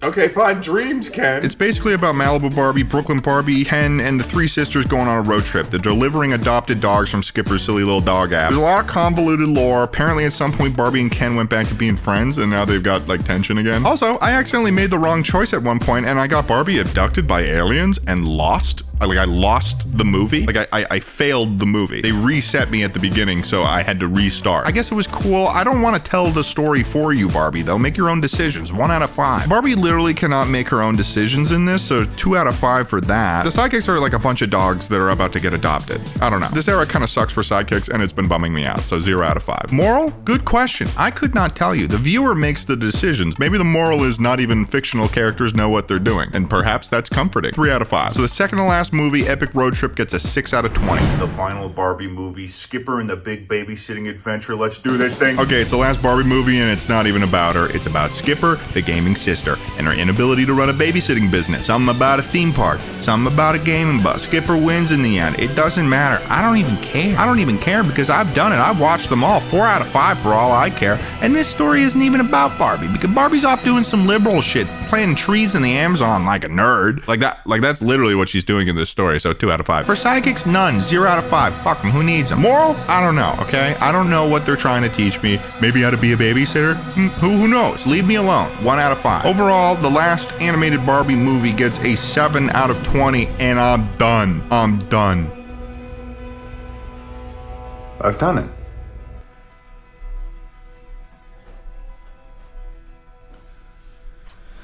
I've done it. All right. Here's the lore we learned from the final Barbie movie. In Barbie Video Game Hero, as I've mentioned, Just Dance is canon. I've got no idea why they would do this. Money? Maybe money. It really makes things kind of confusing for me too. Like this is all just a joke. Newsflash, it's not. Do you see how much work I put into this? It's not a joke. This is my Afghanistan, and I'm invading Barbieville. For oil! So anyways, Barbie also adds coding. She's a game developer to her list of proficiencies with this movie. In Barbie Dolphin Magic, guess what? Boom, look at that. Mermaids are canon in the BCU. Why not? I'd also like to highlight an interesting phrase that Chelsea says in this film. I'm just really sick of hand-me-downs. Barbie and her sisters live in a house in Malibu. They're able to do whatever they want, fly wherever they want, travel the world. So why in the world would hand-me-downs be even a notion that the Roberts are familiar with? Unless it was for a different reason. In Princess Adventure, we got so much additional lore that it stressed me out a bit, but here we go. Social media influencer gets added to Barbie's list of proficiency. Next up, this is a weird one for me. Barbie's mom and dad are introduced into the canon lore. And her dad, George Roberts, who unsurprisingly looks totally different than her dad in Starlight Adventure. I don't think this is her dad. You also get a slew of side characters that are added to Barbie's network of associates. I got no goddamn idea what these people are. But most notably, a princess that looks identical to Barbie. But unlike something like Princess and the Pauper, which is a fictional movie that occurs within the canon universe of the BCU, this is a real person within canon that looks identical to Barbie. In Barbie Big City Big Dreams, she adds performer to her list of proficiencies. And we're also introduced to Barbie Brooklyn Roberts for the first time. Barbie Epic Road Trip is kind of a confusing one, as I'm unsure if it satisfies the qualifications for a canon movie. The decisions made in the movie are done by the viewer because it's a choose-your-own-adventure Netflix special. And there's multiple different endings. And while Barbie is playing herself in this film, the decisions that she makes are not her. So I think I'm gonna make a rare executive decision to determine that this movie, Barbie Epic Road Trip, is not canon. I ain't even putting this shit on the board. And finally, in Barbie Skipper and the Big Babysitting Adventure, Barbie's in the Amazon playing trees. She's not even present, really, in this movie. But she went there, and that's canon. So with all the lore here laid out and finally covered, I can finally develop my theory on the true lore of Barbie. Wish me luck. I'd finished my task, watched every single Barbie movie. It felt like my mind was about to burst. Over 40 hours of Barbie films were rattling around in my brain and I still hadn't solved it. What was Barbie's secret? How was she so proficient at so many skills? Achieving so much, traveling so much of the world, and doing it all before she could legally drink a beer? It just didn't add up. It didn't make sense. An accomplished actress, director, horse rider, coder, philanthropist, performer, influencer, gymnast, trained spy, who's rich, famous, and completely morally sound, in a world of magic, fairies, space travel, and absolute monarchies? And what's worse is that it all comes back to Kelly. Where did she go? Is she alive? Is she dead? Did she ever exist at all? There were so many strings to the Roberts family wrapped around the globe. Kelly, then Chelsea, Stacy, Skipper, George, Margaret, Millicent, Marlene, even Grandma and Grandpa Roberts. None of their stories added up.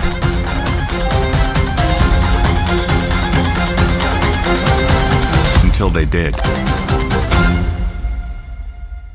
I've seen many theories online as to what Barbie might be in the lore of the BCU. I've seen talk that she's immortal, that she's a vampire, but none of these things quite click with me. Except for one, and you're gonna need to let me explain this. Barbie is a genetically modified clone that operates within a larger decentralized hive mind to achieve a goal across thousands, potentially millions of years. And I know what you think, please let me explain.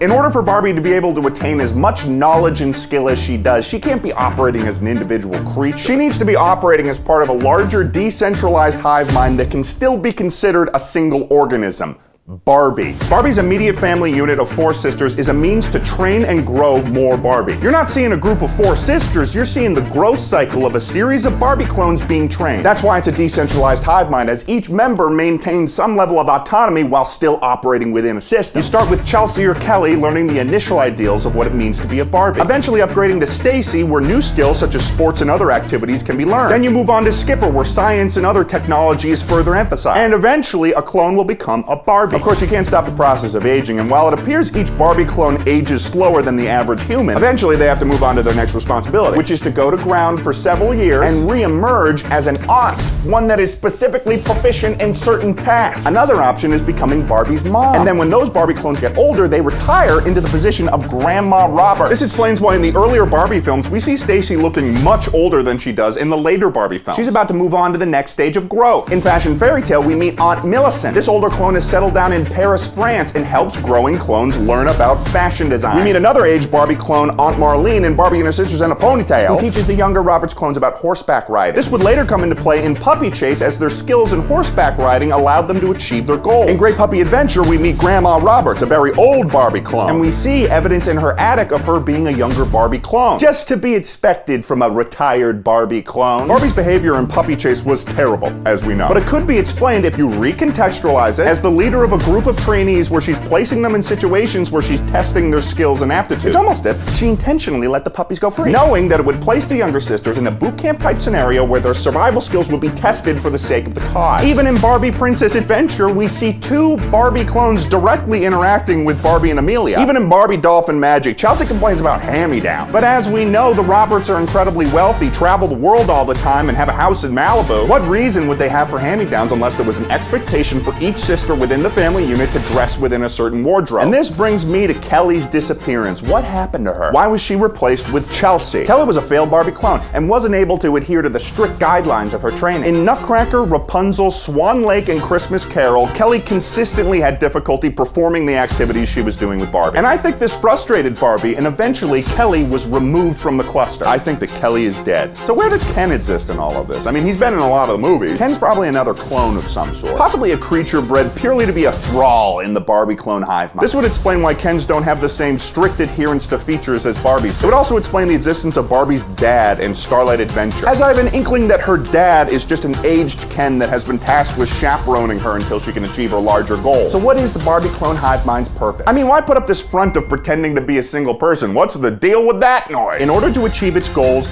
Barbie needs capital. And she does so by maintaining a picture-perfect movie persona in order to fund the wealth that can be then invested back into the hive mind. And in order to do that, they need to fly under the radar of the larger human population. You think that Barbie was being an idiot by donating those hundreds of millions of dollars worth of gold back to the town of Willows, Wisconsin? Really? Of course she'd do that! The hive mind owns that fucking town! That was probably a stash the hive mind buried there years ago before it had a solid alibi for its wealth! The hive mind's purpose appears to be becoming proficient at skills and promoting its morals and lifestyle. As Barbie continues on its journey, it gains more and more knowledge and information, getting it closer to, you guessed it, enlightenment. That's what the morals serve as, a means to teach her clones more about achieving its view of perfection. And this is why the final Barbie movie, in the true continuity of its lore, is Barbie Starlight Adventure. This is a world where humanity is expanded into the stars. And yet Barbie has remained. And while this Barbie has very little knowledge about her previous clones or hive mind not knowing her mother, we can see the evidence of potentially thousands of years of knowledge the hive mind has collected. Because she can use the Force! And at the end of the movie, she travels to the center of the universe to complete the task the hive mind had set out long ago to complete, to reignite the universe in Barbie's own image, becoming a cosmic princess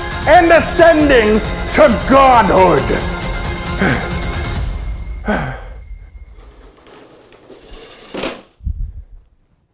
Oh. Okay, so there you have it. You're welcome, by the way. The true lore of Barbie. So here we are, this many days after I finished watching every Barbie movie ever made. It is now time for the final boss. It was mentally exhausting, but I will now be walking into that theater with a complete and full understanding of Barbie lore. I'm not getting laughed out of the theater with this on, because people are gonna see me and they're gonna say, that guy knows what he's doing. That guy knows a thing or two about Barbie lore, and they'll be right. And I will be walking out of that theater to be the greatest expert on Barbie movies to ever walk the earth. So I'm gonna leave right now to watch my final Barbie movie, and I'll see if this was all worth it.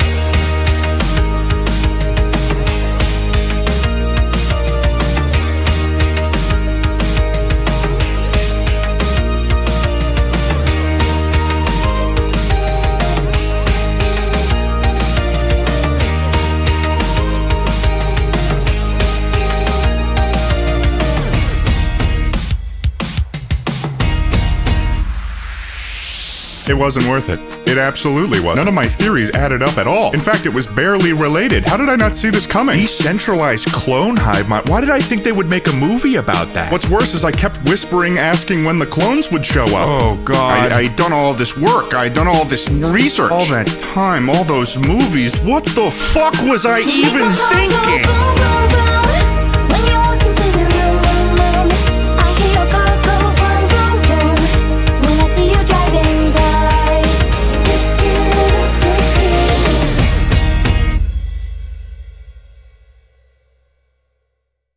Fairies with hairspray, it's actually kind of fucked up. And cut the diamond plant off its roots, and immediately all of the plant life in Mirabella starts to die. Tori realizes what's going on and she has to ditch the concert to run to the castle. Now, a brief intermission! Sing amongst yourselves! What the fuck? Don't throw a metal microphone into the audience, Tori. Yeah. Holy shit, he's dead. So Tori rushes to the castle, Kiara finds a secret passageway out of Tori's room, and they both confront Kreider as he's trying to escape the castle. They begin to fight it out, and when Kreider realizes he's not going to get away easily, he jumps off a cliff and has a wingsuit out of nowhere. But then Kiara changes his outfit, and he basically gets defeated because now he's floating like Princess Peach in Smash Bros. And the diamond plant falls off the cliff, and they're like, no, the plant's dead. Kingdom's doomed, no. But then they planted some diamonds they had left over, and the plant grows back to full size. Wasn't that thing growing for 500 years? Why did it grow back in like 5 seconds? So now the evil is defeated and the girls rush back to the concert. And they both get up on stage and they're singing together, and it's a happy ending on the concert side of things. On the societal side of things, because of Tori's experience in like the slums of Mirabella, she decides to enact some changes. And besides updating Mirabella's irrigation systems against future droughts, we are also establishing a social services program for our kingdom's needy. So you didn't have that before? You didn't have any of that? No social services? I guess I'm not that surprised. I mean, the roads in practically downtown Mirabella are not paved. Children are living in poverty while they have a diamond plant. And what's great about this moment is it actually confirms that Mirabella is an absolute government monarchy, because the princess is announcing these changes, which means it's coming from the royal family. Overall, this movie is like Taylor Swift doing the Eras Tour in Saudi Arabia. So here are my ratings. I would say Barbie and her counterpart are pretty hard to relate to in this movie. They're basically just privileged people who want to be a different kind of rich, and they make really weird choices like forgetting her phone when she's disguised as another person. Other than that, they're not too bad, so 3 out of 5. The story was weird because it almost followed the original Princess and the Pauper storyline with the rich widow angle similar to Preminger. But then it goes off the rails and he starts trying to steal a diamond plant. It's pretty middle of the road, especially because it's based off a previously good Barbie movie, so 2 out of 5. I could not for the life of me tell you what the moral of the story of this movie is, other than just like taking on your responsibilities and not complaining about wanting to be a different type of rich. The quote wasn't even any sort of statement from Barbie either. It's just, there's a star that's inside you, so come on and let it out, find out what you're about, and just shout, here I am. Which is definitely a song lyric, so 0 out of 5. Both Kira and Tori had dogs. Kira had a Mohawk bulldog and Tori had a crusty little white dog, but they didn't really offer much to the story other than just kind of being there, so 3 out of 5. So overall, this movie gets an 8 out of 20 little Barbie points. Now let's keep going. All right, next up is Barbie in a pink shoes. Let's do this freaking thing. Let's go. This Barbie movie is sort of a send-off of sorts to the era of Barbie movies based on fairy tales and folklore, and in doing so, ends up being the weirdest combination of all of them. We start off with a ballerina named Kristen. Her teacher hates her, and she gets some magical shoes that transport her to a ballerina dimension. Everybody's dancing in Ballerina Town, and then this ice lady shows up, and she's really creepy and is forcing people to dance like an asshole. And there's references to a bunch of different fairy tales, some of which Barbie has already covered. It's really weird, but she comes back to the real world and does like a good dance, and she wins. I guess she wins the dance. Like a 3 out of 5. Barbie's kind of basic in this one too, so 3 out of 5. There's not really a sidekick in this one, so 0 out of 5. And the moral is, listen to the beat of your heart and keep on dancing. I think this works with the story of being yourself in this, so 4 out of 5. Overall, Pink Shoes gets a 10 out of 20. Well, Mariposa and the Fairy Princess. Okay, here we go. Okay, we're back in the Fairytopia universe for, I think, the 5th time. Maripoopoo is back, and this time she's employing herself in diplomacy and fixing racism, because she's got to go as a diplomat of the Butterfly Fairies to the Crystal Fairies' homeland, because these guys have been feuding with each other for like 100 years. Overall, though, I think this story was a cool expansion, again, on the Fairytopia world. I think I enjoyed watching it, so 4 out of 5. Barbie's character in this is great. I actually like Mariposa. She's just trying to get everyone to get along. I'd give her a 4 out of 5. We're running into problems here with the sidekicks again, though, let me tell ya.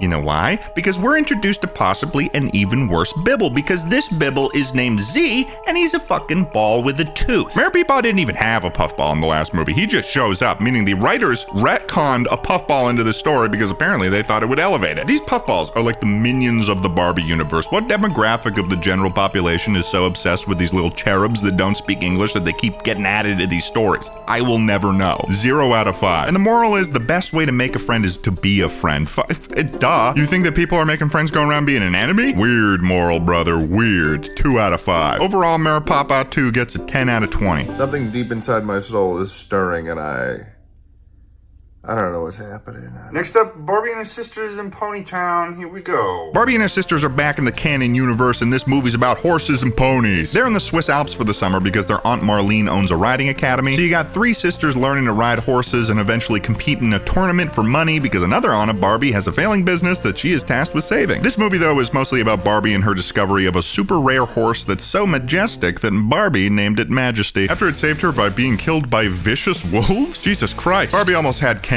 death in this moment. There's an evil French horse rider guy who's abusive to horses. Stacy's horse fucking hates her guts. And they even have something worse than a horse girl, horse boys. Look, Alpine has a new trick rider. What do you call that move? The more dive. I'd probably give the story a 3 out of 5. Barbie in this movie was pretty solid. I think she had a good progression of her character in originally wanting to take this extremely rare horse from the Swiss Alps back to Malibu, but then chose to have it stay with its herd. I'd give her a 4 out of 5. I'd say the most prominent sidekick was the sexy horse, and this thing could fight wolves, which was pretty badass, but also got trapped under a boulder somehow, so 3 out of 5. And the moral is, if you love something, set it free. This matches the story, but it's also not super creative, so 3 out of 5. Overall, Barbie and her sisters in a ponytail gets a 13 out of 20. I'm sitting here and I'm about to watch Barbie and the Pearl Princess. I really am. I had all the intention in the world, and I've got the controller in my hand, and my finger is hovering over the buy movie thing, and I just can't. I can't. I've watched 10 Barbie movies today. I've got neighbors. They're probably looking in through the window saying, this is the ideal image in a sadist mind of a broken man. I feel like I'm studying for a test, this is someone who has completely lost their way. I don't fully know what's even going on here. Who is this woman? Is she an actress? Or is she, as I just saw in the last movie, a horse-riding prodigy that can speak to fucking magical horses with sexy long flowing hair that can jump so high they can fly? And this is canon Barb. Shit's not adding up here, Blondie. There's multiple films where they have to assemble a fucking super weapon in order to beat the main villain. Like a Barbie equivalent weapon of mass destruction. Oh, you want to kill that guy? Well, you gotta go on this journey and you gotta get 3 things. 1, a box of your greatest fears. 2, a teardrop from a mermaid, and 3, what you've been looking for inside in order to build this scepter of truth in order to defeat Boxclaw. Boxclaw. Yeah, Boxclaw. That's a Barbie movie name right there. Oh, Boxclaw. I'm so fucking done. Listen, I have watched 26 Barbie movies, one after the other. Just Barbie movie, Barbie movie, Barbie movie, Barbie movie. There's 15 more Barbie movies to go. One of them's only half an hour long, so I'm not too worried about that one. I'm going to bed right now. I will see you guys tomorrow for the 4th day in a row of watching every Barbie movie ever made. All right, we've got a lot to go over, so buckle up, kiddos. These up here are the movies that Barbie acts in. And these are the movies where I got a ridiculous amount of lore because Barbie plays herself in them. And things are getting weirder, let me tell ya. So let's set this up, give me a second. In Fashion Fairy Tale, we get a whole lot of information. Firstly, Barbie has an aunt that lives in Paris, France, named Aunt Millicent, and she is proficient in fashion design. On top of that, we get a direct verbal reference from Barbie to one of her earlier films where she talks about working on the 3 Musketeers. And we know this, Barbie is an actress. That's well established. But this is even more significant because we've got Barbie making reference across eras to another Barbie film. Also, we get more confirmation that magic is real because fairies are canon in the Barbie universe. Also, Raquel changed her hair to brunette. I don't know why. In Fairy Secret, there's a whole lot of bullshit that becomes canon. The fairy dimension of gloss and... Fuck you, macadamia. Oh! Oh, no! What does that taste like? It tastes like all the worst parts of a salad. Also, you take a sip of this. What? You're just gonna do it? Why would you do that willingly? Like, you could have put anything on the line. So far we've made macadamia butter, or should I say macadamia cum. Pistachios. We gotta unwrap all of these pistachios. God damn, this is gonna take a while. If you could have a friendship with a mythical beast, what beast would that be? And what would your relationship be like? A Wendigo. What's a Wendigo? Honestly, I don't know the full details. Better be good. For the amount of time it took to peel all those shells. It's got more of a sand texture than anything. It's not gonna become butter unless we do something now. What I'm gonna try to do is add peanut oil to it. It seems to have worked a little bit. Pistachio butter. Tastes like pistachios in a paste form, so. Okay, so we made the peanut butter, we made the diarrhea, and then we made the macadamia cum. All of these other ones are raw, so what we have to do is we have to put them in the oven for like 8 minutes or something like that. Fair assessment.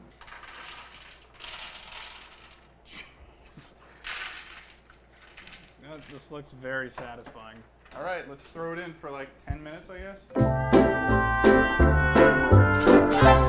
So here we are. We've just roasted the 4 other nuts that we're trying to work on right now.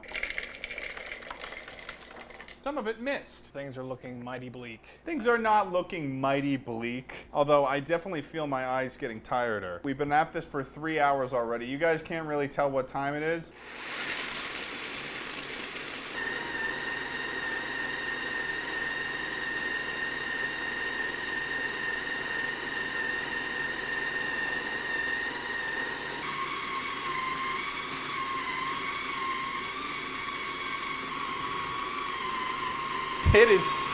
It is smoking. Oh? Better than the last. That's true. It looks like hummus, but But it's not hummus. It's and that's not why hummus. it's disappointing. Yeah. Because hummus is so good. We're on to the almond butter that we're about to make. Harrison, would you do the honors of pouring it in? I've got the highest hopes for almond butter, okay? Do you know? I do. I'm hurt You're by the hurt? by the previous nut results. It's been a rough night. It has. I was expecting this to go a little bit quicker, and it has not done that thing. Now almost 4 hours. Time moves differently in the nut zone.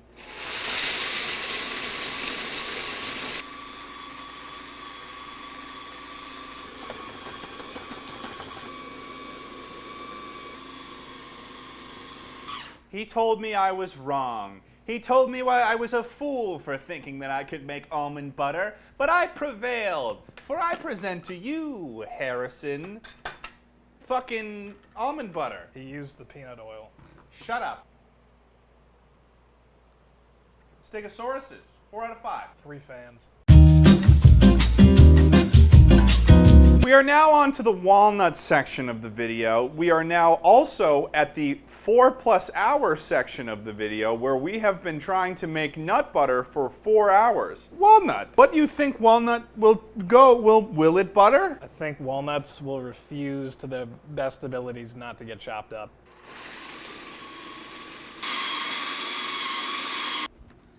Oh! Before. I'm a full supporter of the walnut butter? Of the walnut. It is 2 a.m. I didn't really think it would take this long. I don't think I've ever thought any of my videos would take this long to do. We're on to the pecans. We pecan do it. The pecans are now in the food processor. My eyes feel like they're falling out of my head.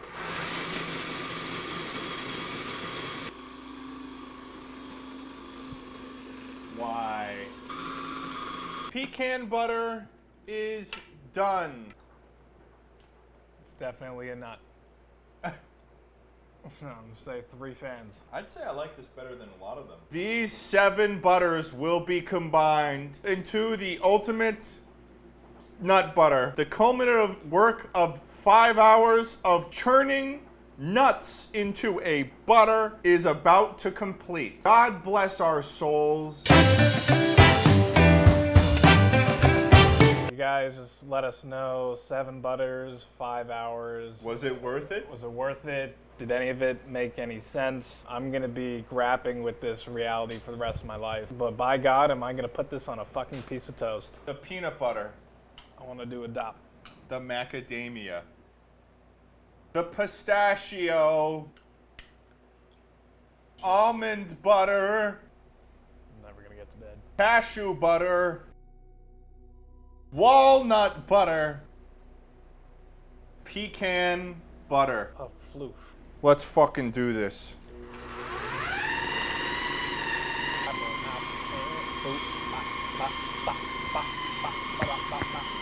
What flavor is gonna prevail?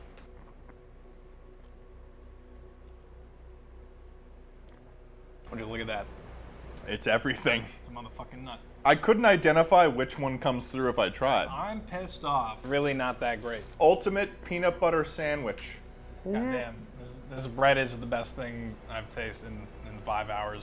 I think the coolest thing about this is the fact that it's like just in general nutty. This is ultimate nut butter on toast. Toast is different than bread. Toast is different than bread.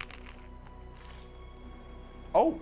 It took us 5.5 hours, but we've managed to make the ultimate nut butter. And let me be the first to say, it is very all right. I think the lesson to be learned from the majority of these ultimate food things is that really combining things together, it really just becomes the sum of its parts in the most literal way possible, in which it loses all character. Especially when it's, nuts, which don't have particularly strong flavors to begin with. Thanks for watching this video, guys. Hope you enjoyed us be miserable in making nut butter for 5.5 hours. Hey, this is also the last video that we're doing in this apartment, so hope you enjoyed your stay here over the last year, but time to sign off, folks, and move on. If you enjoyed this video, make sure to drop a like on the video, make sure to drop a comment, tell me what your favorite nut is, and I don't fucking know. I'll catch you guys around in the next video.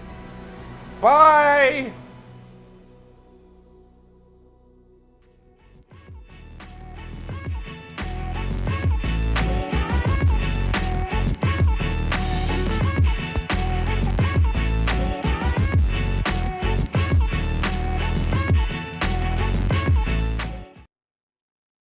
I'm also British, so I'm pretty cool. Hey man, I can think of some things that the British did that aren't that cool. Technology gets to a level that we would have thought ridiculous as children. You can buy yourself a home that was 3D printed, take a taxi with nobody behind the wheel, and robots are doing backflips now, something previously reserved for frat guys whose six-pack is their whole personality, and high schoolers a little bit too into parkour. Yes, I'm projecting, I wish I could do a backflip. And in the last 2 years, I've gotten pretty into growing my own plants. I've conquered growing basil and making my own pesto. I've conquered having houseplants, kind of. But this whole time, I was using the same thing. Soil from the earth, the substance that may have been holding us back this whole time. We've elevated our technology in so many ways, why not do that with the dirt itself? This is a loamy. This is a device that lets you turn food scraps into usable soil, or at least what the company calls loamy earth. Obviously by food scraps, they mean things like vegetables and fruit, but this device can turn any food scraps into soil. So what would happen if I turned fast food into soil? Could I grow a plant from that? So I'm gonna try to turn fast food into soil, grow arugula, and make myself a salad.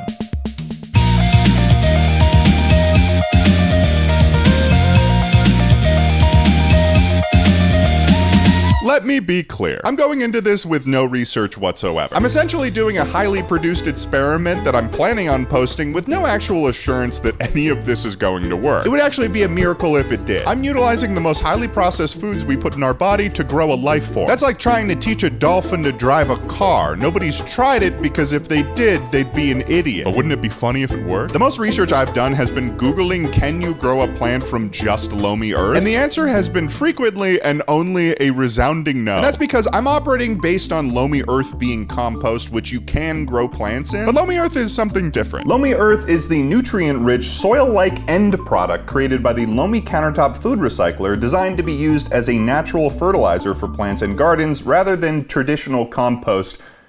Basically, it's not actually compost. I would have loved for this to be real compost coming out of this machine. In fact, that would have made it a lot easier for me. Unfortunately, making compost takes a long time and also the usage of worms. And I hate worms. They're like the losers of the ground, meant to be consumed by children and fish. But that restriction won't stop me from trying to brute force a miracle. Whoa. Look at this thing. The plan is to put all the fast food into this thing. It's going to grind it up and then hopefully turn that into soil that we can use to grow a plant. One of the first things I see is a QR code answering the question, what can I put in my loamy? I don't know if we're gonna follow that, but let's ask. It specifically says to have a smaller mix of processed foods. Batch number 1 would be McDonald's. 2 large fries, 2 double cheeseburgers, 20 chicken nuggets, and just to be safe, apple slices. Just to give it a fighting chance. Although I was looking at the ingredients of these apple slices from McDonald's, they also have an ingredient on them that's meant to maintain freshness and color. These are just apple slices, and they still had to add something into that. I need to fit all of this stuff right here into this. Oh, jeez.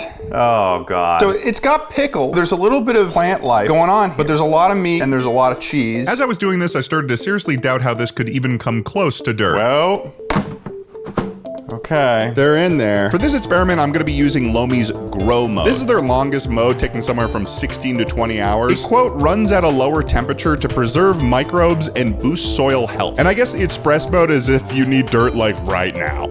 today. I'm also gonna be utilizing Lomi Pods. These are little tablets you put in that are allegedly packed with powerful microorganisms, and I'm for sure gonna be putting those microorganisms to work, and I'm not paying overtime. Microbacteria in there now. I guess with all that being said, let's turn this McDonald's into dirt. Okay. Oh, it's spinning. Oh, it's beginning the process. So I guess we gotta wait 16 to 20 hours before this turns to dirt. I don't know what I expected to happen here. When I got back from being out this last weekend, I got home and I've left the Lomi going, and my entire apartment smells like McDonald's. Oh my God. I had to open up the windows in my apartment just to filter out the air that I was smelling. And I gotta say, the resulting dirt is a little bit creepy. What the fuck is that? It smells like Cheetos. I made Cheeto dirt. It's dry, but there's like kind of a greasiness to it that isn't preferable, to say the least. I think a plant would taste that and be like, guess I'm just not gonna live. This is nasty. This is essentially grease slop that I have here. What's to do now that we have all of this dirt? Well, I've got a special little friend, the dirty bucket.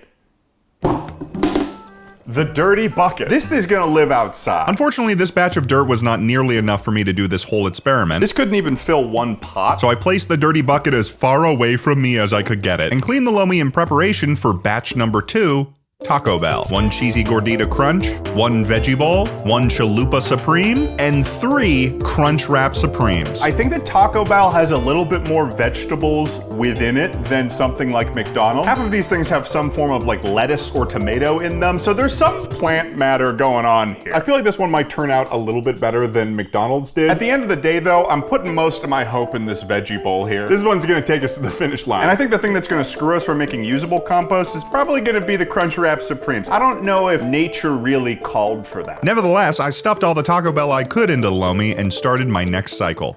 There it goes. It's beginning its magic to do horrific, unholy, godless things to this fast food. Taco Bell's done. This thing's got a little bit more dirt than I think the first round. I may have added some eggshells that I had left over from some eggs that went bad. I didn't want to put them down the garbage disposal. So if you're wondering what the white stuff in this is, it's eggshell.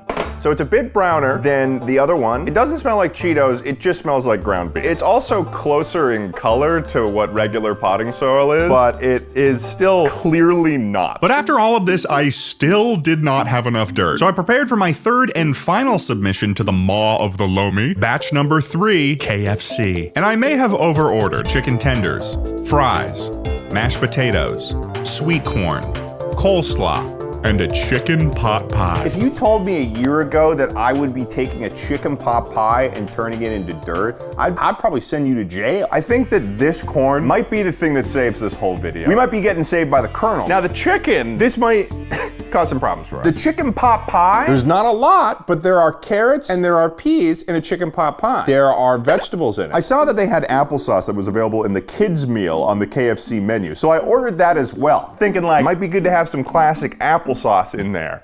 Didn't know I was gonna get tricked. They gave me a Capri Sun. I don't know if I'm living in crazy town, but this is very different than an applesauce. Either way, the Lomi hungered for more grease, so I once again fed it willingly. Also, the coleslaw was far too wet. Oh! That's barely even mayo at that point. That's just milk. Oh, I'm excited. I think this is gonna be a delicious dirt. Time to see how the KFC dirt does. The Lomi had the hardest time with the KFC. It took like maybe 48 hours. I don't know if that's because the Lomi's starting to struggle a little bit. Maybe the Lomi's starting to get a little bit depressed because it's currently operating in a job it was not designed to do. Looking a lot like the McDonald's. I don't know if that's all the corn that I added. Let's give it a feel test. Yeah, no, it's greasy. The dirty bucket hungers for more dirt.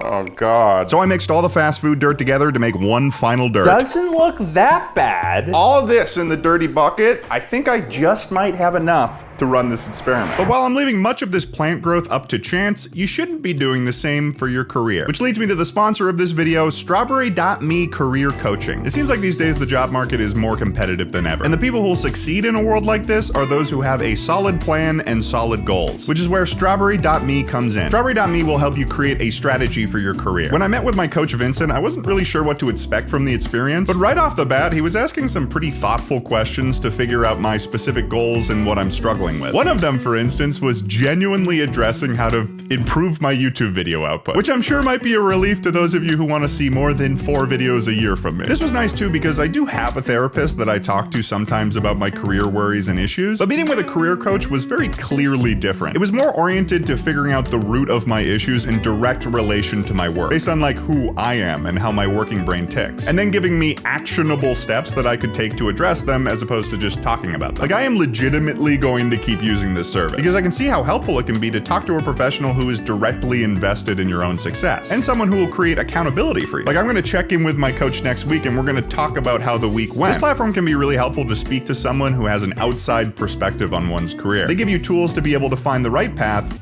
Good morning. I'm in Kyoto now. I didn't even film anything yesterday. I don't know how to vlog. About Japan is that green tea makes you hot. I want this. Green tea acquired. Let's see if it makes me hot.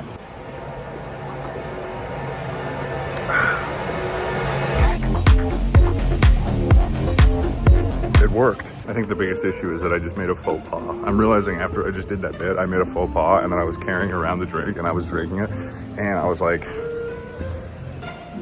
I screwed up again because you're not supposed to drink while you're walking, and I guess it's just an American thing or something. I basically just walked around the immediate area near my hotel. I went to a fragrance store. I bought a scent called Cowboy because I thought it was funny. I'm back out on the street. I like rotted in my hotel room for like 2.5 hours. And then I was like, what in the world is wrong with me? And then I got up. I mean, it's dark now. The hotel that I'm in is like a traditional Japanese hotel. So you take your shoes off at the lobby. So I'm like sliding around.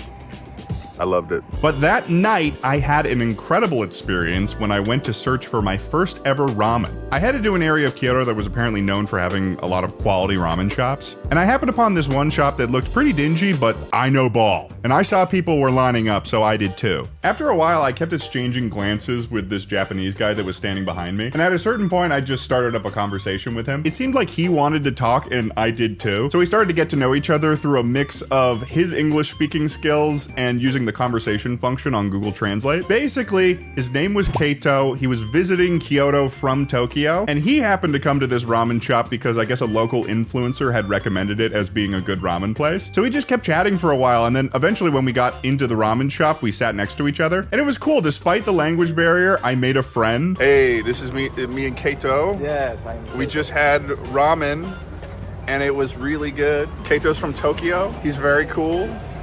We had a great time. Anything you want to say to the world? Everyone come to Japan. Everyone come to Japan. Yeah. I fucking love Kato, man. He is my dog. And the ramen at the shop was phenomenal. It was thick, juicy, tasty. I had a great time. By far, one of the cooler experiences I had in my solo travel experiences, just making a friend, despite a language barrier.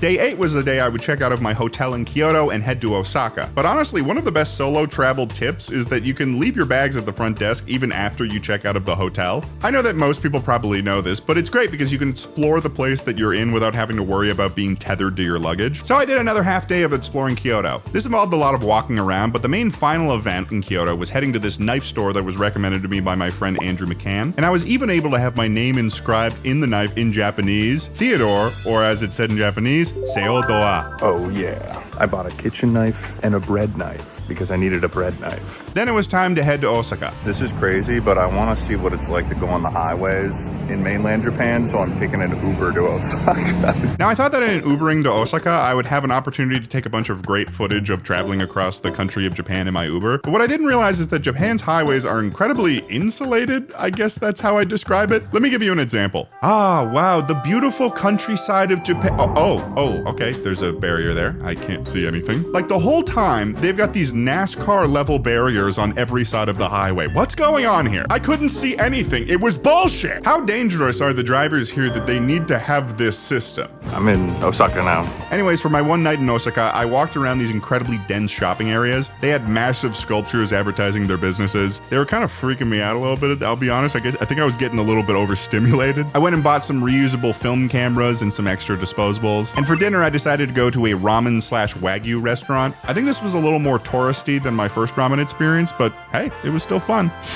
Wow. Day 9 was the day I would head from Osaka to Tokyo on the bullet train. But first, I had to get some breakfast. 7-Eleven time, baby. Good morning. This is a potato and beef croquette.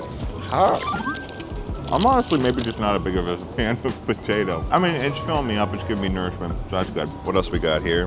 Just little tiny strawberries. Just for fun. Strawberry. Yeah, dude, tastes like a strawberry. I think I might be slightly allergic to strawberries because whenever I eat a strawberry, it gives me like this feeling of like dread. Is that crazy? That's probably crazy. So we've also got chicken, beef, pork, cutlet, egg, and cabbage. Behold, yum. Oh, it's phenomenal. Oh, man. Divine. So I headed off to the train station to grab my train to Tokyo. Like everything related to public transit in Japan, it was surprisingly easy to just grab a ticket for the train. So I hopped right on the Shinkansen and I began my journey to meet back up with Chad in Tokyo. What's cool about the bullet train is that you know it's going fast, but you really can't feel the speed other than visually seeing how fast the train is going. And it's wild to think that I made this journey in 3 hours. Like I checked how long it would take me to drive this distance to Tokyo. It would have been like 8 hours. Although one interesting hiccup on the journey was when I was almost in Tokyo and then the train stopped completely. And I mean the power like shut off in the train. The train was off. At first I thought we were at a station or something, but then an announcement started going for a really long time in Japanese, and I realized what they were saying was that there was an earthquake going on. Specifically, a 7.2 magnitude earthquake had just happened. Thankfully, I got most of the way before there was an earthquake. I don't know what happens next. Do we just sit here? I can also tell from my iPhone thing that I'm currently sitting on like a 45-degree angle. Oh! We're back in action, baby. Crazy enough though, I was only delayed by 16 minutes and they were apologizing over the loudspeaker for that delay. But I made it to Tokyo, specifically the Shibuya area. I walked with my luggage a kilometer and I finally made it to Chad, who had also met up with Mr. Anime Man. We walked around Shibuya that night, went to the Pokemon Center, checked out the Nintendo store, and I finished the night attempting to win one of these Japanese scam games. All right, here we go. And then I guess casual as fuck. No problem at all. Hey, grab that shit. Come on. We continue it with another attack on the Luffy thing. Yeah. The last thing they know, tried and true. I don't know if I did anything. I didn't win the One Piece figure, but I did lose like $40. I'm in Tokyo now. You've been here for fucking 2 days. I know. I'm in Tokyo now with Chad and the House of Basic. We're gonna go get ramen. This is their last day here. I've got like 3 more full days. This is their last day, so we're gonna have a good time. But we're hungry, but we need ramen, so. We're gonna get beers. And biru. So we walked around this very anime-centric area of Tokyo. I believe it's called Akibara. And then that night, we met up with even more Australians who happened to be in town. We strangely went and drank at an Irish pub. We're splitting the G's. We're just having a good night in general. We got yelled at in the bar because we were too loud. And I think they all thought that we were American, but I was the only one. We later on went to this area called Golden Guy, which has a bunch of really tiny, tightly packed bars, and we had a great time there. It was a really good night.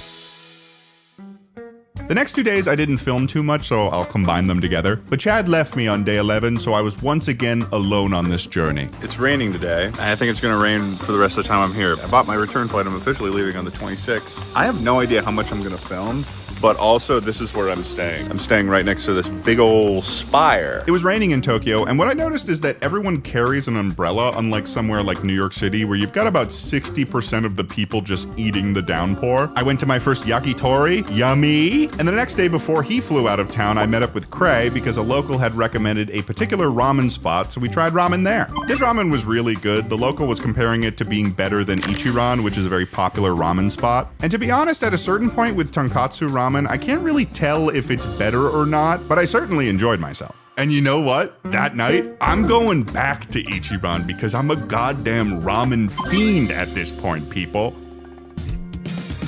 On my last full day in Japan, I met up with Mr. Jacob Alfarad, and our plan was to check out Tokyo Tower. We first had food at one of Jacob's favorite food spots in Tokyo that he had discovered right by the tower. We got ramen there, but his favorite thing was specifically the fried rice here. Then we headed up to Tokyo Tower. I'm not really sure what separates this from the Eiffel Tower. I think this was just Japan's way of saying that they can do it too. And we eventually decided that we would climb all of the stairs to the top. Over time, as we climbed, we realized two things. One, it was for sure a mistake to climb this tower at the level of fitness that we were both at, because we were both getting exhausted. And two, the Tokyo Tower has a pair of butt plugs as their mascots. What do you think about the little butt plug mascot? I was gonna say it is kind of like a butt plug, isn't it? It just is. It's just like literally its X shape. Why are you thinking about that? How can you look at that? They don't look representative of the tower in any way. They're just anthropomorphic butt plugs. One of them is wearing sunglasses and is hurt. A little bit of a rough session, maybe. I mean, that's the cooler butt plug, so no wonder. Yeah, no, that's the one that's experienced. The other one's just about to enter the business. And like, yeah, the view was great. We got to see all of Tokyo. We made it to the top. Awesome. These damn mascots, man. What was their deal? They even had lore. These guys were born in 1998, but canonically 10 years old. That's such a confusing piece of information. Anyways, we got little pennies to remember the butt plugs by. And I said my goodbyes to Jacob. I explored Tokyo by myself a little bit for the rest of the day. And then tomorrow was my final day in Japan. All right, today is the final day. I'm flying out of Tokyo today. This was an excellent trip. I had a good time. Probably said this a million times in this video. I don't know how to do a travel vlog, but I hope you guys enjoyed coming along with me. Let me know if you want to see more Japan vlogs in the future. So yeah, I headed to the airport. Really just in general, so grateful to be able to have gone on such a cool trip on such short notice. I could see myself going back to Japan in the fall, since it was a lot I didn't really get to see. But yeah, hope you guys enjoyed my first ever formal vlog on the second channel. I hope you enjoyed it. Let me know how to improve these. But yeah, thanks for watching, and I will see you guys later.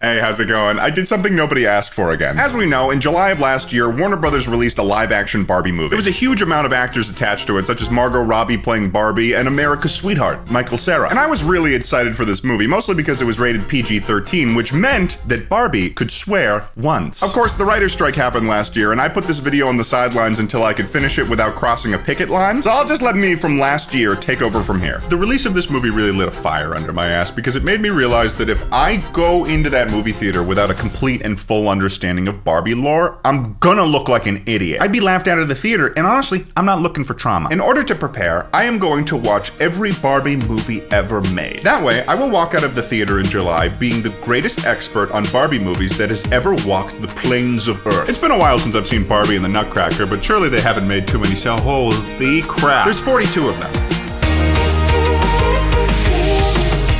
Here's the plan. I'm going to be watching every Barbie movie ever made, and I'm going to be taking detailed notes on every single one. My main purpose here is to develop a concrete and airtight theory on what the true lore of the Barbie cinematic universe, also known as the BCU, is. It can reasonably be said that there are 3 eras of Barbie movies over the last 22 years that they've been releasing them. You've got 2001 through 2009, the classic era, 2010 through 2015, the fashion era, and 2016 to present day, the modern era. I am going to choose the worst Barbie movie from each of these eras to talk about at length. For the other 39 Barbie movies, I'm going to be ranking them based on 4 criteria. 1, Barbie's character. What did I think of Barbie in this film? Was she making reasonable choices, or was she being an absolute fool the entire time? 2, story. Did it make sense? Was it interesting? Did I feel the characters had meaningful growth? 3, moral. Often in these movies, they try to teach some sort of valuable lesson at the end, and I'm going to be ranking each of these movies based on the quality of its moral. And for the 4th criteria, animal sidekicks. Barbie and her antagonists often have a little sidekick with them, a little creature, and I will be ranking these based on my own personal perception of them because I can. Each of these categories are worth 5 points, which means that a perfect Barbie movie could get a maximum of 20 points. I don't think it's gonna happen, but it's possible. These rankings are so I can talk about each Barbie movie without having to spend an inordinate amount of time doing so. because there's 42 of them. And as we progress through these films, I will be taking note of what we consider to be canon Barbie lore. There are many seasoned Barbie scholars out there that will argue that the Barbie cinematic universe is splintered into multiple different continuities. With all due respect, I think that's a pile of horse crap. I will be the first to develop a theory to connect every single Barbie movie together based on one simple foundation. Anything that Barbie does as herself in these films will be considered to be canon, as in it exists in the true universe of Barbie. So with all that being said, let's dive in to discover the true story of Barbie. Here we go. I can't believe that I'm doing this right now. This is the stupidest thing that I've ever decided to do. This is gonna be my base of operations for the next like 4 or 5 days. And other than sleeping and taking notes on my laptop, I'm gonna be watching every single Barbie movie. So to start off, the first Barbie movie that was ever released was actually the only one that I ever really remember watching. Barbie and the Nutcracker, released in 2001. This was the first 3D animated Barbie movie that was ever released. And surprisingly, for this time, they were using cutting-edge 3D technology to make this Barbie movie. One of the studios that was leading the charge in making 3D animated movies was the people making the Barbie movies. That's a little ridiculous. The first of 42 movies, starting with 2001's Barbie and the Nutcracker. Oh god. This movie is a story Barbie tells her sister Kelly about a girl, Clara, who basically gets shrunk down by an evil mouse king and has to help this Nutcracker, who's actually a prince, free this kingdom from tyranny. It's based after the Nutcracker story, and it's honestly as good as I remember as a kid. There's a giant stone golem that chases after him, people are petrified into stone, the rat is evil and bad. It's even got a twist scene that blew my mind as a kid where they thought they reached a castle, and it turned out it was a cardboard cutout. And it ends with some banger dancing. I mean, look at them go. 5 out of 5. Barbie's choices are dubious at some points, but ultimately pretty solid, so 4 out of 5. And Barbie doesn't have her own animal sidekick, but the Rat King as a British bat, who's pathetic and slightly annoying, so 3 out of 5. The moral's pretty good. When you're kind, brave, and clever, anything is possible, so I think I'll give that a 5 out of 5, Barbie. Nice job. So Barbie and the Nutcracker gets a pretty solid score of 17 out of 20. Honestly, so much more of a banger than I thought it was. I realized why we watched that movie so much as a kid. I mean, that's a great kids movie. It had stakes, it had fear. Some of the stuff going on in this movie was intense. Next up on the list this time is Barbie as Rapunzel. Here we go. If you know the story of Rapunzel, you know how this movie generally goes. Princess, she's locked in a tower. She's got her adoptive mother, witch lady, that's manipulating her to stay locked away. You've got a prince who's got the hots for Punzi. And you've got two feuding kingdoms who are mad at each other because one king is the dad of Rapunzel, thought she was kidnapped by the other king, but actually, it was the witch lady. She's evil. Also, Rapunzel likes to paint and sometimes makes magic portals, and that's how the witch lady got in prison forever. Pretty straightforward retelling, 4 out of 5. Barbie's pretty much a stereotypical princess that can do no wrong, pretty middle of the road, so I'll give her a 3 out of 5. But the sidekicks in this movie are insane. Rapunzel has a purple dragon and a rabbit. Both can speak English. And then the witch lady has a weird ferret thing that I think is horny. Oh, allow me, mistress. Incredible sidekicks, 5 out of 5. Finally, the moral at the end is love and imagination can change the world, which feels a little contrived because in this case it only affects Rapunzel's life, so 3 out of 5. So overall, this movie gets a 15 out of 20. Up next, we got Barbie of Swan Lake. Here we go. Barbie of Swan Lake is the first movie where I was like, what's going on here? It's the story of a girl who's really good at dancing, and after she randomly follows a rogue unicorn into an enchanted forest and finds a crystal, she's told that she's the chosen one to beat this evil wizard Rothbart, who's turned everyone in that forest into animals, but only during the day. And the wizard shows up with his huge nose, by the way, and turns her into a swan. That sucks. And then she falls in love with a prince who thought her swan form was kind of cool, but then the wizard tries to make the prince marry her daughter with some trickery, but then they beat the wizard in the end, and the lovers get married at the end. This one was kind of all over the place, so 3 out of 5. Barbie's sort of a fool in this one. She's wandering into forests, grabbing random crystals, letting herself get turned into a swan. She's basically struggling the whole time, so 3 out of 5. The sidekicks are a bunch of elves that are definitely just human children, and they're fools because they got turned into animals too, so 3 out of 5 for that mistake. And then the moral is you're braver than you think, which is like, I mean, yeah. I'm sure most people are. 3 out of 5. Total score for this one, 12 out of 20. Princess and the Pauper. Princess and the Pauper. Princess and the Pauper. Princess doing Pauper. This is another retelling of the classic fairy tale, The Prince and the Pauper. Basically, you've got two girls, one a princess who's rich, one a seamstress living in poverty and debt, and they meet one day and realize they look identical to each other. Also, there's this evil royal advisor, Preminger, surprisingly played by Martin Short, who is secretly stealing all the gold from the kingdom and wants to take over the throne by marrying the queen. He's also got an evil demon boy song. By marrying the a princess, I get all that I desire, like a moat, an ermine coat, and palace views. Actually a banger. So Preminger kidnaps the princess to remove the kingdom's heir, and the pauper pretends to be the princess while they try to find her, and they eventually do, and Preminger gets arrested for being a bad boy in the end. Honestly, there's some pretty good voice acting and songs in this movie, and while there was some for sure goofy parts, I'd give it a 5 out of 5. Barbie is technically both of these characters, but it's a little naive when the princess is telling the other woman in poverty that she's just like her in song. I'm just like you. I think that's true. You're just like me. Yes, I can see. So probably a 4 out of 5. The sidekicks in this movie are just 2 cats that each of the girls own. They can speak to each other, but not the humans. I'm just gonna give them a 4 out of 5. And the moral is just live your dream, which is so basic, so I'm gonna give that a 3 out of 5. Overall, Princess and the Pauper gets a 16 out of 20. So I've seen 4 Barbie movies thus far, which means that I have done an 11th of the total amount of Barbie movies. I've had my laptop here this whole time and I've been gathering information. I have no idea if it means anything yet, but I've got my suspicions.